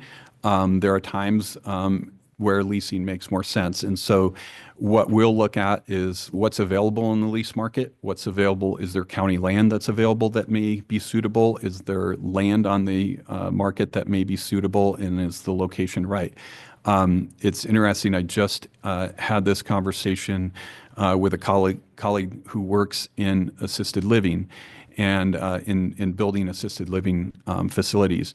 And they're finding what we actually have found as well is that currently in the market, if you can purchase something that's already built, there's a great value there. And so personally, just from our work in the market, construction projects, understanding costs, our typical first look is what's available to buy of an existing building, and then can it be with a reasonable cost retrofitted to meet whatever the particular business need of the department is. As you know, we recently went through that process with the building, and the conclusion was we don't think it can be reasonably retrofitted, and we did not recommend to the board that that building be purchased. And that's a process that we're actually getting much better at and much more streamlined at in working with property management. Christy and her team, Emily and Ryan, do a great job of creating a spreadsheet, dividing out responsibilities. And so when we go into due diligence, our team is pretty clear on what our responsibility will be going in, who's doing what, who's looking at what cost estimates are we getting. Eric plays a part in that, and then also our operations team. We've done that a couple times recently, also on the adult foster care homes. So yeah, what are the costs on that home? Or do we have a number yet? I think we had a preliminary number that we shared, but that was not based on having completed the due diligence. And so that's what we'll be preparing over the next couple of weeks. It may be a month to bring that back to the board with more information. So that's a good point. That's a good example of one that we're in the middle of the process right now. Well, I just look how much money we put into the two Kingwood buildings, millions and millions and millions of dollars. Mhm. One of them is sitting basically empty. Mhm. So that makes me really nervous. I can't believe that we can't like move some people down there, reinvent what that building can be, serving Mhm. the county. Yep. But no, we have to get another building in Bend. That's, thank God that one didn't pass Mhm. the inspection. Okay. Well, and sometimes vacancy rates play in your favor because if you couldn't find a building to lease a couple years ago, and that's really freed up. And then with the interest rates rising, it's good to have cash or be in a cash position so that you can actually snap something up. So there's probably a lot that plays back and forth in that, and it's good to work with property management to be able to balance that out. Unfortunately, this is a very difficult area to forecast any of that. You're identifying all the challenges. So we I haven't do our figured out best how to solve them. I just you know, identify them. Right. But it is important to identify them as a starting point because the more we know about what we might be facing with a particular purchase, the better we can investigate the details of it. Mhm. Thank you very much for just keeping our facilities in great order and being able to do these projects. Very professional in the organization. I know that, we're talking about what money can we put in the capital projects, and it's changing on us drastically right now. But it sounds like we have a maintenance plan that's going to go forwards, and then from there, we'll figure out where the next big capital comes from. Yes. Thank you. So Lee, what about the air quality? I can remember when I've come in the building and it's been full of smoke. So you're saying that you've actually got a better system now that's going to be able to shut the outside air off? Yep. So with this building in particular, our team, they take their laptops home during smoke season. We are on a weekly call, a statewide call with DEQ, the Forest Service, and the National Weather Service, and we listen in on those smoke predictions, and as well as the county specific alerts that are issued by DEQ. So we pay attention to that very closely. And then our team, there are times when I'll hear from one of our HVAC staff members the next day that they saw the forecast at 8 o'clock at night, opened up their laptop, closed down the outside dampers on a particular building or all of the buildings in order to prevent some of that. So that's the first line of defense, is to close the outside air dampers. The second one is that we've increased the filtration level where we could. And so we moved from kind of a generally good commercial building filtration level, and we moved it as high as the mechanical units would support. So that's some improvement.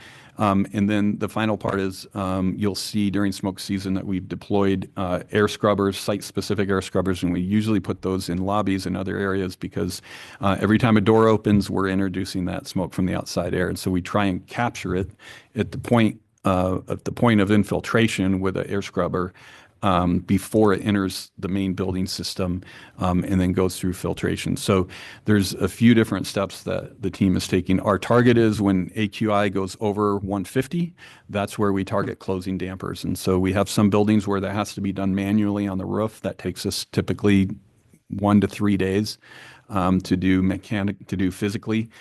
So when we see that coming up, I'm usually on a call with Eric Money and Jeff Freund and another person whose name is escaping me in our great public health team. But we usually talk every year as we get into smoke season, and then when we make that decision to close dampers, it's in coordination with public health.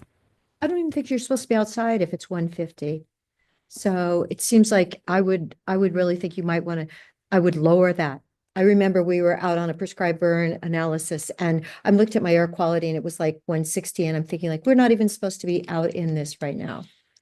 And yeah, there's a variety of ways to measure it. Part of that is there's a trade-off. As soon as we close those outside dampers, our energy consumption goes up significantly to cool the building. And so, but we make it on a case-by-case basis. So you didn't see the article from the University of Washington saying that smoke causes dementia? That came out last year.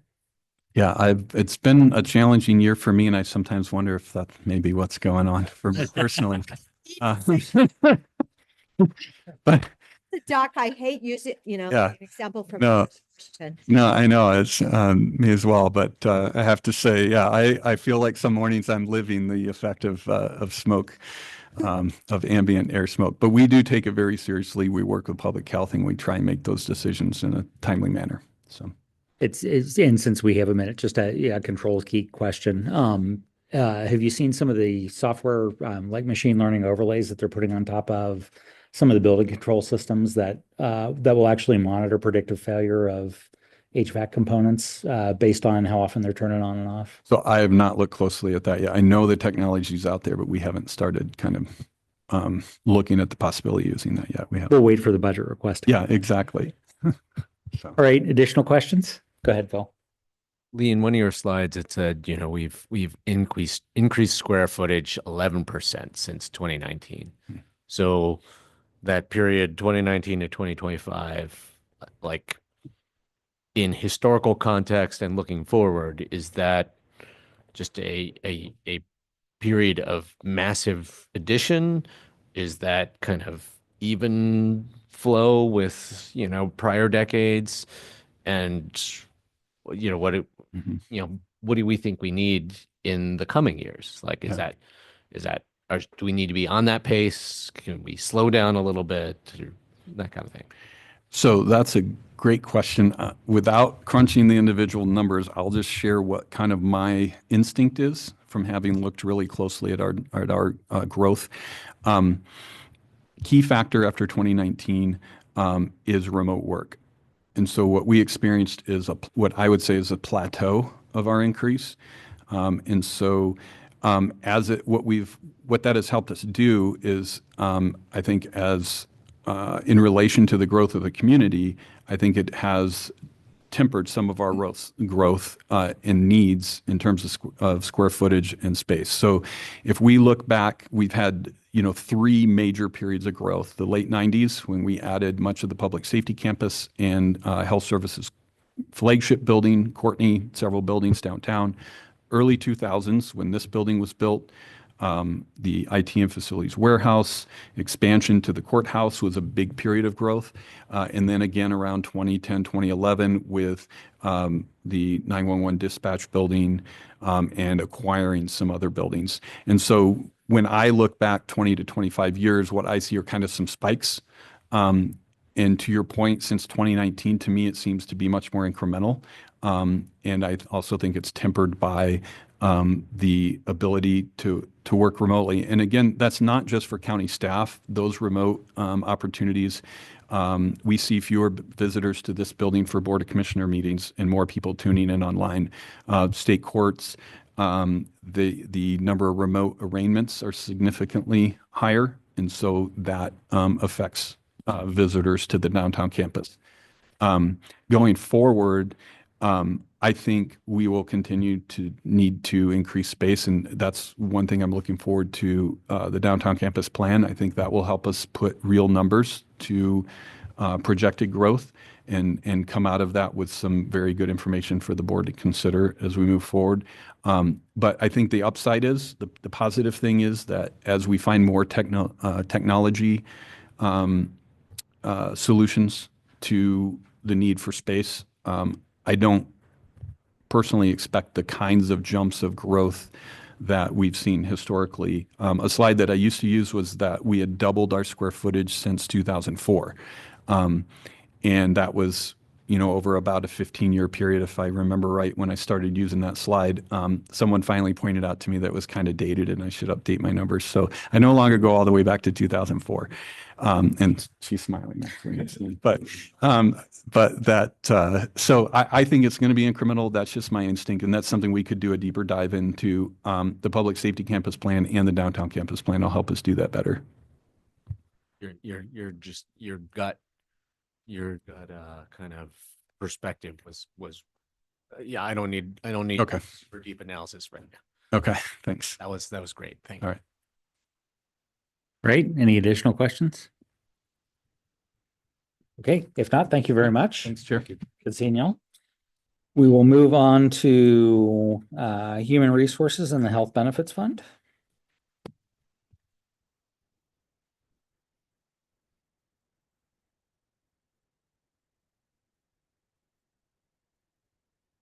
Would you like to take off one hat and put on another? Thought about it, but Nick's the one with all the hats, sadly. All right.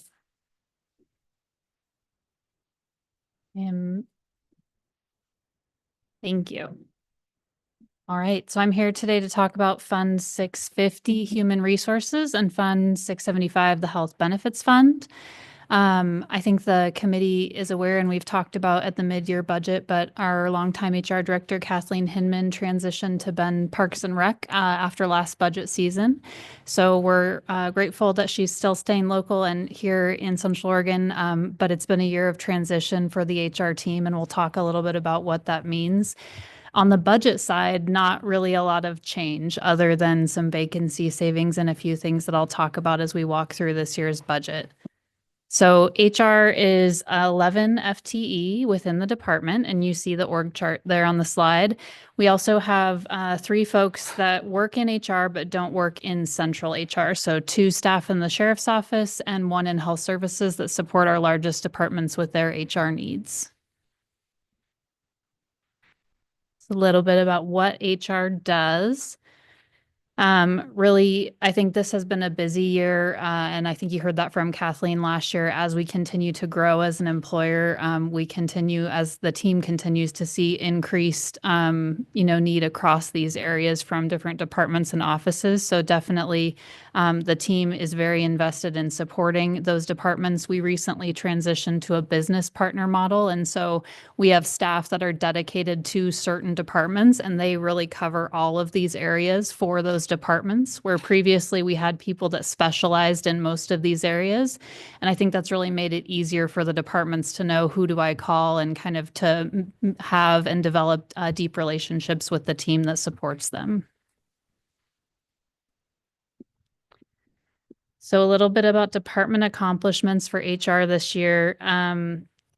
As I mentioned at the outset, this has been a year of change, starting with Kathleen's transition. We've had a couple of other transitions in the department as well, our HR manager position and one of our analyst positions. So this team is currently down 4 FTE in a team of 11. So we're running pretty lean. We've been able to get creative with supports for the organization. We have an on-call employee, a former employee that used to work in the department that has come back and is really, we're not ready to let her go. She's doing a ton of great work for the team, and we have a temporary employee as well. As Nick mentioned, we're actively recruiting for the director position, and we have other recruitments that are in progress as well. So really working to fill those needs for the department and also for the organization. The departments have been very supportive of this team through this year, and we really appreciate their flexibility and understanding of folks are doing everything they can and stretching really to fill the needs of the organization. We have a lot of big projects that we have in play this year, probably the largest being the salary market and equity review project that we spoke about earlier this morning. This is a project that's been going on since last spring, and we're anticipating that we'll have implementation options for the board to consider this fall is our goal. But there are 3 phases of this project. Phase 1 is the Oregon pay equity analysis, and that's for all employees in the organization. That's something that we'll be doing on an ongoing cycle. And so that's something that'll kind of be normal business for us following this first cycle of phase 1. Did you have, Robert? Okay. Phase 2 is the market evaluation, and that's just for AFSCME and non-rep positions. And so that's also a large body of work. There are a number of classifications in phase 2. And then phase 3 is really classification updates that need to occur. And we, over the course of this project, I think we have about 90 classifications that are going to need to be adjusted. And that's just too large a number for our team to be able to do internally. So we're having the consultant take that on as phase 3 of the project. This project is, we have the support of an amazing steering committee made up of representatives from departments and offices across the organization, and they've really been instrumental in getting in the weeds and understanding pros and cons and recommendations from the consultant. So really want to thank them for that ongoing support of this project because it's a big one. Also this year, the department, we've updated our respectful workplace training in partnership with Community Justice. We're in process of developing a respectful workplace policy that will accompany that updated training. So that's important work that we're grateful to Community Justice for helping us support. On the staffing side, we made the decision to reallocate one of our FTE to recreate the leave and benefits coordinator position. So I think you heard from Kathleen during last year's budget presentation that with the implementation of Paid Leave Oregon, we've really seen an increase in the number of leave cases that the team is helping to support. And in recognition of that and other changes, we really feel that we need to have that standalone leave and benefits coordinator position. In the initial model, leave was being handled by the HR business partner teams, and it's just kind of gotten to a point where it's too much. So I'm actually hoping to make an offer on that position later today. We're right at the tail end of our recruitment and had a really, really strong candidate pool for that position. But I think that will be a really important hire for us to help support both the team and departments. And then the team is also in the process of supporting bargaining with DCSEA and AFSCME, and we supported bargaining with our 911 supervisors earlier this year. This is a slide that the budget committee is familiar with. The team had to remind me. Kathleen always shows this slide. Make sure you don't forget. So we did not forget. We updated this, but this just kind of gives you a sense of how many recruitments have we had over the past year? Kind of what are we seeing in terms of depth of an application pool? And you can see that we're down a little bit from last year in terms of the number of applications per recruitment. Down a little bit on the number of recruitments we've had during fiscal 25, but overall strong and on pace to complete over 200 recruitments this year. This slide also gives information about FTE count and vacancy rate as well as turnover. The turnover took a turnover. I'm going to actually say turnover normalized because I usually think of turnover in the 5 to 10% range. Yeah. So it normalized. Is that an anomaly just because your numbers are through February, or are you actually seeing a tightening? I think we're seeing probably consistent with what is being felt nationally, anecdotally, just in terms of, I think there were a couple years following the pandemic of pretty big changes. And I think that we're kind of seeing some stabilization there, but we can definitely, and I'll see if I can do it today, pull some updated data to see kind of what that number is looking like now. Okay, on the budget side, Human Resources is funded by internal service fund charges based on budgeted FTE. The department's budget, and I always like to flag, is mostly supporting the team and the resources the team needs to operate, but that does also house funds for countywide training and recruiting. So those are important programs that are budgeted in 650 and support the organization broadly.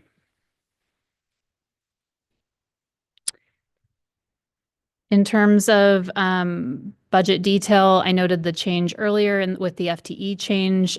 We have vacancy savings, obviously, after this year. And so you're seeing that reflected throughout the budget.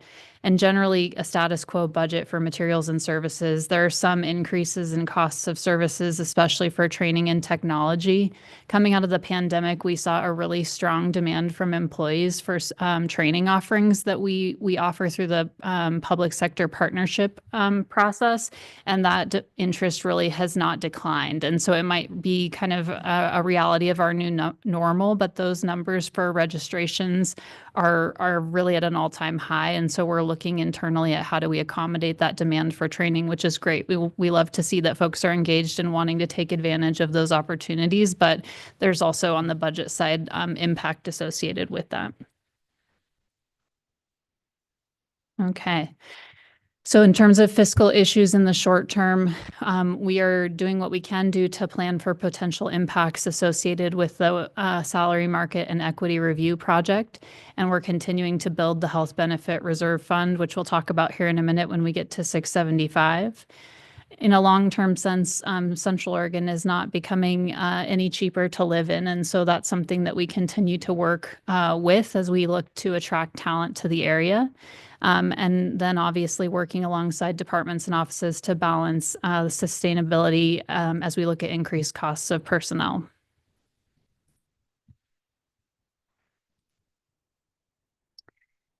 Challenges for the coming year and future initiatives. On the initiative sides, we're hopeful to implement outcomes associated with the project that we have underway, and also update policies and rules, as I spoke about earlier this morning. On the challenges side, we're going to have HR is going to look a lot different as a team than it did a year ago, which I think is exciting and an opportunity, but it'll definitely be in the leadership roles with director and manager turnover within 1 year, a big change organizationally. And so we're all kind of standing at the ready to support that transition and support the team with that.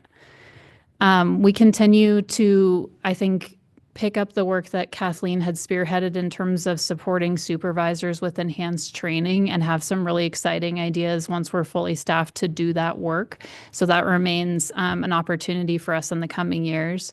And then really just looking at, and I think a new director with a fresh set of eyes will likely be a great person to kind of take a look at this, but looking at processes and systems within the team, how do we do more with less? And as we kind of continue to support the complex organization that we have, what's the best way that we do that? So.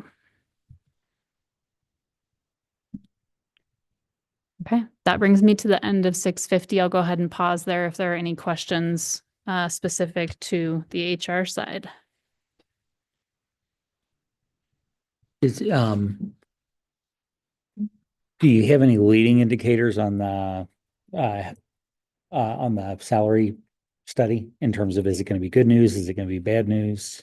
I think generally it's hard to say because of how it's broken out. I think the initial data that we saw was favorable, that showed that majority of positions were being compensated appropriately, but there's a bunch of review and refinement that happens with that data set. So I think it's a little bit early to know for sure.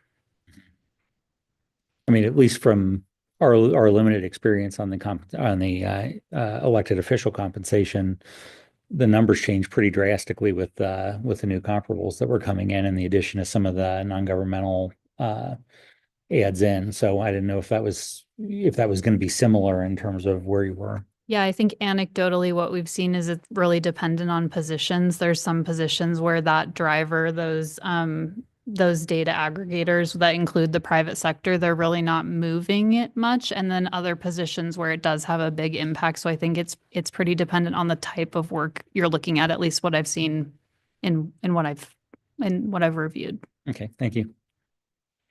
Any other questions? When did we actually hire them to do that study? Because it seems like it's taking forever. We contracted HR Answers in the spring of last year, I believe. Spring of 24. 24. Sound right with everyone's memory? Okay. That's when it seems like. Yeah. I think you mentioned that you were starting on it in budget last year. So it was about that time. Yeah. Okay. We'll go ahead and flip over to Fund 675. Oh, we're already in the presentation. Let's see, I'll go back one. So coming out of last year's budget cycle, HR and Finance really took, I think, a fresh approach to how we're looking at Fund 675, which is the Health Benefits Fund. And that's involved a lot more ongoing coordination with finance and the budget team in particular. So that's why Cam's joining me up front. We've really been working to make sure that finance, historically HR has met with our health benefits consultants, and now finance is regularly meeting with those consultants and having a chance to really dig into the data as well, which I think has been really beneficial. So let's jump into Fund 675. So this fund, as the Budget Committee is well aware, supports our self-insured health insurance coverage, including employee health benefit functions such as the on-site clinic and pharmacy. And the last few years have been, I think, difficult for this fund.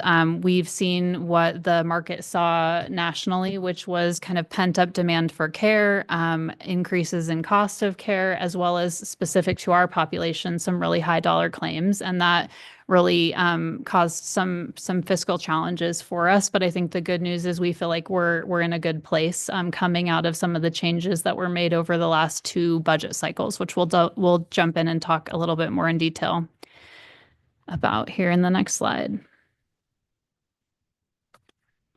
We can get it to advance.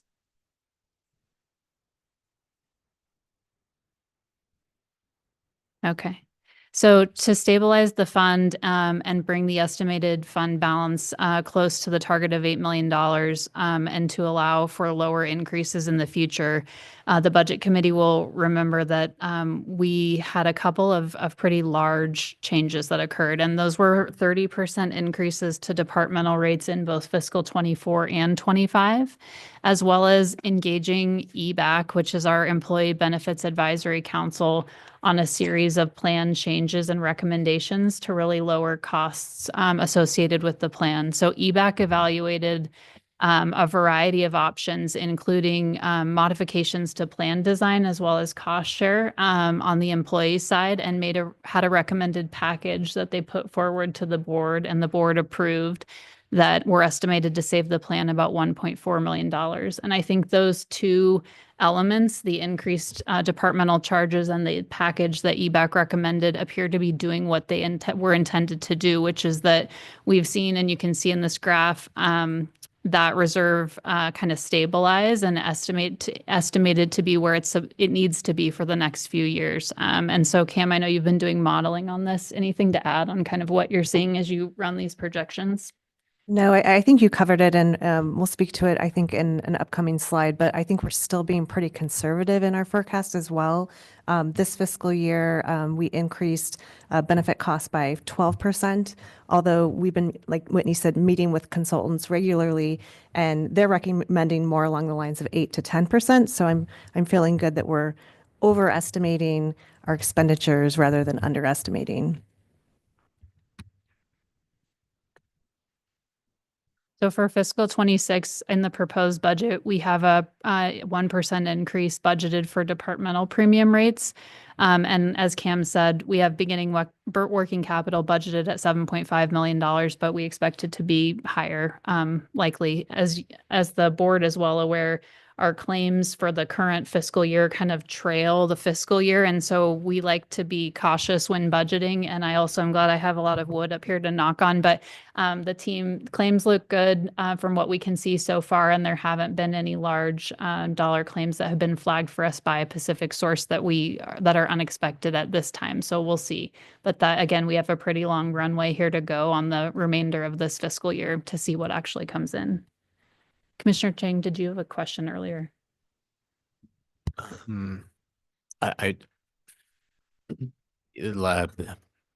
We have seen some very big claims in the last couple of years, which helped to blow us out of the water.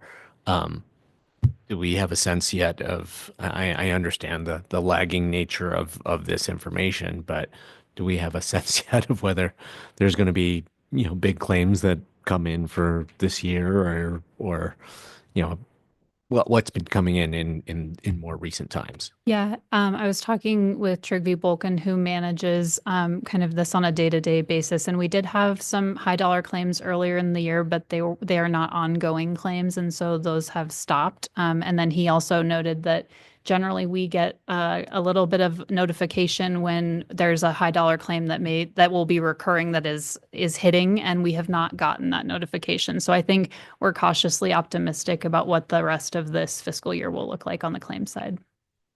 We may have a lucky year. We may, but again, it's tough to know. Yeah. All right.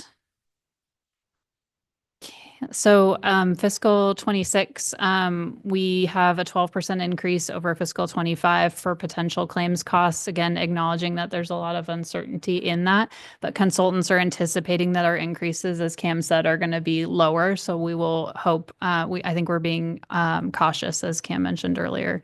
And all other costs, there's an increase of 4% across last year's budget. Anything to add here? Okay. In terms of upcoming fiscal issues, we anticipate that we're going to continue to see, high costs. The cost of care is not getting any more affordable. And so I think that'll be something that we continue to see. Claims are difficult to predict. And we're also sort of monitoring that there may be potential tariffs on prescription drug costs, and that will have an impact for us if that does occur. So just waiting to see on a lot of these factors, but feeling like structurally we're in a much stronger place than we were last year. Well, and there's at least one monkey wrench EO that got thrown in this morning on prescriptions. So that brings us to the end of Fund 675. Happy to answer any questions that the committee has.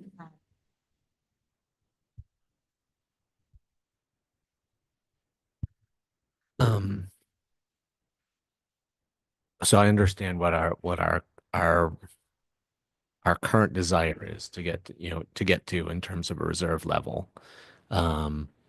When I started as a commissioner in 2021, we had a significantly larger amount, and it was almost like it was a good problem to have, but that people were trying to solve. Like, what do we do with all this money? Like, you found out, and it went very, very quickly, and we went upside down really, really fast.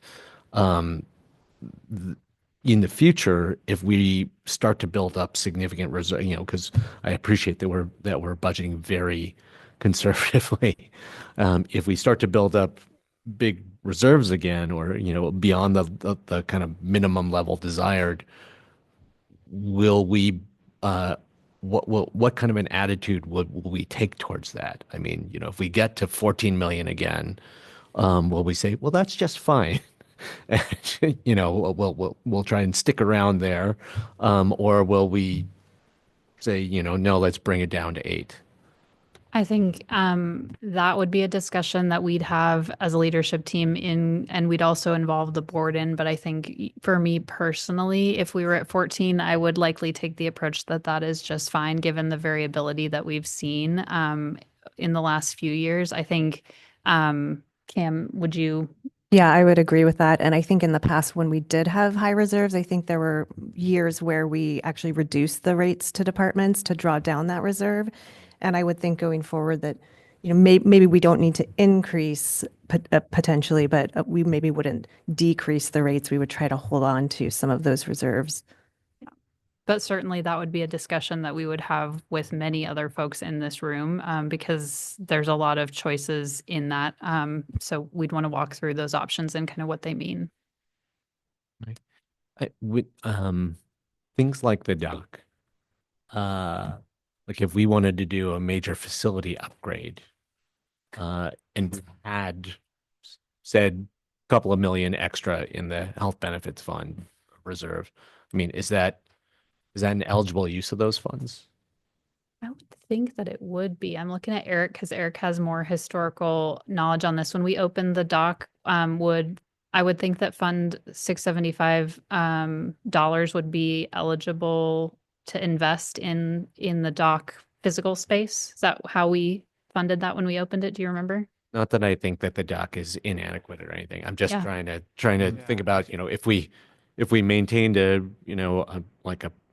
really nice cushion for several years in a row, other ways that we could essentially pay forward investment in the health benefits services function. Yeah, we'll follow up with you. Yeah, I don't remember directly. My guess is it was used. The funds were used for the dock, but I don't remember specifically. Seems to me there's a lot of dragons in the water on that map.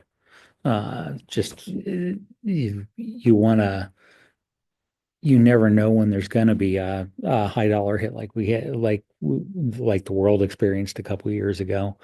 And we hope that there's not one, but I would think that, the fact that you're resting on money doesn't mean that you have to find ways to spend it. It will figure out ways to spend itself over time, and having a very healthy health benefits reserve, in the very least, what that does is that gives you a cushion. It's a similar to a per side fund in terms of being able to keep your costs low, or actually even drop them if necessary. Yeah. But when I first came on as a commissioner, it was used. Oh yeah, it was big. Yeah. People were like, "Oh, we gotta bring this down." And in retrospect, You brought it down. yeah, that would have been, it would, if we got back to that level again, I think it would be just fine to keep it that way. Okay. It was down to like $1 million at some monthly financial. Yeah, it was really down there. I personally prefer it up at 14 million. I think that feels a lot better. Any Right. other questions? Okay. So let me do a programming note here. If you were looking at your agenda, especially if you were looking at it online, there was a half-hour fugue that we were not reporting. Information technology will actually be starting at 2:00, not 2:30.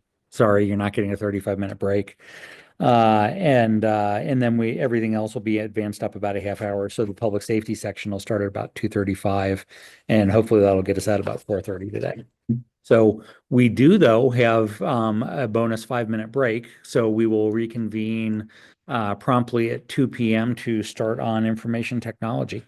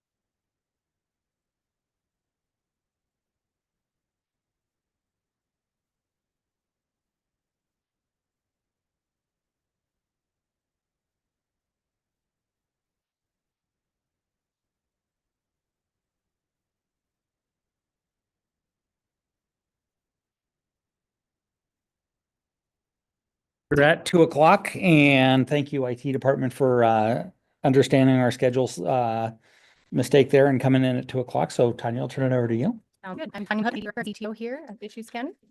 I'm Zach Neiman. I'm the Information Security Manager here. I'm Shad Campbell, manager of the applications group. All right. Starting off, the IT department, we have 22 employees in the IT department. We have cybersecurity with a manager of 1, who's a working manager, business architecture, which is 1 working manager, applications team, which includes GIS, data, reporting, and development, and that is a total of 4 employees. And then the operations, which includes service desk and infrastructure and product owners. So we've got 6 service desk folks, 3 infrastructure folks, 2 product owners, and a manager. The IT department has been very busy this year. We've done a lot with very little. We've got lots of projects going on all the time, but we've got some great accomplishments this year that we will share. You want to start off? Yep. So to start the list, a lot of the accomplishments are surrounded our Microsoft licensing, cybersecurity, and security of our infrastructure, user accounts, and so on. And so the first, and this list is really focused on that. Our Microsoft licensing upgrade that we were able to accomplish and finish gave us access to a lot more features, a lot more security features specifically, but features around identity and access management for all of our users, tracking users who log in, application management, better and more secure applications. And so upgrading to a new licensing level gave us much more capability than we've had before. And our Office 365 move migration from 2016 to Office 365 was a big lift on all of our workstations and users, but it gave us access to the latest and greatest of Microsoft's products, as well as their security, their platform, and their standard configurations. So again, keeping security in mind, kind of that security theme rolling through our Microsoft licensing and our Microsoft applications was a big win. We optimized our Microsoft licensing recently, which allowed us to take audit of how much money we were spending and what options were out there and available for us, where we could take care of kind of more bang for our buck, if you will, in using a different licensing model, which enabled us to identify and grab additional features that we didn't have before for a lesser cost. So again, always keeping cost in mind to enhance security, enhance our licensing, enhance what comes to our end users, all while keeping our data and machines safe. And then on the side of that, that's not necessarily licensing related, we've made a lot of steps with regard to cybersecurity. The development of a custom framework for the county that's really tailored for our business needs and the goals that the county commission sets out for us, and each department sets out in their mission and objectives and goals. We try to tailor that to the specific needs of the county. We also made a large vendor change in cybersecurity, which saved both the county money and enabled a bunch of additional features like ransomware protection, and better 24/7 monitoring and contextual analysis that we didn't have before, which is an incredible upside for less money. And then cybersecurity preparedness training with tabletop exercises. We have our next 6 months booked. For every month, we have a different department sitting through a tabletop exercise, which essentially allows us to use a mock scenario, and a mock scenario that we can kind of contextualize what a security incident would look like in their department. And then benchmarking against other counties, we were able to accomplish in the last few years. Every year, we put ourselves up against other SLTTs or other state and local governments to see how we're performing. And recently, we were also able to acquire a third-party risk management to look at who we partner with and what those companies look like as far as their security, their privacy, how they store our data. Since there's been a large move toward cloud-based data and cloud-based storage and software as a service, we now have a tool that we can leverage to see how secure our partners are who we're partnering with, which has been a huge positive for us in who we partner with. And the last piece part of that and part of our partnership with our federal government partners has been kind of a prioritization of eliminating our public-facing and third-party risk, meaning what we have accessible and what's risky on our site and on all of our public-facing IPs and servers. We have taken down all of those high, critical, and medium risks to where they're all low and informational, and we're still working on those as well. So we were able to accomplish all of that this year from a security perspective. Just a quick question, but so one of the things that at least what it sounds like you decided delay on the .gov transition. We didn't decide to, we would have loved to have done it earlier, but we were waiting on grant funding. And so we just received notification this week that we have been approved. So we will be moving forward on that project. Okay, good. So that because that in and of itself is a big cybersecurity gain to be able to move to that. So okay. Yeah, we're super excited. It took probably 9 months. So, but we've gotten it. Nick just buried the lead on it. He said, "Well, you know, we deferred a transition." Thank you for asking. Yeah, that. no. Great segue. Yep. Boita would be here as well. He's helping out the community justice team right now. But in his area, we hired an endpoint manager, endpoint specialist, and that person really is dedicated to looking at our endpoints, meaning the laptops, desktops, mobile devices. So making sure that they're secure and they're consistent. So we just hired that person. They've been on board for 6 weeks. So that's a really big step for us. That's really someone's focused on those endpoints themselves. We also bought an enterprise-wide password management software. And so that is being rolled out. We're currently very, very close to being able to pilot that with folks. But that is going to really increase our security is people storing their work passwords in a centralized place. We were able to adjust schedules for the service desks to be able to expand the hours so that we can support our users. We did some IT restructuring as well. So really trying to focus in our core areas so that we have role clarity, consistency for growth and agility and such. We are getting requests to do work across the county and beyond, meaning in the state of Oregon. So we were able to put some fee schedules in place as well as a process so that we can charge for that work that we are doing. There's new IT policies. So 2 new IT policies that were created this past year, an AI policy, as well as a custom development policy as well, and continue to work on more and more policies. My favorite thing.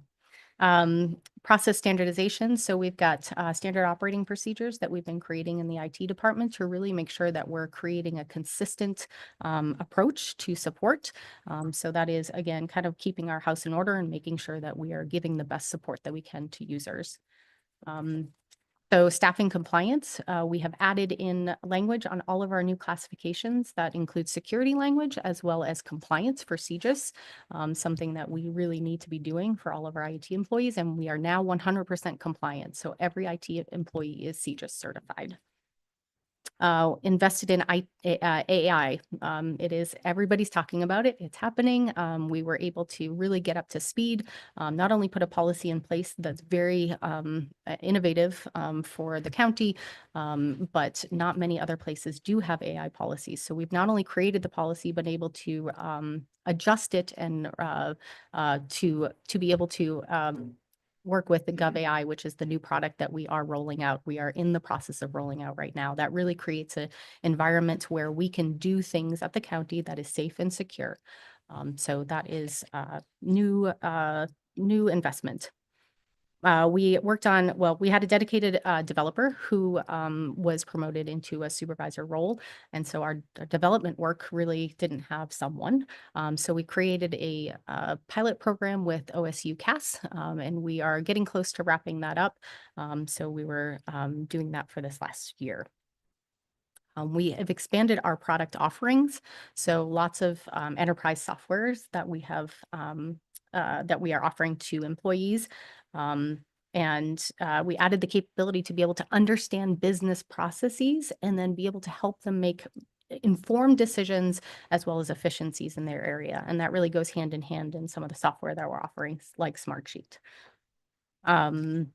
We created a software purchasing process. So with that enterprise software where we're selling, we're buying and selling licensing and software, we had to create a process to be able to have folks be able to see what they have, what they want, what they need, how to pay for it. And that is a really clear and transparent process now for departments and offices. We expanded our GIS knowledge around the county. We offered a course around GIS. And again, enhancing communication. It's super important. We try really hard to make sure that we are staying transparent on what we're doing and when we're doing it. And I work very hard to work with all the department heads around the county on my yearly meetings, as well as we're conducting a monthly distributed IT meeting for all of the distributed IT units to keep them up to date on what's happening, because there's lots of changes in the IT department. There's always kind of a tug of war between centralized IT and departmental IT decisions, who's winning currently. And then when it does go to a departmental space, what kind of expertise can you offer to make sure that you're not missing any cybersecurity components or any network components or any of the rest? And that's really, you have to have a good communication in order to make sure that, they're not, and with all the good intentions of trying to meet their business needs and solving them, but we also have to be in the loop. We have to know, we have to be able to, we've got the third-party software that we can now run through and say, okay, what's the ranking for this? Is it getting a good ranking? Let's do a security review. So we've got resources to be able to do that because we find it's important. They're trying to solve a need, but we're also trying to make sure that we're secure. And I would say across the board, big thank you to all the department heads.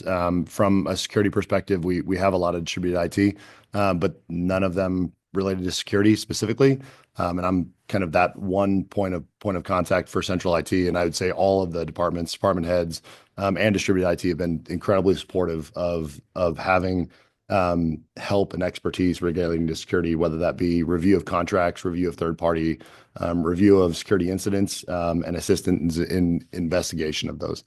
So it's been incredible, well received. So well, and getting ahead with the AI policy is probably a big win. Otherwise, people get very creative very fast with new and shiny stuff. Absolutely. I think we were a little surprised when we looked at the numbers. Over a 30-day period, we had 800 users using AI. So we knew we needed to get a handle on it. And so finding a solution that allowed us to be able to be safe and secure is really where we were going and why we had to rewrite the policy. So, yeah. All right. So 660, that's the main IT budget. It's funded by ISF charges. As you may have heard, ISF charges did change. The methodology around it changed. When I came in, a couple of years ago, really there was a drive of, we don't really know what we're paying for and how we're paying for, or what we're paying for in the IT department. So we're using a combination now of computers, full-time employees, printers, and server costs. So that did change the slice of the pie for some departments, but we are working through that and have now a transparent dashboard that any department or office can come to and look at and see, what do I have, right? And so it really encouraged that cleanup and that really making sure our county resources is the best that we can be. ISF charges were limited to 8%. You all know that. So requirements, we've got personnel services for 4.1 million for fiscal year 2026. No added employees.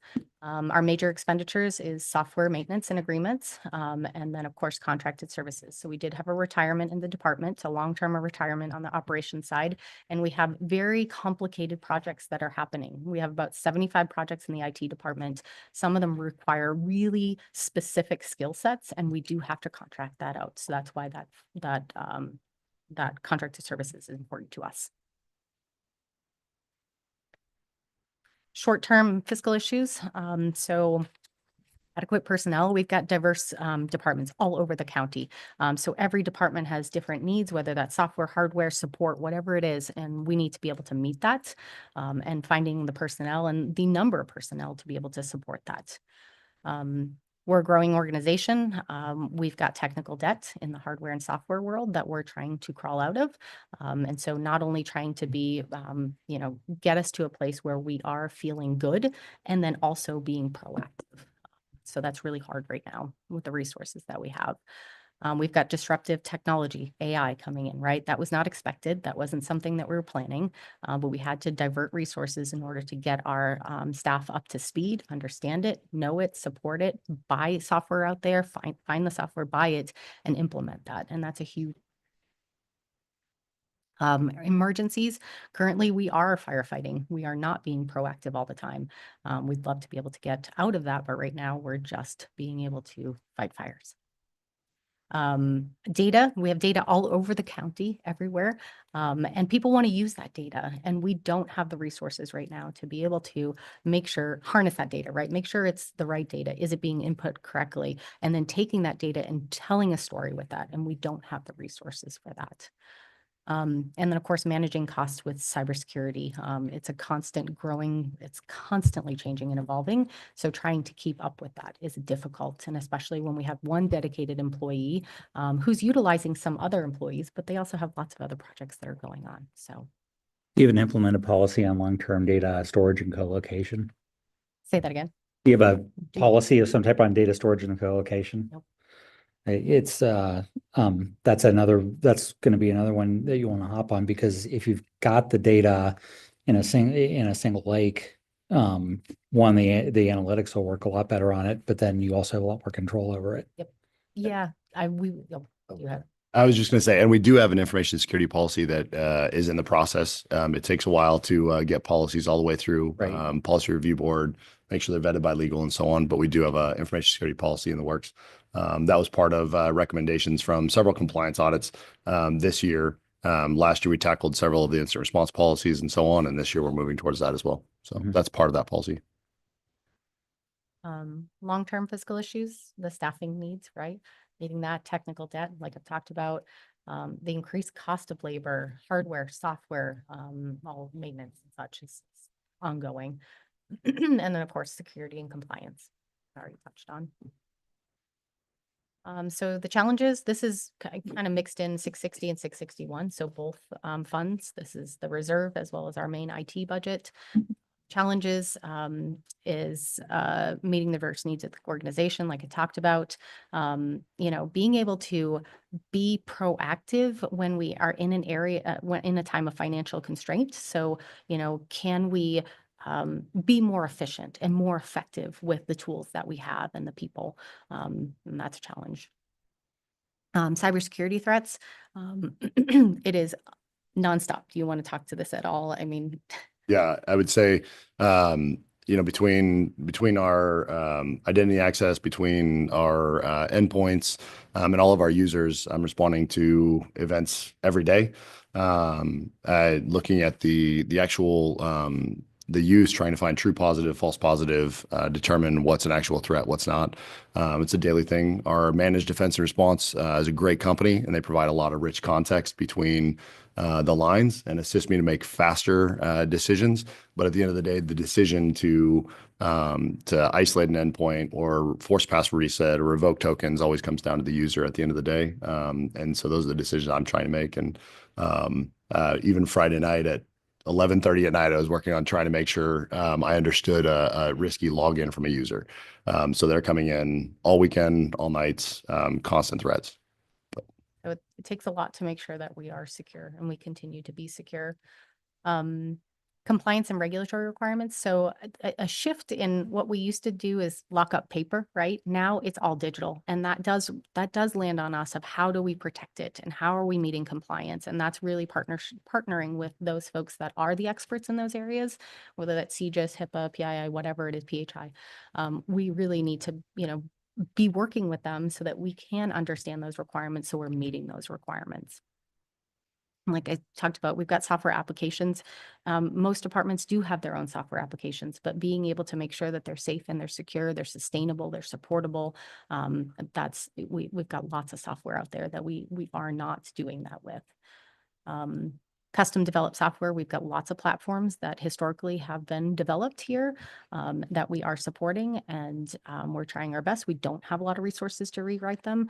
Like we talked about, we did a pilot program, but that's one application. We've got lots of applications out there that are a security threat that we need to make sure that we're rewriting and making it safe and secure and also usable and continue to be innovative around that, that platform.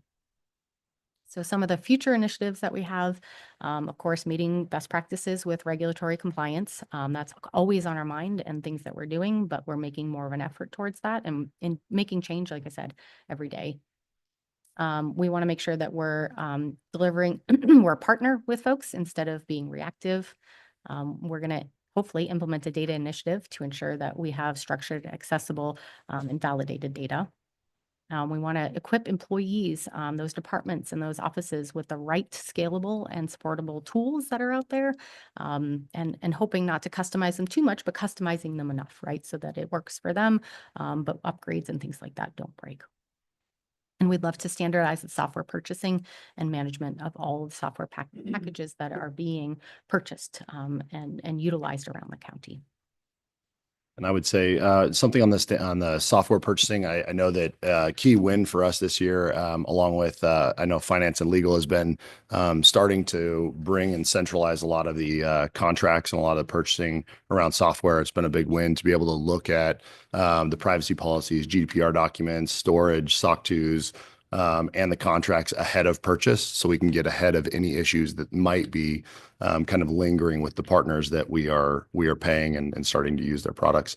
It's been a big win over this year, and that's what part of what drove the third-party risk management solution with Risk that we partnered with to make that process easier, because the review of all those documents, whether it be from legal or us or finance, is a bit daunting when they're hundreds and hundreds of pages. But that was a great win for us. All right.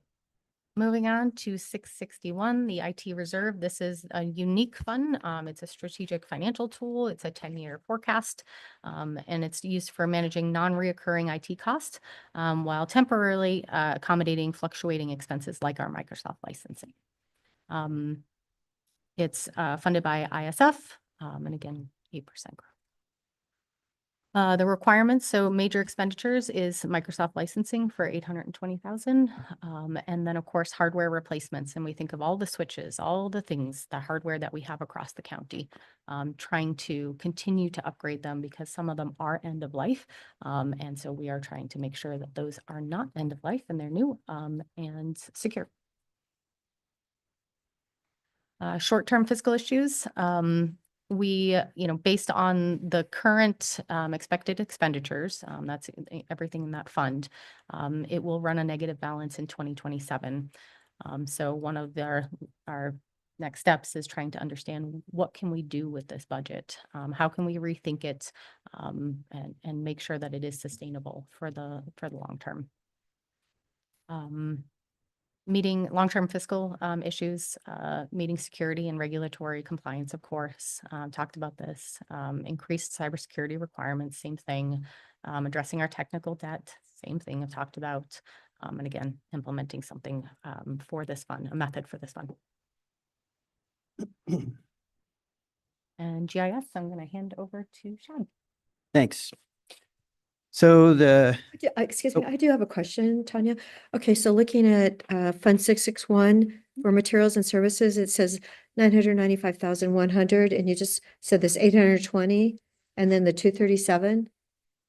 Are those both out of 661? Okay, so those two don't add up to 995,000. I'll have to go. I'll have to look. Let me look. I mean, I could look at the Yeah. details in the other binder, but I just Okay. was looking at this, I'm going like, Let me look. I may have missed it, but I'll look. Let me. okay. Great. Okay. So the GIS fund, Geographic Information Systems, for those of you who don't know, that is what this team does. They provide infrastructure and mapping support for departments across the county. We currently have 2 FTE in this position. Right. Thanks. A majority of the revenue for this fund comes from clerk and survey fees, which have decreased considerably over the last couple of years, but seem to have stabilized a bit, but at a significantly lower volume. And so we've been relying on reserve funds to kind of keep this fund going for a little while.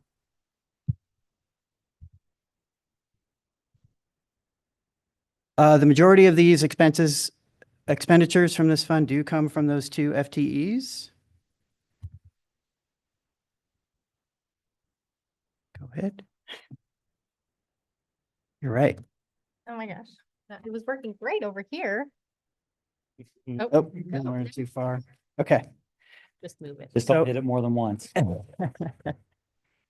So the short-term fiscal issues here, as I mentioned, revenue has decreased over the last 3 fiscal years with the fewer recording fees. Long-term, we need to find a sustainable funding source for this fund. The challenges, obviously, like I said, the instability of funding for this. And then also, we did increase the recording fees starting in this fiscal year to align with many other counties across the state.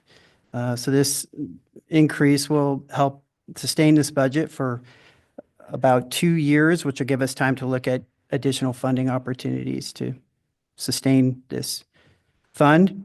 It could be that we continue to have a standalone fund, or we potentially roll this in with the other IT budget. I would think, I mean, you risk the appearance of double ISF or something, but I would think that this would be a decent reserve fund for the organizations that are actually utilizing GIS to be able to say, I've got, I know I'm going to need GIS upgrade capability, and I want to be able to fund that ahead of time if I have extra cash.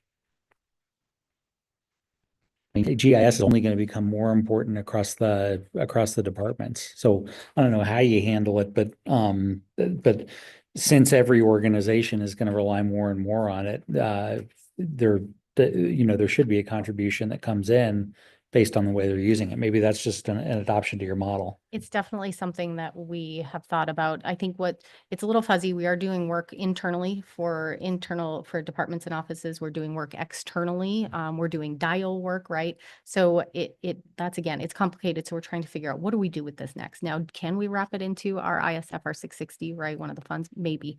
It is definitely an option. So again, I think when the GIS team was spun up and centralized, I'm not sure if it was thought of as like a core competency, but I think we're at the point where we know that this is something that we're going to need, right? So how do we fund it? Absolutely, yeah. Along the same lines, I was gonna, could you outline for us a little bit which of the departments within the county are using GIS Yep. services? I mean, because I imagine it's much broader than the clerk's office and the surveyor. Yep. Probably easier to say which ones aren't. Yeah, there is definitely a handful of departments that are utilizing it maybe more than others. But it's really hard when you start talking about what about dial, right? Like, who uses that? That's not just internally, that's externally facing, and that's being used at title and escrow companies, right? To help, I mean, yep. And we're helping departments put information in dial so that they don't have to take those phone calls and have fewer FTEs. So there is some value to all the departments that use, that we are ultimately supporting every bit of dial.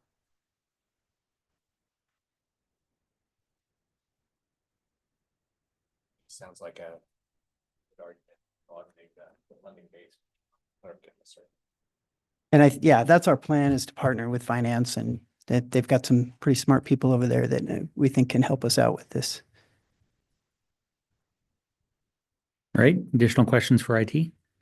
I did just want to follow up on Commissioner Adair's question. I think this slide reflects 237,000 for hardware replacements, and it should be 137,000. Yeah, I went back and looked. Yeah, thanks. Don't forget the 30K for furniture.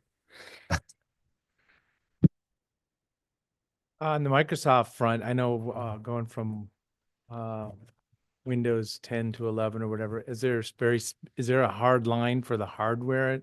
Because I think we saw that in the proposed budget for the sheriff's office. They were going to spend a bunch of money on their hardware here pretty quick. Is that going to happen through the whole organization? Do you want to talk to that? Yeah, I can address that. So there is going to be a hard deadline when Windows 10 is end of life and we need to move to Windows 11. Part of what we did a few months ago was prior to budget kind of starting is we supplied all of the departments with a list of devices that were non-compliant. And that means essentially that they're not capable of being upgraded to Windows 11, and they won't be supported kind of moving into next year. And so all of the departments are kind of tackling that with different, like at a different time with different plans and so on. Just depends on how the department is. And then they're partnering with us to work through purchasing and so on. And some of that also is broken out into the decentralized IT, in that some of the IT departments purchase and prepare their own machines. We do that for other departments. And so we've kind of empowered them with knowledge and information, and each department's tackling that in their own way. But that's all happening at the end of this calendar year or Yes. by the end of this calendar year. So yeah, that's coming right now. Yeah. It was supplied to them last year, or was it last? I can't remember when it was supplied to them, but it wasn't a significant amount of machines that were not able to be upgraded. Now, there are definitely Windows 10 machines out there that can be upgraded. So, Good. and that's on IT and.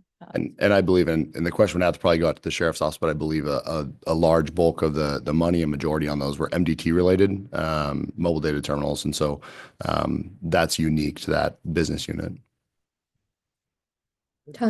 Tanya, on page 28 and 29 in our book, your department is referenced, I would say like 8 times with in progress. Now I know the InGov, we just got that grant, so that's no longer in progress. If you could go back, like when you have a second or like 10 minutes and just say, okay, well, actually we're in much better shape. You know, maybe you answered these questions 3 months ago. Yeah, so I looked at the performance measures and quite a few of them will be met, but some of them, like I talked about, trying to standardize like a mechanism for shared governance around software purchasing and development. That is a huge undertaking. And so we're just not going to be able to meet that goal. We're going to have to push it off till next year. But some of the other ones like tabletop exercises, we have created the dashboard and sign up sheet on SharePoint.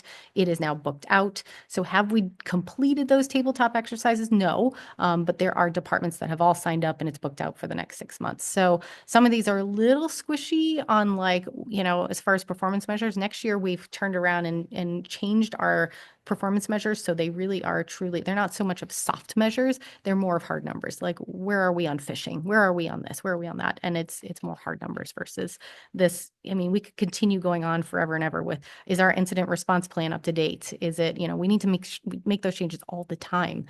So it's never ending on some of those. So. Okay.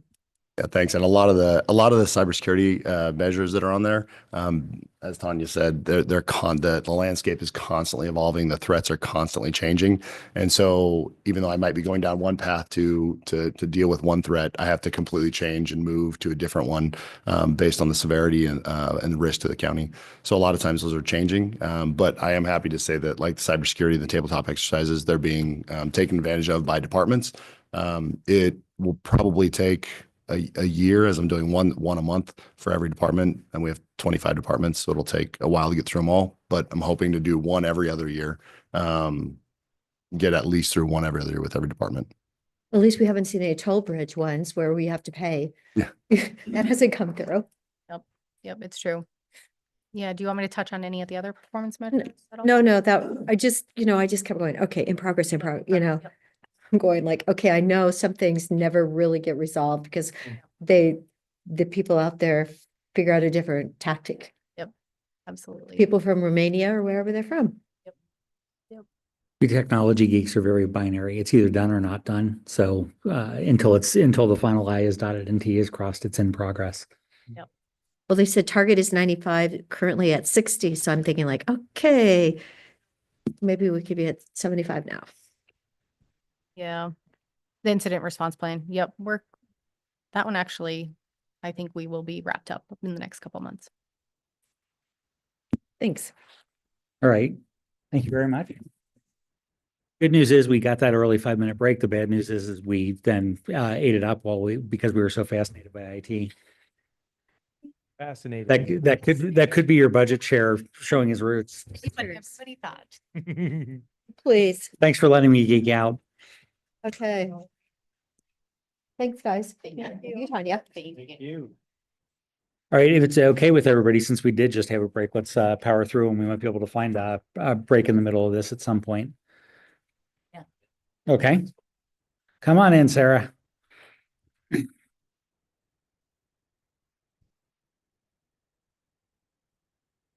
Oh, thank you. Oh, you have to wear it? All right.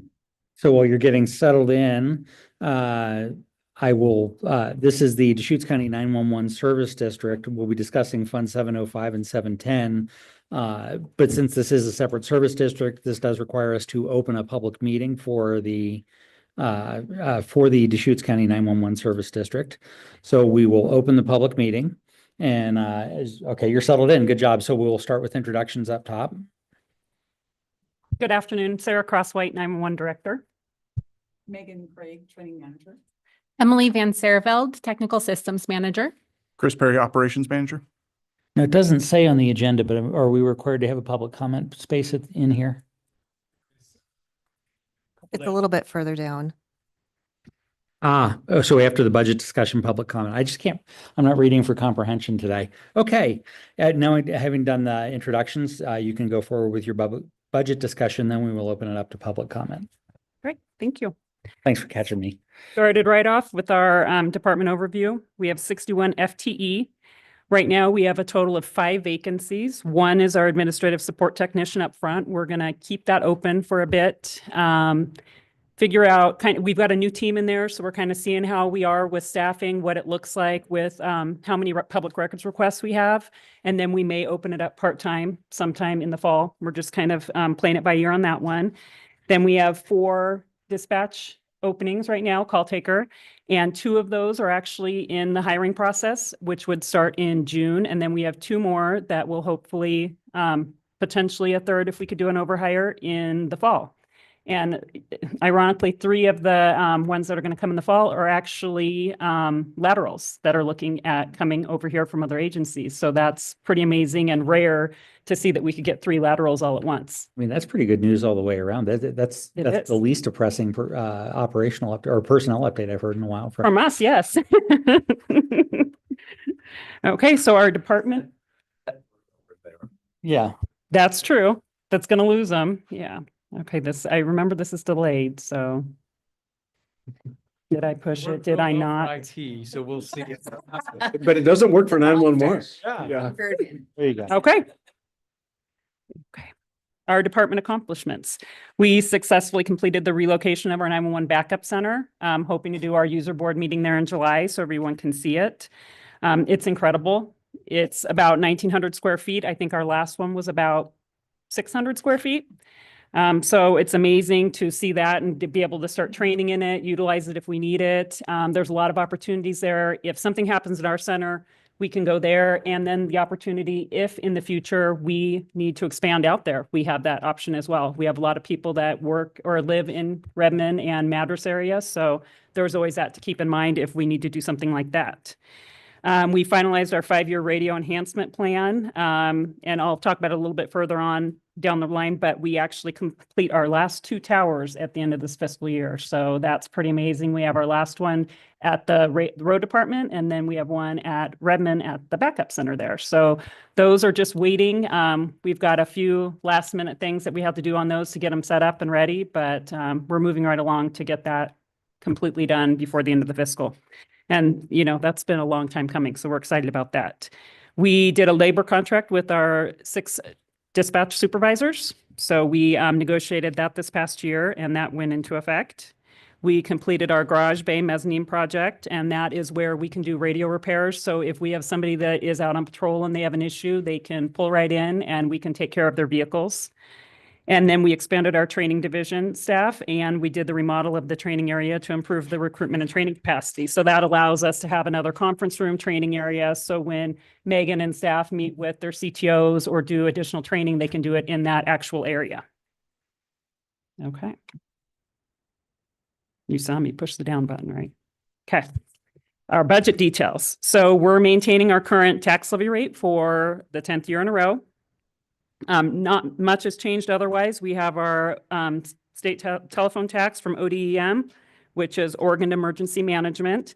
And then we have our IT and radio service level agreements with our police, fire, and non-public safety agencies. And we actually have 2 more that have reached out to us this year that want to do IT SLAs with us. So we'll probably look at doing those starting July 1st.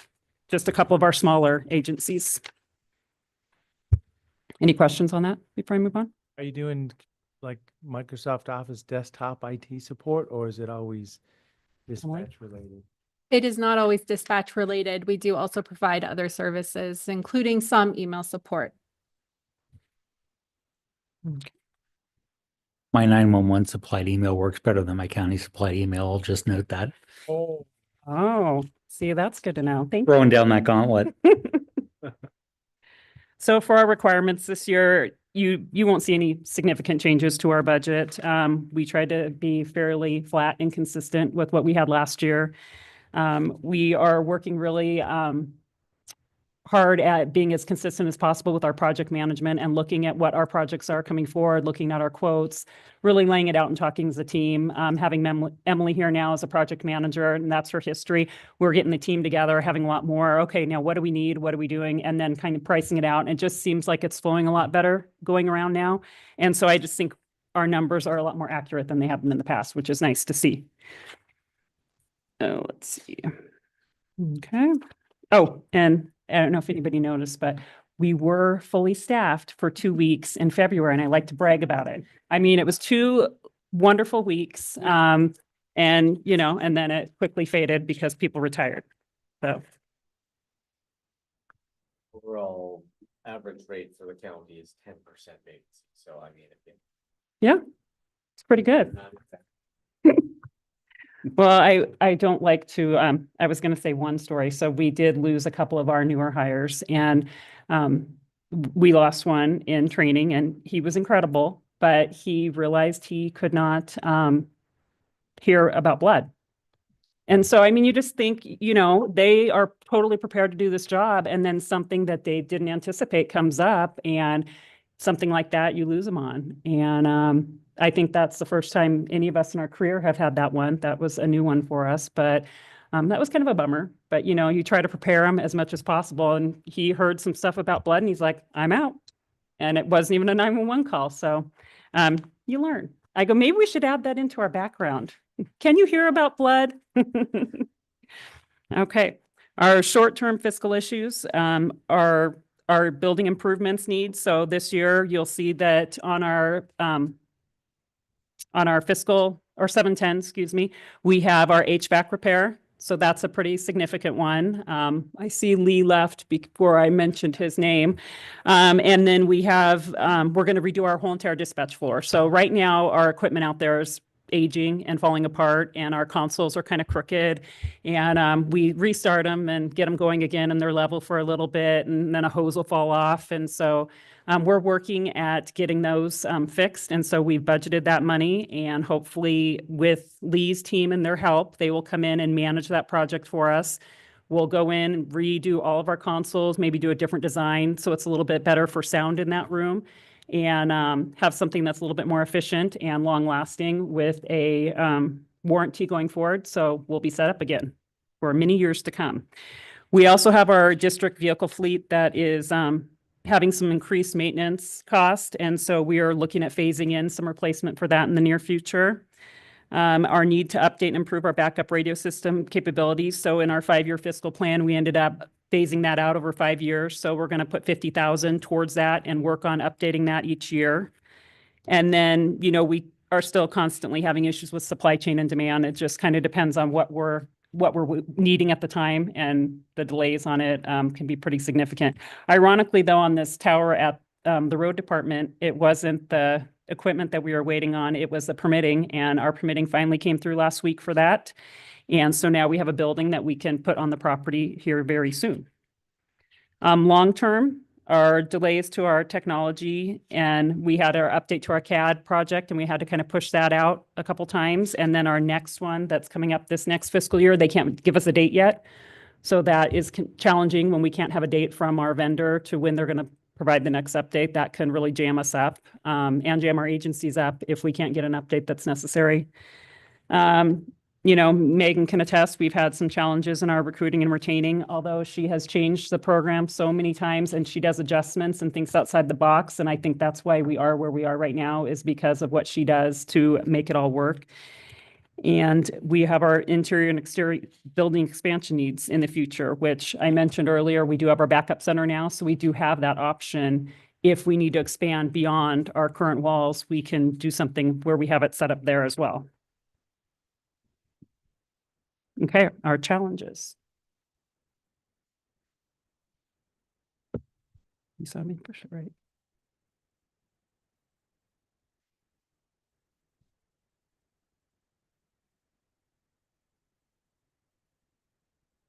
The challenge is the delay.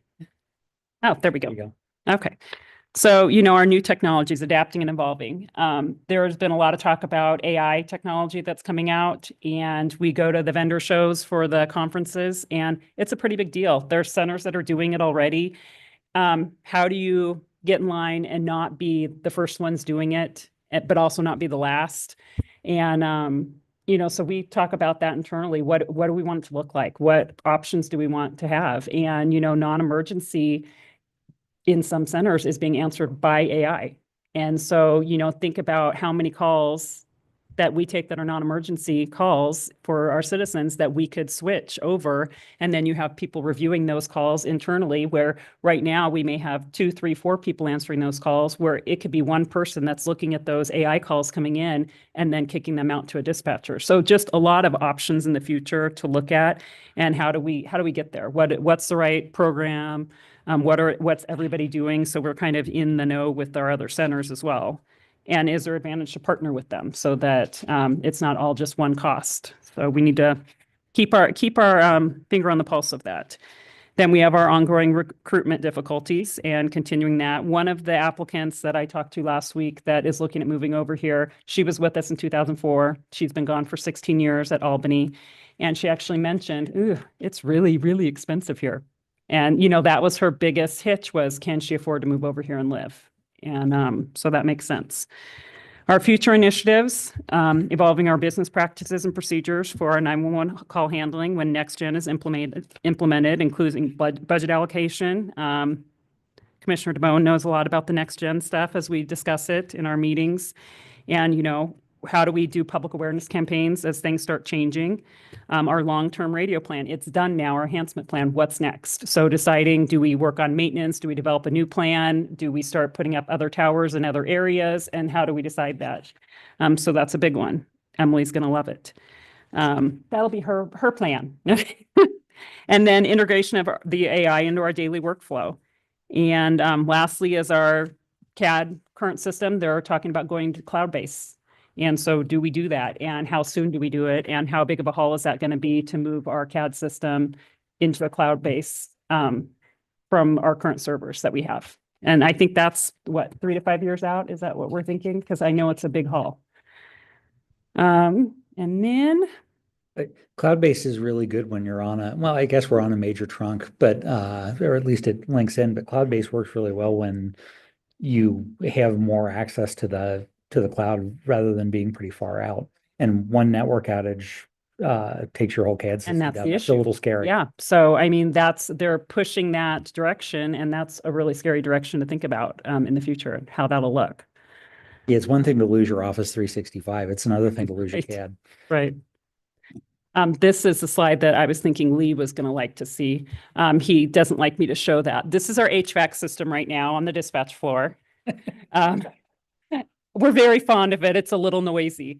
So this is why we are actually, yeah. So this is why we budgeted the 630 for the phase 1 of the HVAC project. We are currently struggling on the dispatch floor. Smoke is one of our issues, but also the cooling and heating. So we don't really cool well in the summertime. And so they've had a team come out and look at it. And this is our temporary solution. And then we will get the new one. Hopefully it'll be wonderful. And they'll be able to do it from downtown, is what I hear. And then you see our consoles to the right there. I took a picture because I thought it was funny that we had lost one of our hoses and it was just laying there. And I thought, well, this is about right. This is what's happening for us. But you can see our fiscal projects, that 630 added that number for 26. And then the increase in fiscal year 29 is our phone system, 911 phone system replacement. We do that every 7 years. And then the state will reimburse a portion of that back to us. I'll just point out too that the details of these numbers are included in your supplemental materials. Yeah. If you want to look.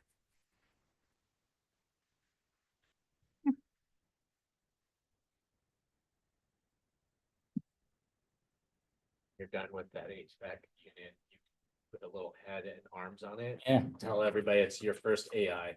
I could, yeah. Put some googly eyes. Okay, here's our 705 year fund forecast.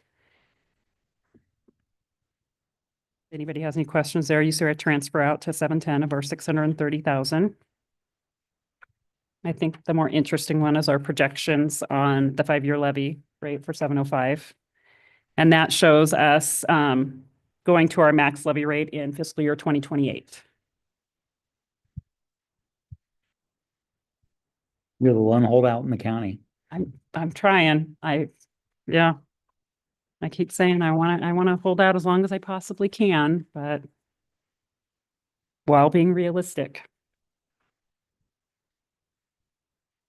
Okay. Do you have any concern or do you have any, are there any triggers that would make you pull that in? Are you seeing anything on the horizon that, you know, like a big II investment or something significant that you have to do where you would have to go to the levy increase No. earlier? No. When I look at my reserve plan, I have things that I can adjust and change. And so I'm prepared to do that if we do see, a software that we have to have that we want to go to. I would be able to make those changes without it affecting our levy rate.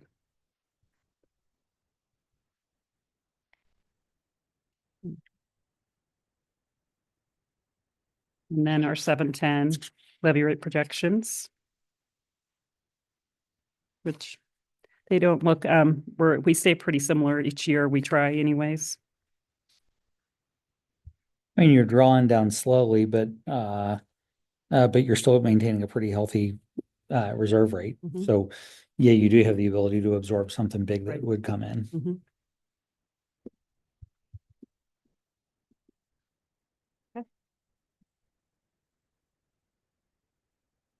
I'll just note, probably from my last week's reading, I have a note at the bottom of the 911 summary that says, thanks for being boring. So I probably meant to tell you that. No, I appreciate it. Thank you. That's my goal every year. And then I just put some pictures out there from our telecom week that we had a few weeks ago where we were honored by our public safety teams. It was special for them. So I always like to post pictures of them. Did you guys have any questions for me? Or for them? They like questions. I'm just kidding. It's and some of it's just a sensitivity to where I live, but last year was a pretty hot time from a fire standpoint down in South County and in other areas. You were testing a lot of your evacuation procedures and alert systems and all that.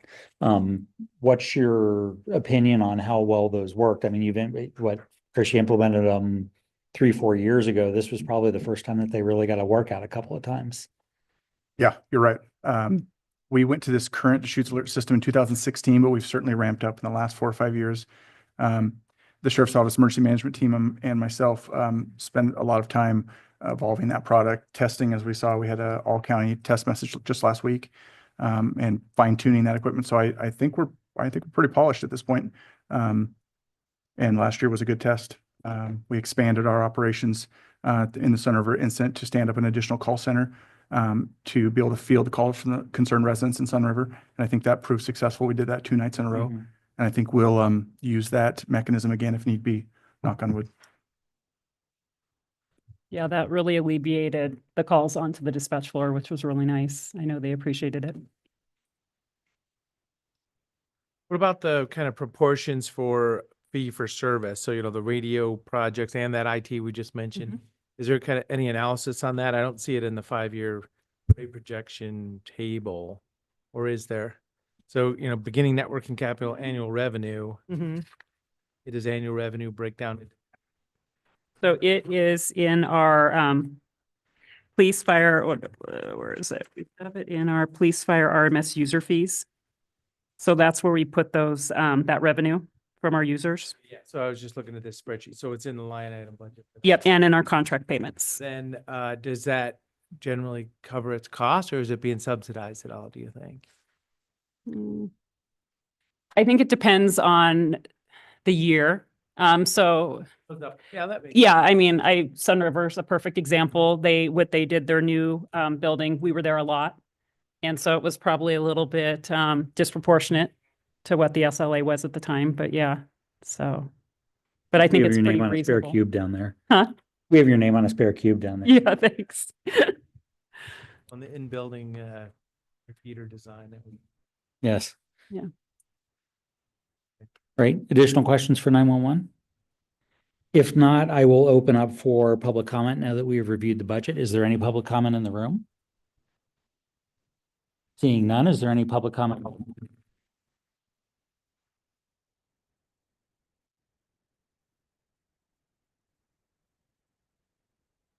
All right, no public comment online. I will close public comment and we can close the public meeting. Thank you very much for coming in. Thank you. Have fun getting home. I apologize about this weather this week. Our staff had such a bad week last week with the calls that. You didn't do that. Of course you did. Anyway, no, I just meant going down Greenwood to go, yes, that's, Yep, for that. go, We go on, we take the Parkway. oh, Cloverleaf Ground. oh, you mean to go down to Colorado and what's it? Yes. Oh, just be careful getting on because you can get rear-ended there. Oh, well, Chris, don't get the rear-ended. Thanks, guys. All right, so we can do a time call again. It's a little before 3 o'clock. We have the sheriff's office newly starting at 3:05. We can either power through and get them started now, or we can take a quick break. What's the consensus in the room? This might be the last time I'd be nice and ask, so. It could take them a couple minutes to get set up. Yeah, why don't we We can do take, both. yeah, let's take like a 5-minute break. We'll start at 3 after or 4 after, and that gives you a chance to set up.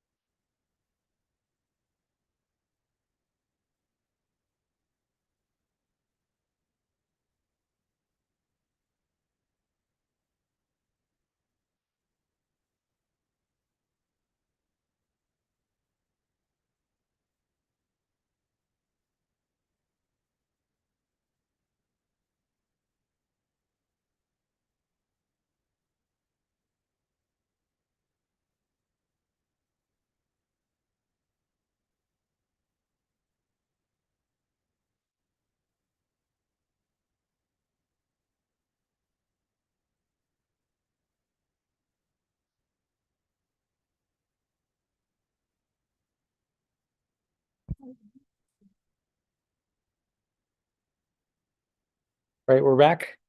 All right, thank you. We are back. At this time, we are going to discuss the Deschutes County Sheriff's Office. We have two separate meetings here. We will start the first one, which is the countywide law enforcement district number 1. So I will open the public meeting for Sheriff's Office countywide law enforcement district number 1.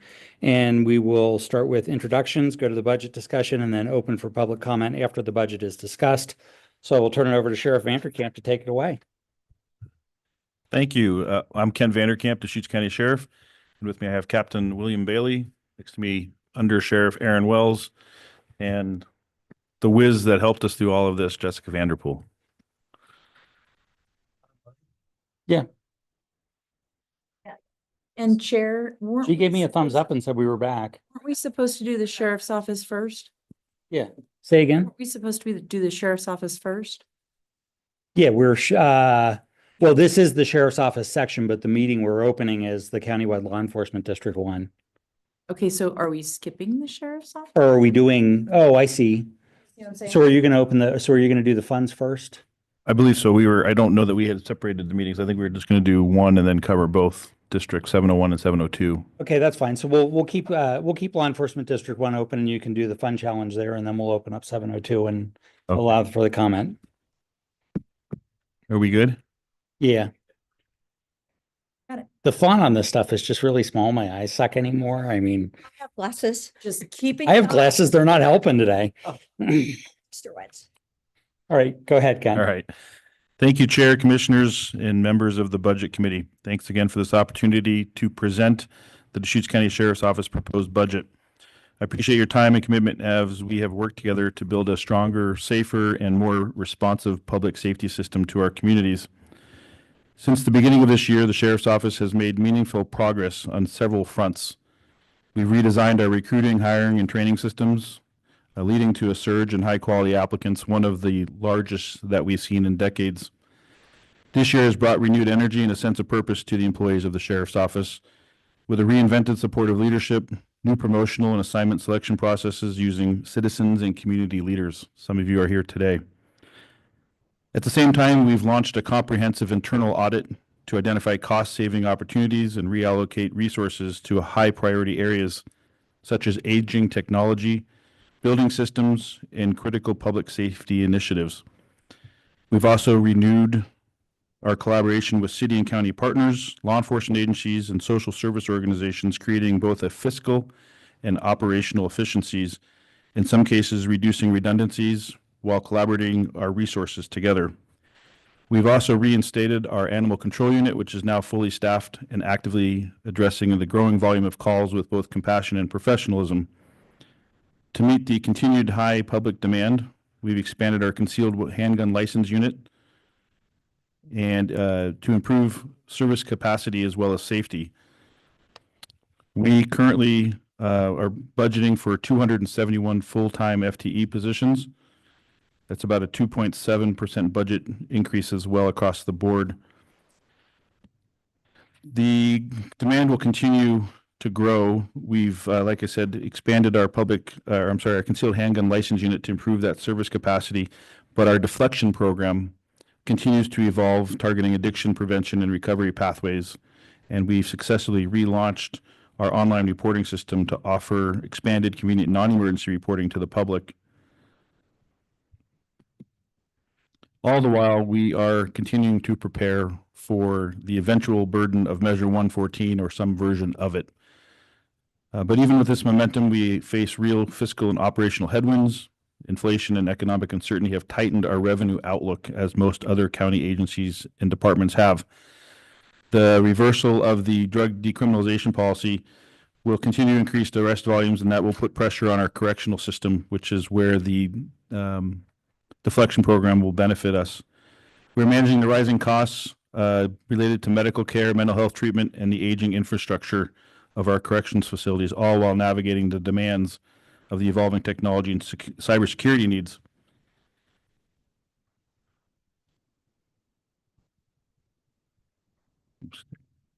Operationally, we're balancing staffing challenges brought on by expanded leave laws, escalating cost of living pressures, and increasing calls related to homelessness and behavioral health issues, you'll see that most of our increases occurred in the personnel lines where we were able to find discounts and savings in our other two lines. We also are constrained by the physical limitations of our facilities. As you'll notice in previous conversations, we will continue to need capital investments in the future for infrastructure. These are not optional. They're absolutely critical to both the efficiency and the safety of our operations. And we look forward to forecasting and modeling our future budgets based on the Public Safety Campus Master Plan as we address space shortages and those that are impacting inmate visitation and classification. Despite these challenges, we remain focused, all of us, some of my teammates are here today, to provide effective, transparent, and responsible public safety services while considering how we spend every taxpayer dollar. This proposed budget that is here today in front of you reflects our continued commitment in innovation, fiscal discipline, and community well-being. Thank you again for all of your support over this last 6 months and your partnership. I'd like to introduce you Jessica Vanderpool. She has been instrumental in this budgeting process while working on her own duty assignments, as well as taking on the role of our business manager while we've continued that recruiting process. And hopefully we'll have that solved here very soon as well. Jessica will review the Sheriff's Office forecast and all of our fiscal issues. So this just shows a breakdown of our budget and how where the revenues are coming from. Roughly 17% is tied to non-tax district revenues, and then the breakdown is right there. It's about 11.5 million worth of revenue that we're receiving outside of the two taxing districts.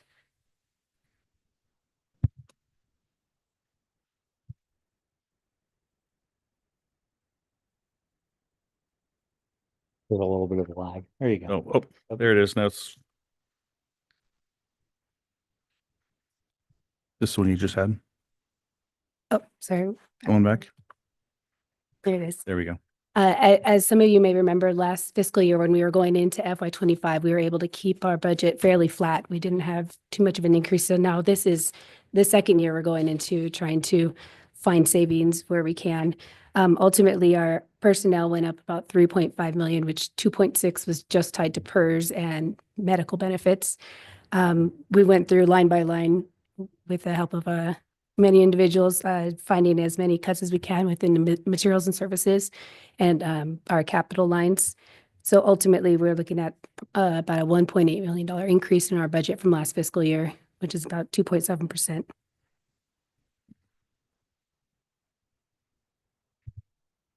And so with the help of the finance team, we worked through the forecasts. This shows a view with 701 and 702 combined. And we've been striving towards getting to that 4-month reserve or contingency that we can pull on when we're waiting for the property tax revenues to come in. We used a lot of the same forecasting percentages that finance used as far as the 4.7 in revenues. And we assessed our expenditures and kind of mapped that out and where we anticipate those to land. We budgeted about 18.5 million beginning working capital in FY26.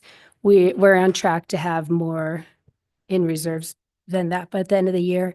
So we'll anticipate that actually going up, which will just help us as far as having additional funds set aside.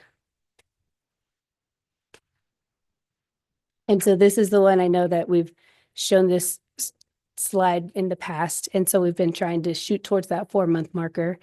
And so we're right in there. When you're looking at the blue one, that's the one of combined, the 701 and 702. When you separate out the funds, you'll see that the 701 fund is able to support us better than 702. So we're currently looking at how do we expand our resources and try to get as far as we can with the services that we need to provide within this fund.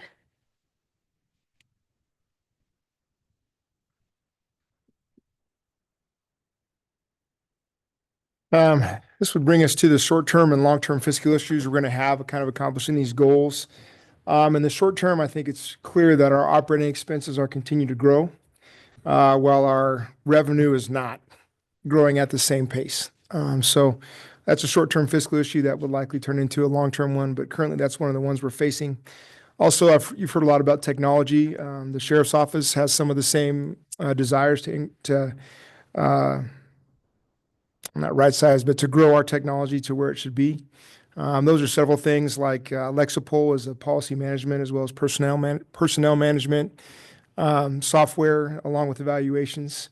It's a comprehensive program that's used by law enforcement nationwide, but it doesn't come at a cheap price tag. So we're kind of making that technology upgrade.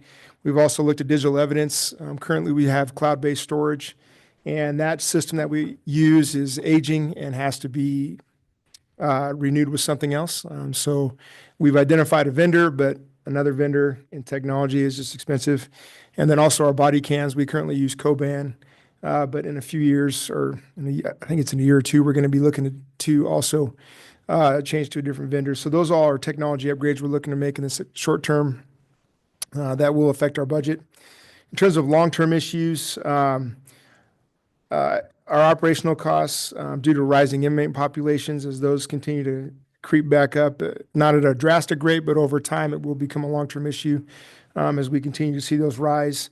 Higher medical expenses on one side, that is an inmate, dealing with an inmate population that has a lot of treatment needs, and sometimes those extend outside of the jail, so we're having to send people out into the community to different organizations to be treated.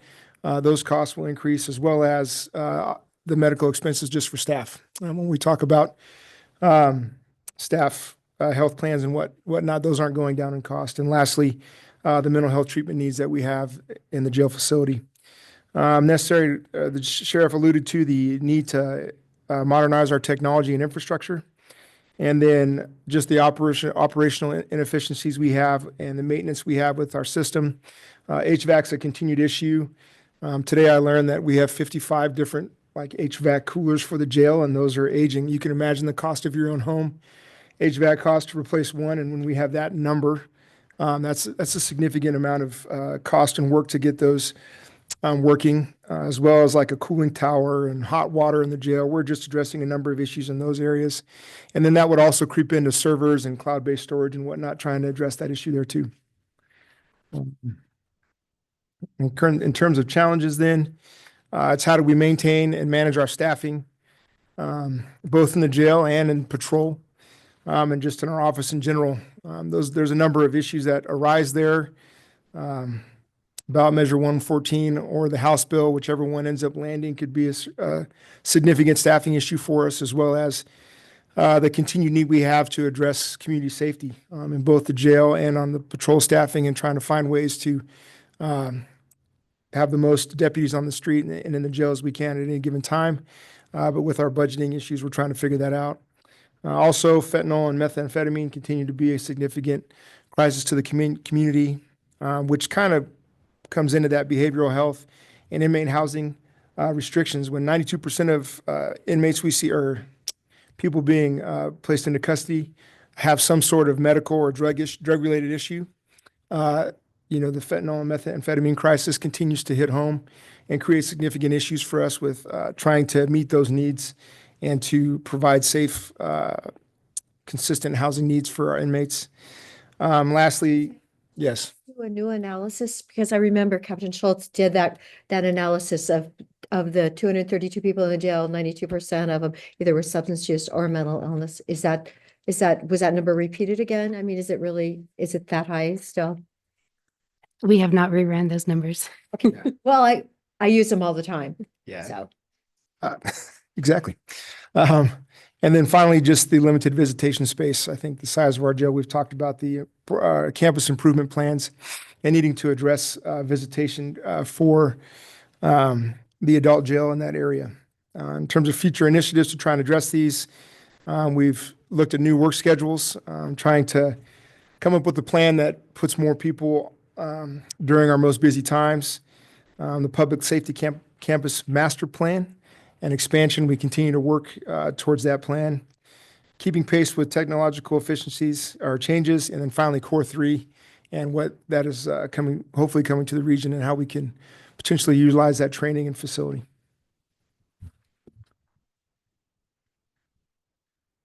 Switching gears, what we're able to implement this year is we've had a Sheriff's Office Reserve for a number of years. And in this year, we were able to expand that to include vehicles and public safety campus, with the idea that we're going to try and roll a certain amount of money forward every year to address those and be able to kind of forecast that out. I know that we went, one example would be our vehicles specifically, and the push we made to have every deputy have a vehicle. Obviously renewing those cars, they come on a schedule. Having a fund reserve makes us able to do that, as well as radios. And obviously the public safety campus, trying to save money for that expansion.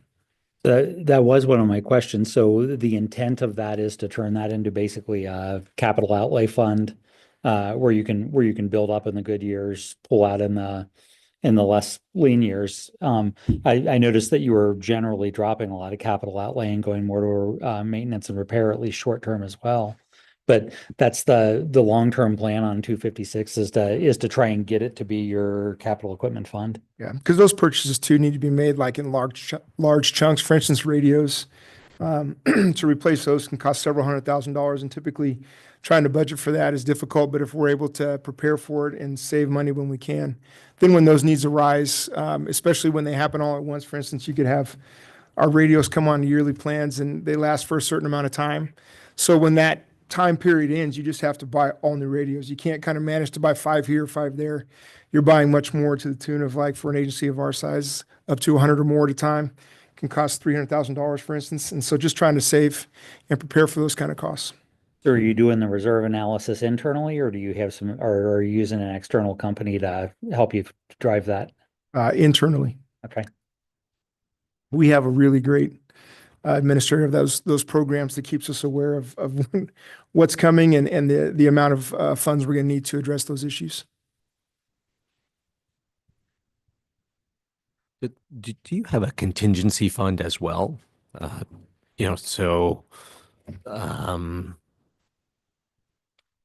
Some other, like, very large fiscal impact to the unexpected fiscal impact to the sheriff's office. Were you relying on this reserve to cover those kinds of issues? Or is there even an additional kind of reserve contingency that would be available to cover those issues? Because I guess then my question would be, if this is becoming sort of like a capital project reserve, then how do you cover those other unexpected crises if they come up? It's more equipment than capital, but I think that's just a nuance.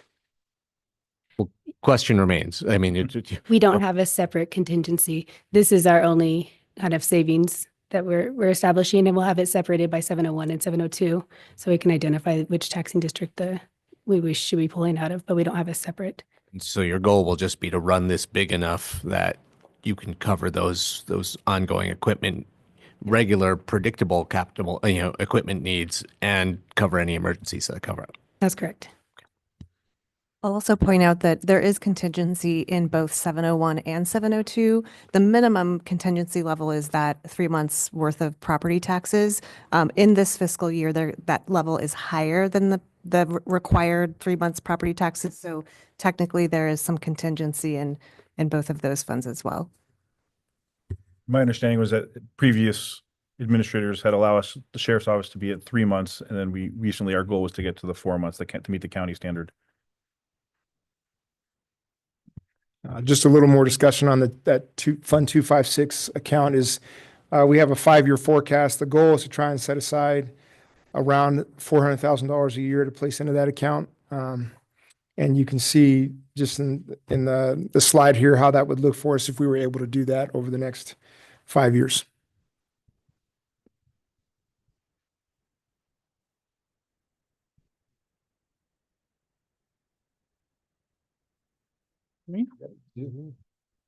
So does 702 then actually have the capacity to make that transfer? I thought you said it wasn't. As long as they do it later in the year. Okay. Yeah. So we'll see. Yeah, but we'll see kind of how the savings go with personnel and other things. And if you look beyond FY '26, it's more heavily leaning on 701 versus 702. But we'll wait and make these transfers towards the end of the fiscal year when we have a better idea of kind of how the funds are coming. This is, I've seen this done elsewhere, and this is a pretty sound philosophy to say, okay, let's get an understanding of what it is that we need and how we fund it. And then it gets very depressing because you actually get a good understanding of how much you actually need and where you go, and and you start thinking, wow, if over 5 years I'm 40% funded, I'm going to be tap dancing, and you're nowhere near it. So good luck. It's going to take a while before you're happy about it, but I think it's a good progress and methodology to make. One of the projects we have currently underway is replacing our jail control computer system.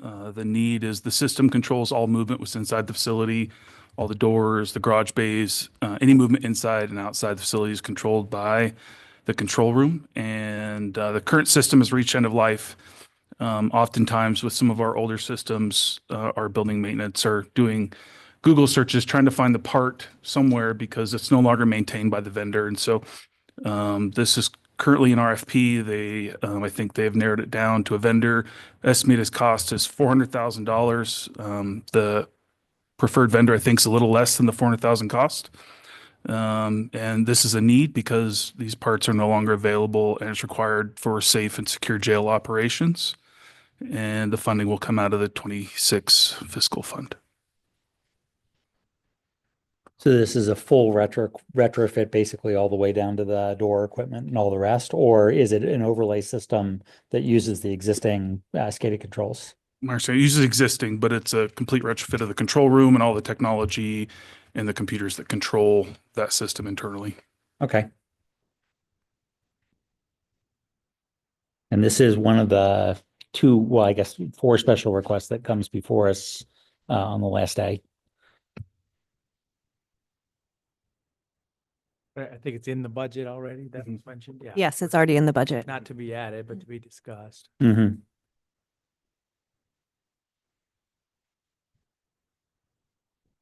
I have a question about the challenges you mentioned around fentanyl and methamphetamine and the deflection program and how that's helping to get people sober and help with recidivism and all of that. Can you talk a little bit about that program? Sure. So the program, the deflection program now is designed it provides alternative to housing. So we have somebody that comes into custody and they want to become clean or find resources. We have third-party providers that then come into the facility and we provide basically a handoff to them to where then they're paired with a caseworker, and the caseworker helps them navigate detox, treatment, and ongoing success beyond there. So the whole idea is to divert them from being incarcerated and provide them services to become well. Not every county has the ability to do that. We've been very blessed with some great partners in our corrections facility. Neil Marchington, one of our deputies, is running basically the operations piece of it inside the facility, and he's then incorporating the third-party providers in that. So little cost to us. I mean, there is a cost, but it's cheaper than housing somebody for weeks on end. So How many inmates have gone through that program like in a year? do we have that number? I don't think we have that number with us. Yeah. Mm-hmm. Any other questions? So I said it before, but I'm just confirming. So I noticed in your materials and services, you have pretty significant increases in like radio maintenance as well as software maintenance. But then a lot of that is taken out in terms of no capital outlay for new radios, or pretty good reduction in terms of automobiles, even to last year, which was good to the year before. So the philosophy is try and keep what you've got running for now. Correct. Extending the life of the vehicles that we have is one of our goals. Minor details from how new vehicles are being built out, using the vehicles that we've already purchased and try to avoid purchasing new vehicles. Those are our three main criteria for vehicles right now, is make them go a little bit longer down the road, outfit them a little differently. We even went as far as reducing the amount of graphics to save money there on the sides of the cars. So all those little things added up. Right. And then does that give you any concern for long-term issues? You know, as you push vehicles to last longer, you're going to go out of warranty on some of them, especially with some that have been Sure. sitting in the parking lots for a while. Is there, how nervous are you about the philosophical change versus you just know you need to do it to save the money? A little bit of both. I think for us, what we really wanted to do is make sure that we have more of a system in place. So Pete Martin, our shop supervisor, has done a good job of forecasting replacements and lifespans of vehicles as he sees them more than we do. So he's able to forecast when vehicle A is going to hit that magic number versus vehicle B. And then we're able to stagger the purchases rather than just one big mass purchase. Mm-hmm. And the difference too with this market now is that the availability of cars is better than it was during COVID. So we're not anticipating a shortage there. But that was the other thing, was we wanted to make sure we were spreading that over time, not just doing one big buy. Yeah, sudden 10 to 12 month delay on your vehicle order starts to put a lot of stress on the existing fleet. It does. And then that's coupled with there's actually a company that outfits the vehicles, and they're just as backed up as the suppliers of the vehicles. So then you have basically two funnels that you have to get through before you get the car on the road. And then I did notice an off-road vehicle purchase. Could you just give a little more detail on that? What was in that line? It's 55.7, so I didn't know whether it was a couple like SAR vehicles or. I want to say 5507. Cap, do you remember what that was? That was the off-road vehicles for special services. 5577. So that's an OHV, a side-by-side that we're going to be purchasing, but we're only going to be paying 20% of that. 80% will be covered by the grant. Oh, cool. That was one or two? One. Right. I have a question. So you referenced 271 FTE in this budget. I'm wondering if you can put that in context for us. So where have we been? You know, how does 271 compare? And then even, you know, we're always talking about how our ratios of officers to calls is not necessarily ideal. So what would be ideal? You know, given that 271 number, and then like as you know, as part of that discussion of, you know, where we've been, where we are, where we want to be, could you also talk about, because I know we've had unfilled positions that we were counting on to stay unfilled in the budget in the past, and you know, and are we still doing that? And you know, if so, how many of the 271 are you know, in that category? That's an active conversation in our building almost on the daily. So I'll let Aaron. Yeah, so since 2017, we've increased by 45.5 staffing. That's what we're budgeted for to get to that number of 271. In terms of kind of what we do with those numbers and how many we leave unfilled and whatnot, that is an active conversation. I think currently our budget is really the question mark and how we sustain growth in terms of our staffing with the cost of what it costs to outfit an officer in either our deputy in either the jail or the sheriff's office. So we continue to try and address that. I think that when we look at our budget, 701 and 702, they have different needs. So we don't really have a mantra other than to say that it's important for us to be fiscally responsible. And so we're trying to address it through that lens right now of how do we get the most from what we have. I think part of that discussion has been trying to say, by looking at schedules and can we do more with what we have currently. I think that in asking before, we were just talking about it, is how many deputies do we run in terms of on a road shift. We typically like to have, 8. I don't think we're running that number now with just all the things that go along with personnel. So we'd like to have those numbers increase. Around 4 to 5 years ago, we had closer to 10. So we've actually don't have as many deputies on the road as we had years ago. And we're trying to address that number. But as we do that, We're just trying to do it in a way that makes sense for us to be able to sustain that growth throughout time. So we have the positions available, but it's just trying to address it through the lens of can we do it and sustain it over time? Or do we run up into this number of our reserves, and how do we do that in a way? So it's a complicated equation for us to try and figure that out. I think there was one other question you had, Phil. I think you covered it.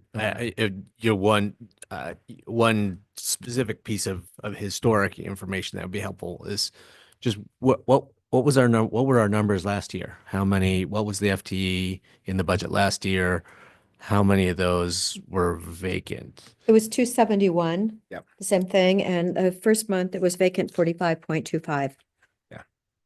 So we're basically, in terms of how many vacancies we have now, I think it was 38. Is that right, Eric? So we've decreased that by a few, but that will be across the organization. So we have a number of people in background and looking to bring on a number in both the jail and on the road. And also filling business manager and PIO. We just have a number of positions that are currently in background waiting to get filled. So that will address some of those numbers. But we're still going to have a number of vacancies. And our budget is built on 2.6 million for the clearing account. So we're talking maybe 17 to 18 personnel that we need to leave vacant for our budget. And then related to that, you had a pretty significant decrease in overtime as well. It was down, my note says 17.5% or so. How do you balance that with the need to maintain some of the staffing on the street? That's another daily conversation. Well, that was obviously one of our biggest expenses was overtime. So we recognized that we needed to be respectful of that taxpayer dollar again and figure out what's a priority for an overtime, or how do we rearrange schedules? And schedules was one of the easy things for us to look at and figuring out ways to do that. Plus finding the right person for the right job. Do we need to have a lieutenant or a high pay grade doing a deputy job in the jail on overtime? No, so we started restructuring how we looked at that and reprioritized. And so we were able to get that overtime down pretty quickly that way and expect it to even come down more. Okay. I'll just quickly respond to Judy's comment about the deflection program. I only have the data because Deputy Marchington was at the local Public Safety Coordinating Council meeting and provided the data to us just over a month ago. And he said as of, and I'm just reading from the slide that he presented to Lipsick, as of March 27th, 2025, we have had 11 successful deflections in Deschutes County and 10 unsuccessful deflections. There are 14 active deflection clients enrolled and making progress at this time. Clients have been provided access to a range of service levels, such as outpatient, intensive outpatient, inpatient, and detox. Mental health services are often included. Multiple clients are no longer houseless. Multiple clients have their kids back, and multiple clients have gained employment. So that's what the deputy provided just over a month ago, which was great information.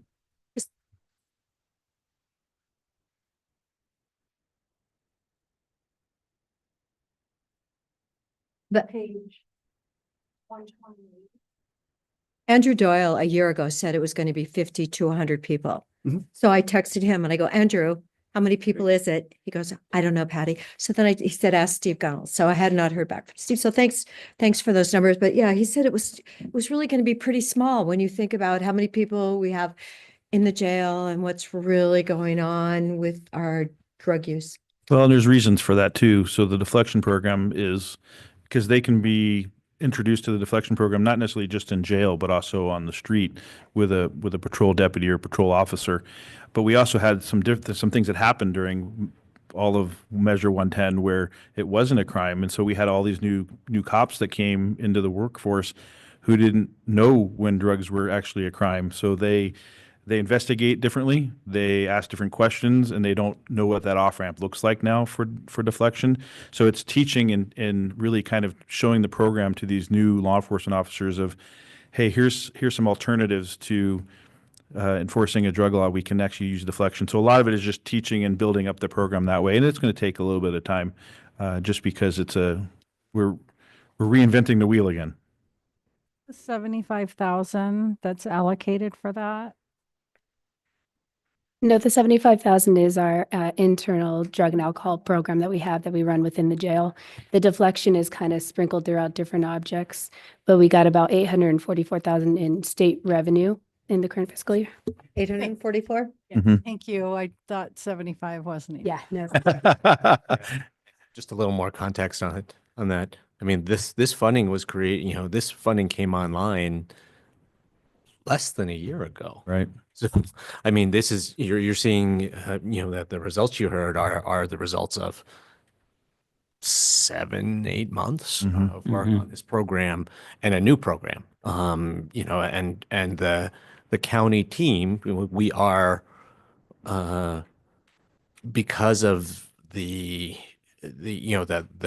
caliber of the work that was being done by the law enforcement community, by the DA's office, by behavioral health in the county, and then all the partners in the county, we were at a distinct advantage in launching a deflection program compared to a lot of other counties around the state. But all those people who are, in a really good position to launch a program like this were also very smart. They said, we need to start small. And we need to demonstrate success. So you better to start relatively small, take on the people who are going to have a decent chance of succeeding, and demonstrate that you can do this, and then grow it before really trying to do it at a very large scale. And so I think part of what we're seeing right now in this first year of the program is just that they are trying to start at a contained scale so that they can really knock it out of the park. And we've recently scaled it up a little bit by offering it to different levels of crimes too. So the DA's office was very wise in how they expanded that and scaled it. Thank you, because I didn't remember it in prior budgets, so that's why I asked about it. Yeah.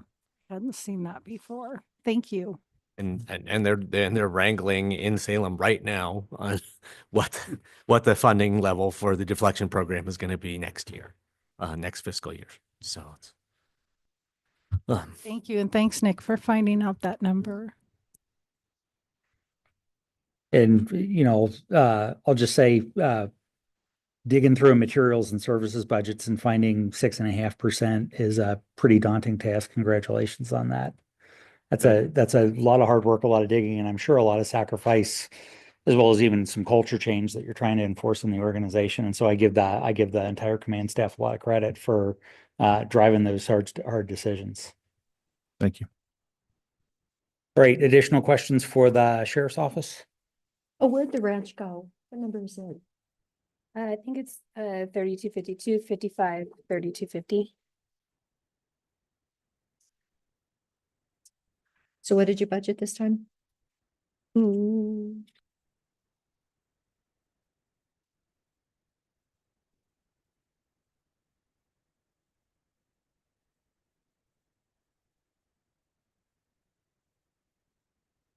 I think it's 510,000. Thanks.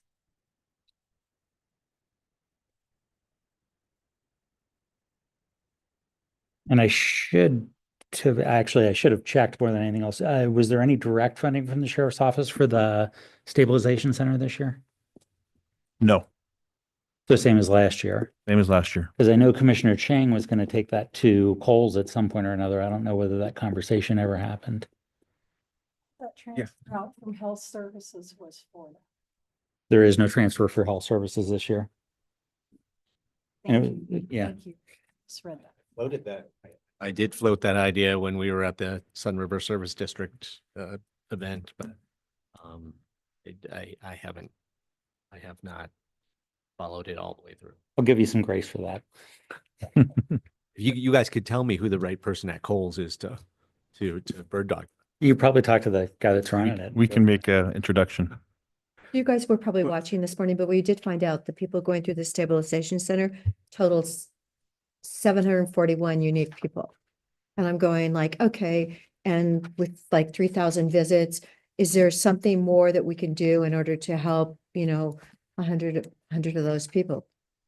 I think there will be. This year was more about stabilizing the budget and kind of figuring out what our priorities were. And we had many other areas that we had to cut back on, not just the stabilization center, but I do see that future, us being able to reconnect with the stabilization center. This just wasn't the year for it. And if I may offer, and Sheriff Pfister, it was a real collaborative process with the sheriff's office, with health services, with admin and finance about how the funding worked. So that the stabilization center remained funded. The sheriff's office didn't. I'm not recalling the grant that you didn't receive this year because it was offset by another grant you received, and so the health services is being made whole by the. I'm not remembering all the pieces that fit into I together. can but- follow up with them on but- Wednesday, just on how they got it funded. I mean, the fact that it Yes. is still funded is good news. Yes, and I just wanted to really emphasize, it was a collaborative process. We talked through it, and health services, everybody was at the table. It was great. We had some good conversations with the health department in that decision-making process. And they were understanding and graceful about it. This wasn't the year for us to do that. You can't solve all the problems at once. No. And a portion of that crisis stabilization funding is coming through our opioid settlement. Thank you. For fiscal year 26. There we go. Thank you. That was the missing piece. I mean, if I could just kind of tee up following this thread through to health services, my understanding was as part of our limited growth kind of what health services had to do to meet the limited growth targets was that there was actually a reduction in county general fund dollars to behavioral health, which came out of crisis services. So, in the past, we've talked about, whether the county, it's, the sheriff's office has been, a foundational supporter of crisis services in county behavioral health for a number of years, and has had faced challenges with doing that this year, but the county hasn't really put a whole lot of general fund into crisis services and behavioral health in the past, and this year we reduced that even further. So that's a significant thing to note. It makes us that much more dependent upon the Impacts Grant Program.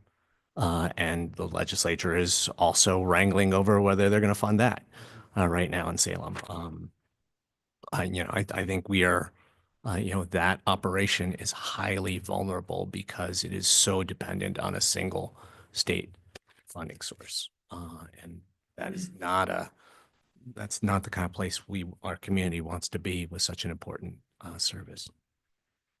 Well, we'll find out tomorrow when we have the economic report, see what kind of money they want to spend. Yeah, I was looking at the in front of the 60,000 for probation for the interfund payments, but in 24, it's showing 620,000. So that's pretty significant.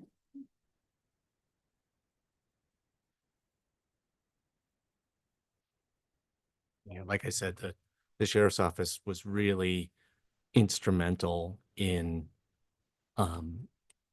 enabling the creation of the stabilization center in the first couple of years of operation. Actually, the Health Council contributed $547,000 the first year. So I would think we should be able to go back to them at this point in time and get some more funding. That would be good. I mean, I know you're trying to tighten your belt and everything for 620 to 0 is. We agree. We think some of the earlier commitments were maybe best characterized as overcommitted. And I think the presentation of it originally was to help start it and get it up on its own. And then at some point we had to take the training wheels off, and our budget just couldn't sustain that. Yeah, we had some conversations last year, if I recall, on going out and talking to some of the individual law enforcement agencies to try and get them to pony up. And that didn't go very far when Commissioner Chang brought it up in a separate meeting earlier this year. The suggestion was go to all of them through Coles and see what would be the right path there. The good news is that it's relatively well funded, or at least stably funded, for this year, or at least, or hopefully we'll find that out on Wednesday, but it looks like it's there. But it would be good to be able to try and find long-term solutions for this to make sure that it continues to be there if it's needed. Well, see, St. John's has never really stepped up. And so many people that are deflected to going to the emergency room at St. John's, excuse me, not St. John's, St. Charles. And it's really sad that they don't, recognize that economic savings to them and really help the program. So, but that's been going on for a while now. I'm not on their budget committee. I can't help you there. But I know somebody who is. Maybe he left. Yes. This is probably not a great year to be asking, given that most of the hospitals in the state are in financial crisis. Pretty much everybody, but we're doing okay. So far, it's only day one. All right, additional questions for the sheriff's office? All right, because I jumped the gun and opened up Countywide Law Enforcement District 1, we're still in there. We've closed the budget discussion. I will open it up for public comment. Is there any public comment in the room? Seeing no public comment in the room, is there any public comment online? Head shake. So we will close public comment and close that public meeting.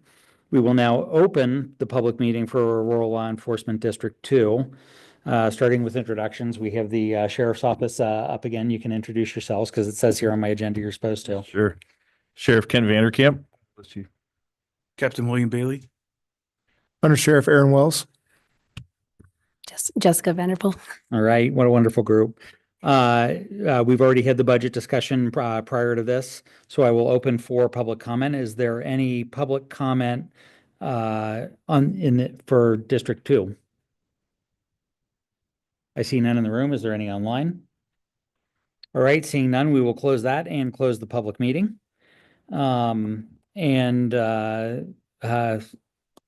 Congratulations, Sheriff. You survived your first budget year. Thank you. And under Sheriff. And I have one more question, actually. oh, go ahead. So, in this discussion of Fund 256, the public safety campus, kind of You see where the squirreling away money here for public safety campus investments was mentioned. I was just curious, is there anywhere else where we're squirreling away money for public safety campus investments besides here? And okay. No, that's the only area this time. The only thing we'd piggyback that would be with Core 3. Should Core 3 continue to grow, we would have to start doing the same for that Core 3 project. But they'll be outside with a bell and a blue jar if you want to contribute. Yeah, because the numbers, the kind of projections for Fund 256 are not really big numbers. No. You do what you can. All right. We do have a debrief left. Do we want to take a break before we get to the day debrief, or do we just want to just head straight into it? Robert's suggesting we take a break. No, I was gonna say debrief should be pretty quick. Okay.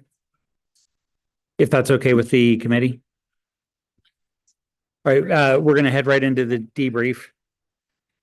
By number. Nice seeing you, gentlemen and lady. See you Sunday. I just had, no, I got 255. So because 255 is built, so it's like ingrained in all the different. I just have it. So it is. Pretty close. I can pull that up.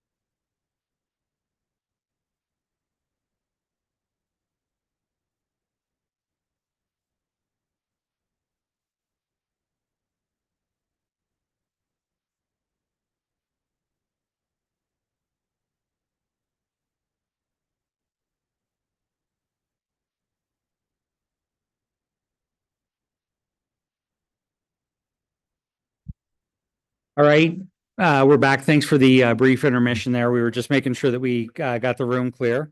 So we do have time for a debrief. We are about a half hour ahead of schedule. I'm going to give all the credit to Whitney on this one. She was the one that really, jacked us up in the morning. So Either that or there was a half hour that was accidentally added to the. Yeah. there's that too. We just You still get the budget prize for day one, Whitney. We're even more than a half hour ahead. Yeah. I did have one follow-up from facilities. I forget who asked the question about the solar panels out at the fairgrounds. And Eric said that the system is estimated to offset 108% of the annual energy consumption of the North, Middle, and South Sisters building. And the average monthly utility costs are about $4,700 or $57,000 annually, roughly. One other dimension of that project, I think, I understand, if I'm tracking correctly, that is the solar investment that's required based on the other capital construction that we're doing. So Mhm. it's, so it's For the it's courthouse. not just, it won't just save us money. Like, we're not doing it just to save money on our electric bills. It's required to make those solar investments anyway. So we are going to get really good electric savings. Okay, so we've done a lot of blocking and tackling this first day, covering finance, administrative services, legal, risk, cannabis, property, veteran services, facilities, human resources, health, benefits, information technology, and then bulk of public safety. In the debrief, are there any requests for departments or additional questions that we would have for any of these departments that would require them to return Wednesday? And this isn't your last chance. You can think about it overnight and request tomorrow as well.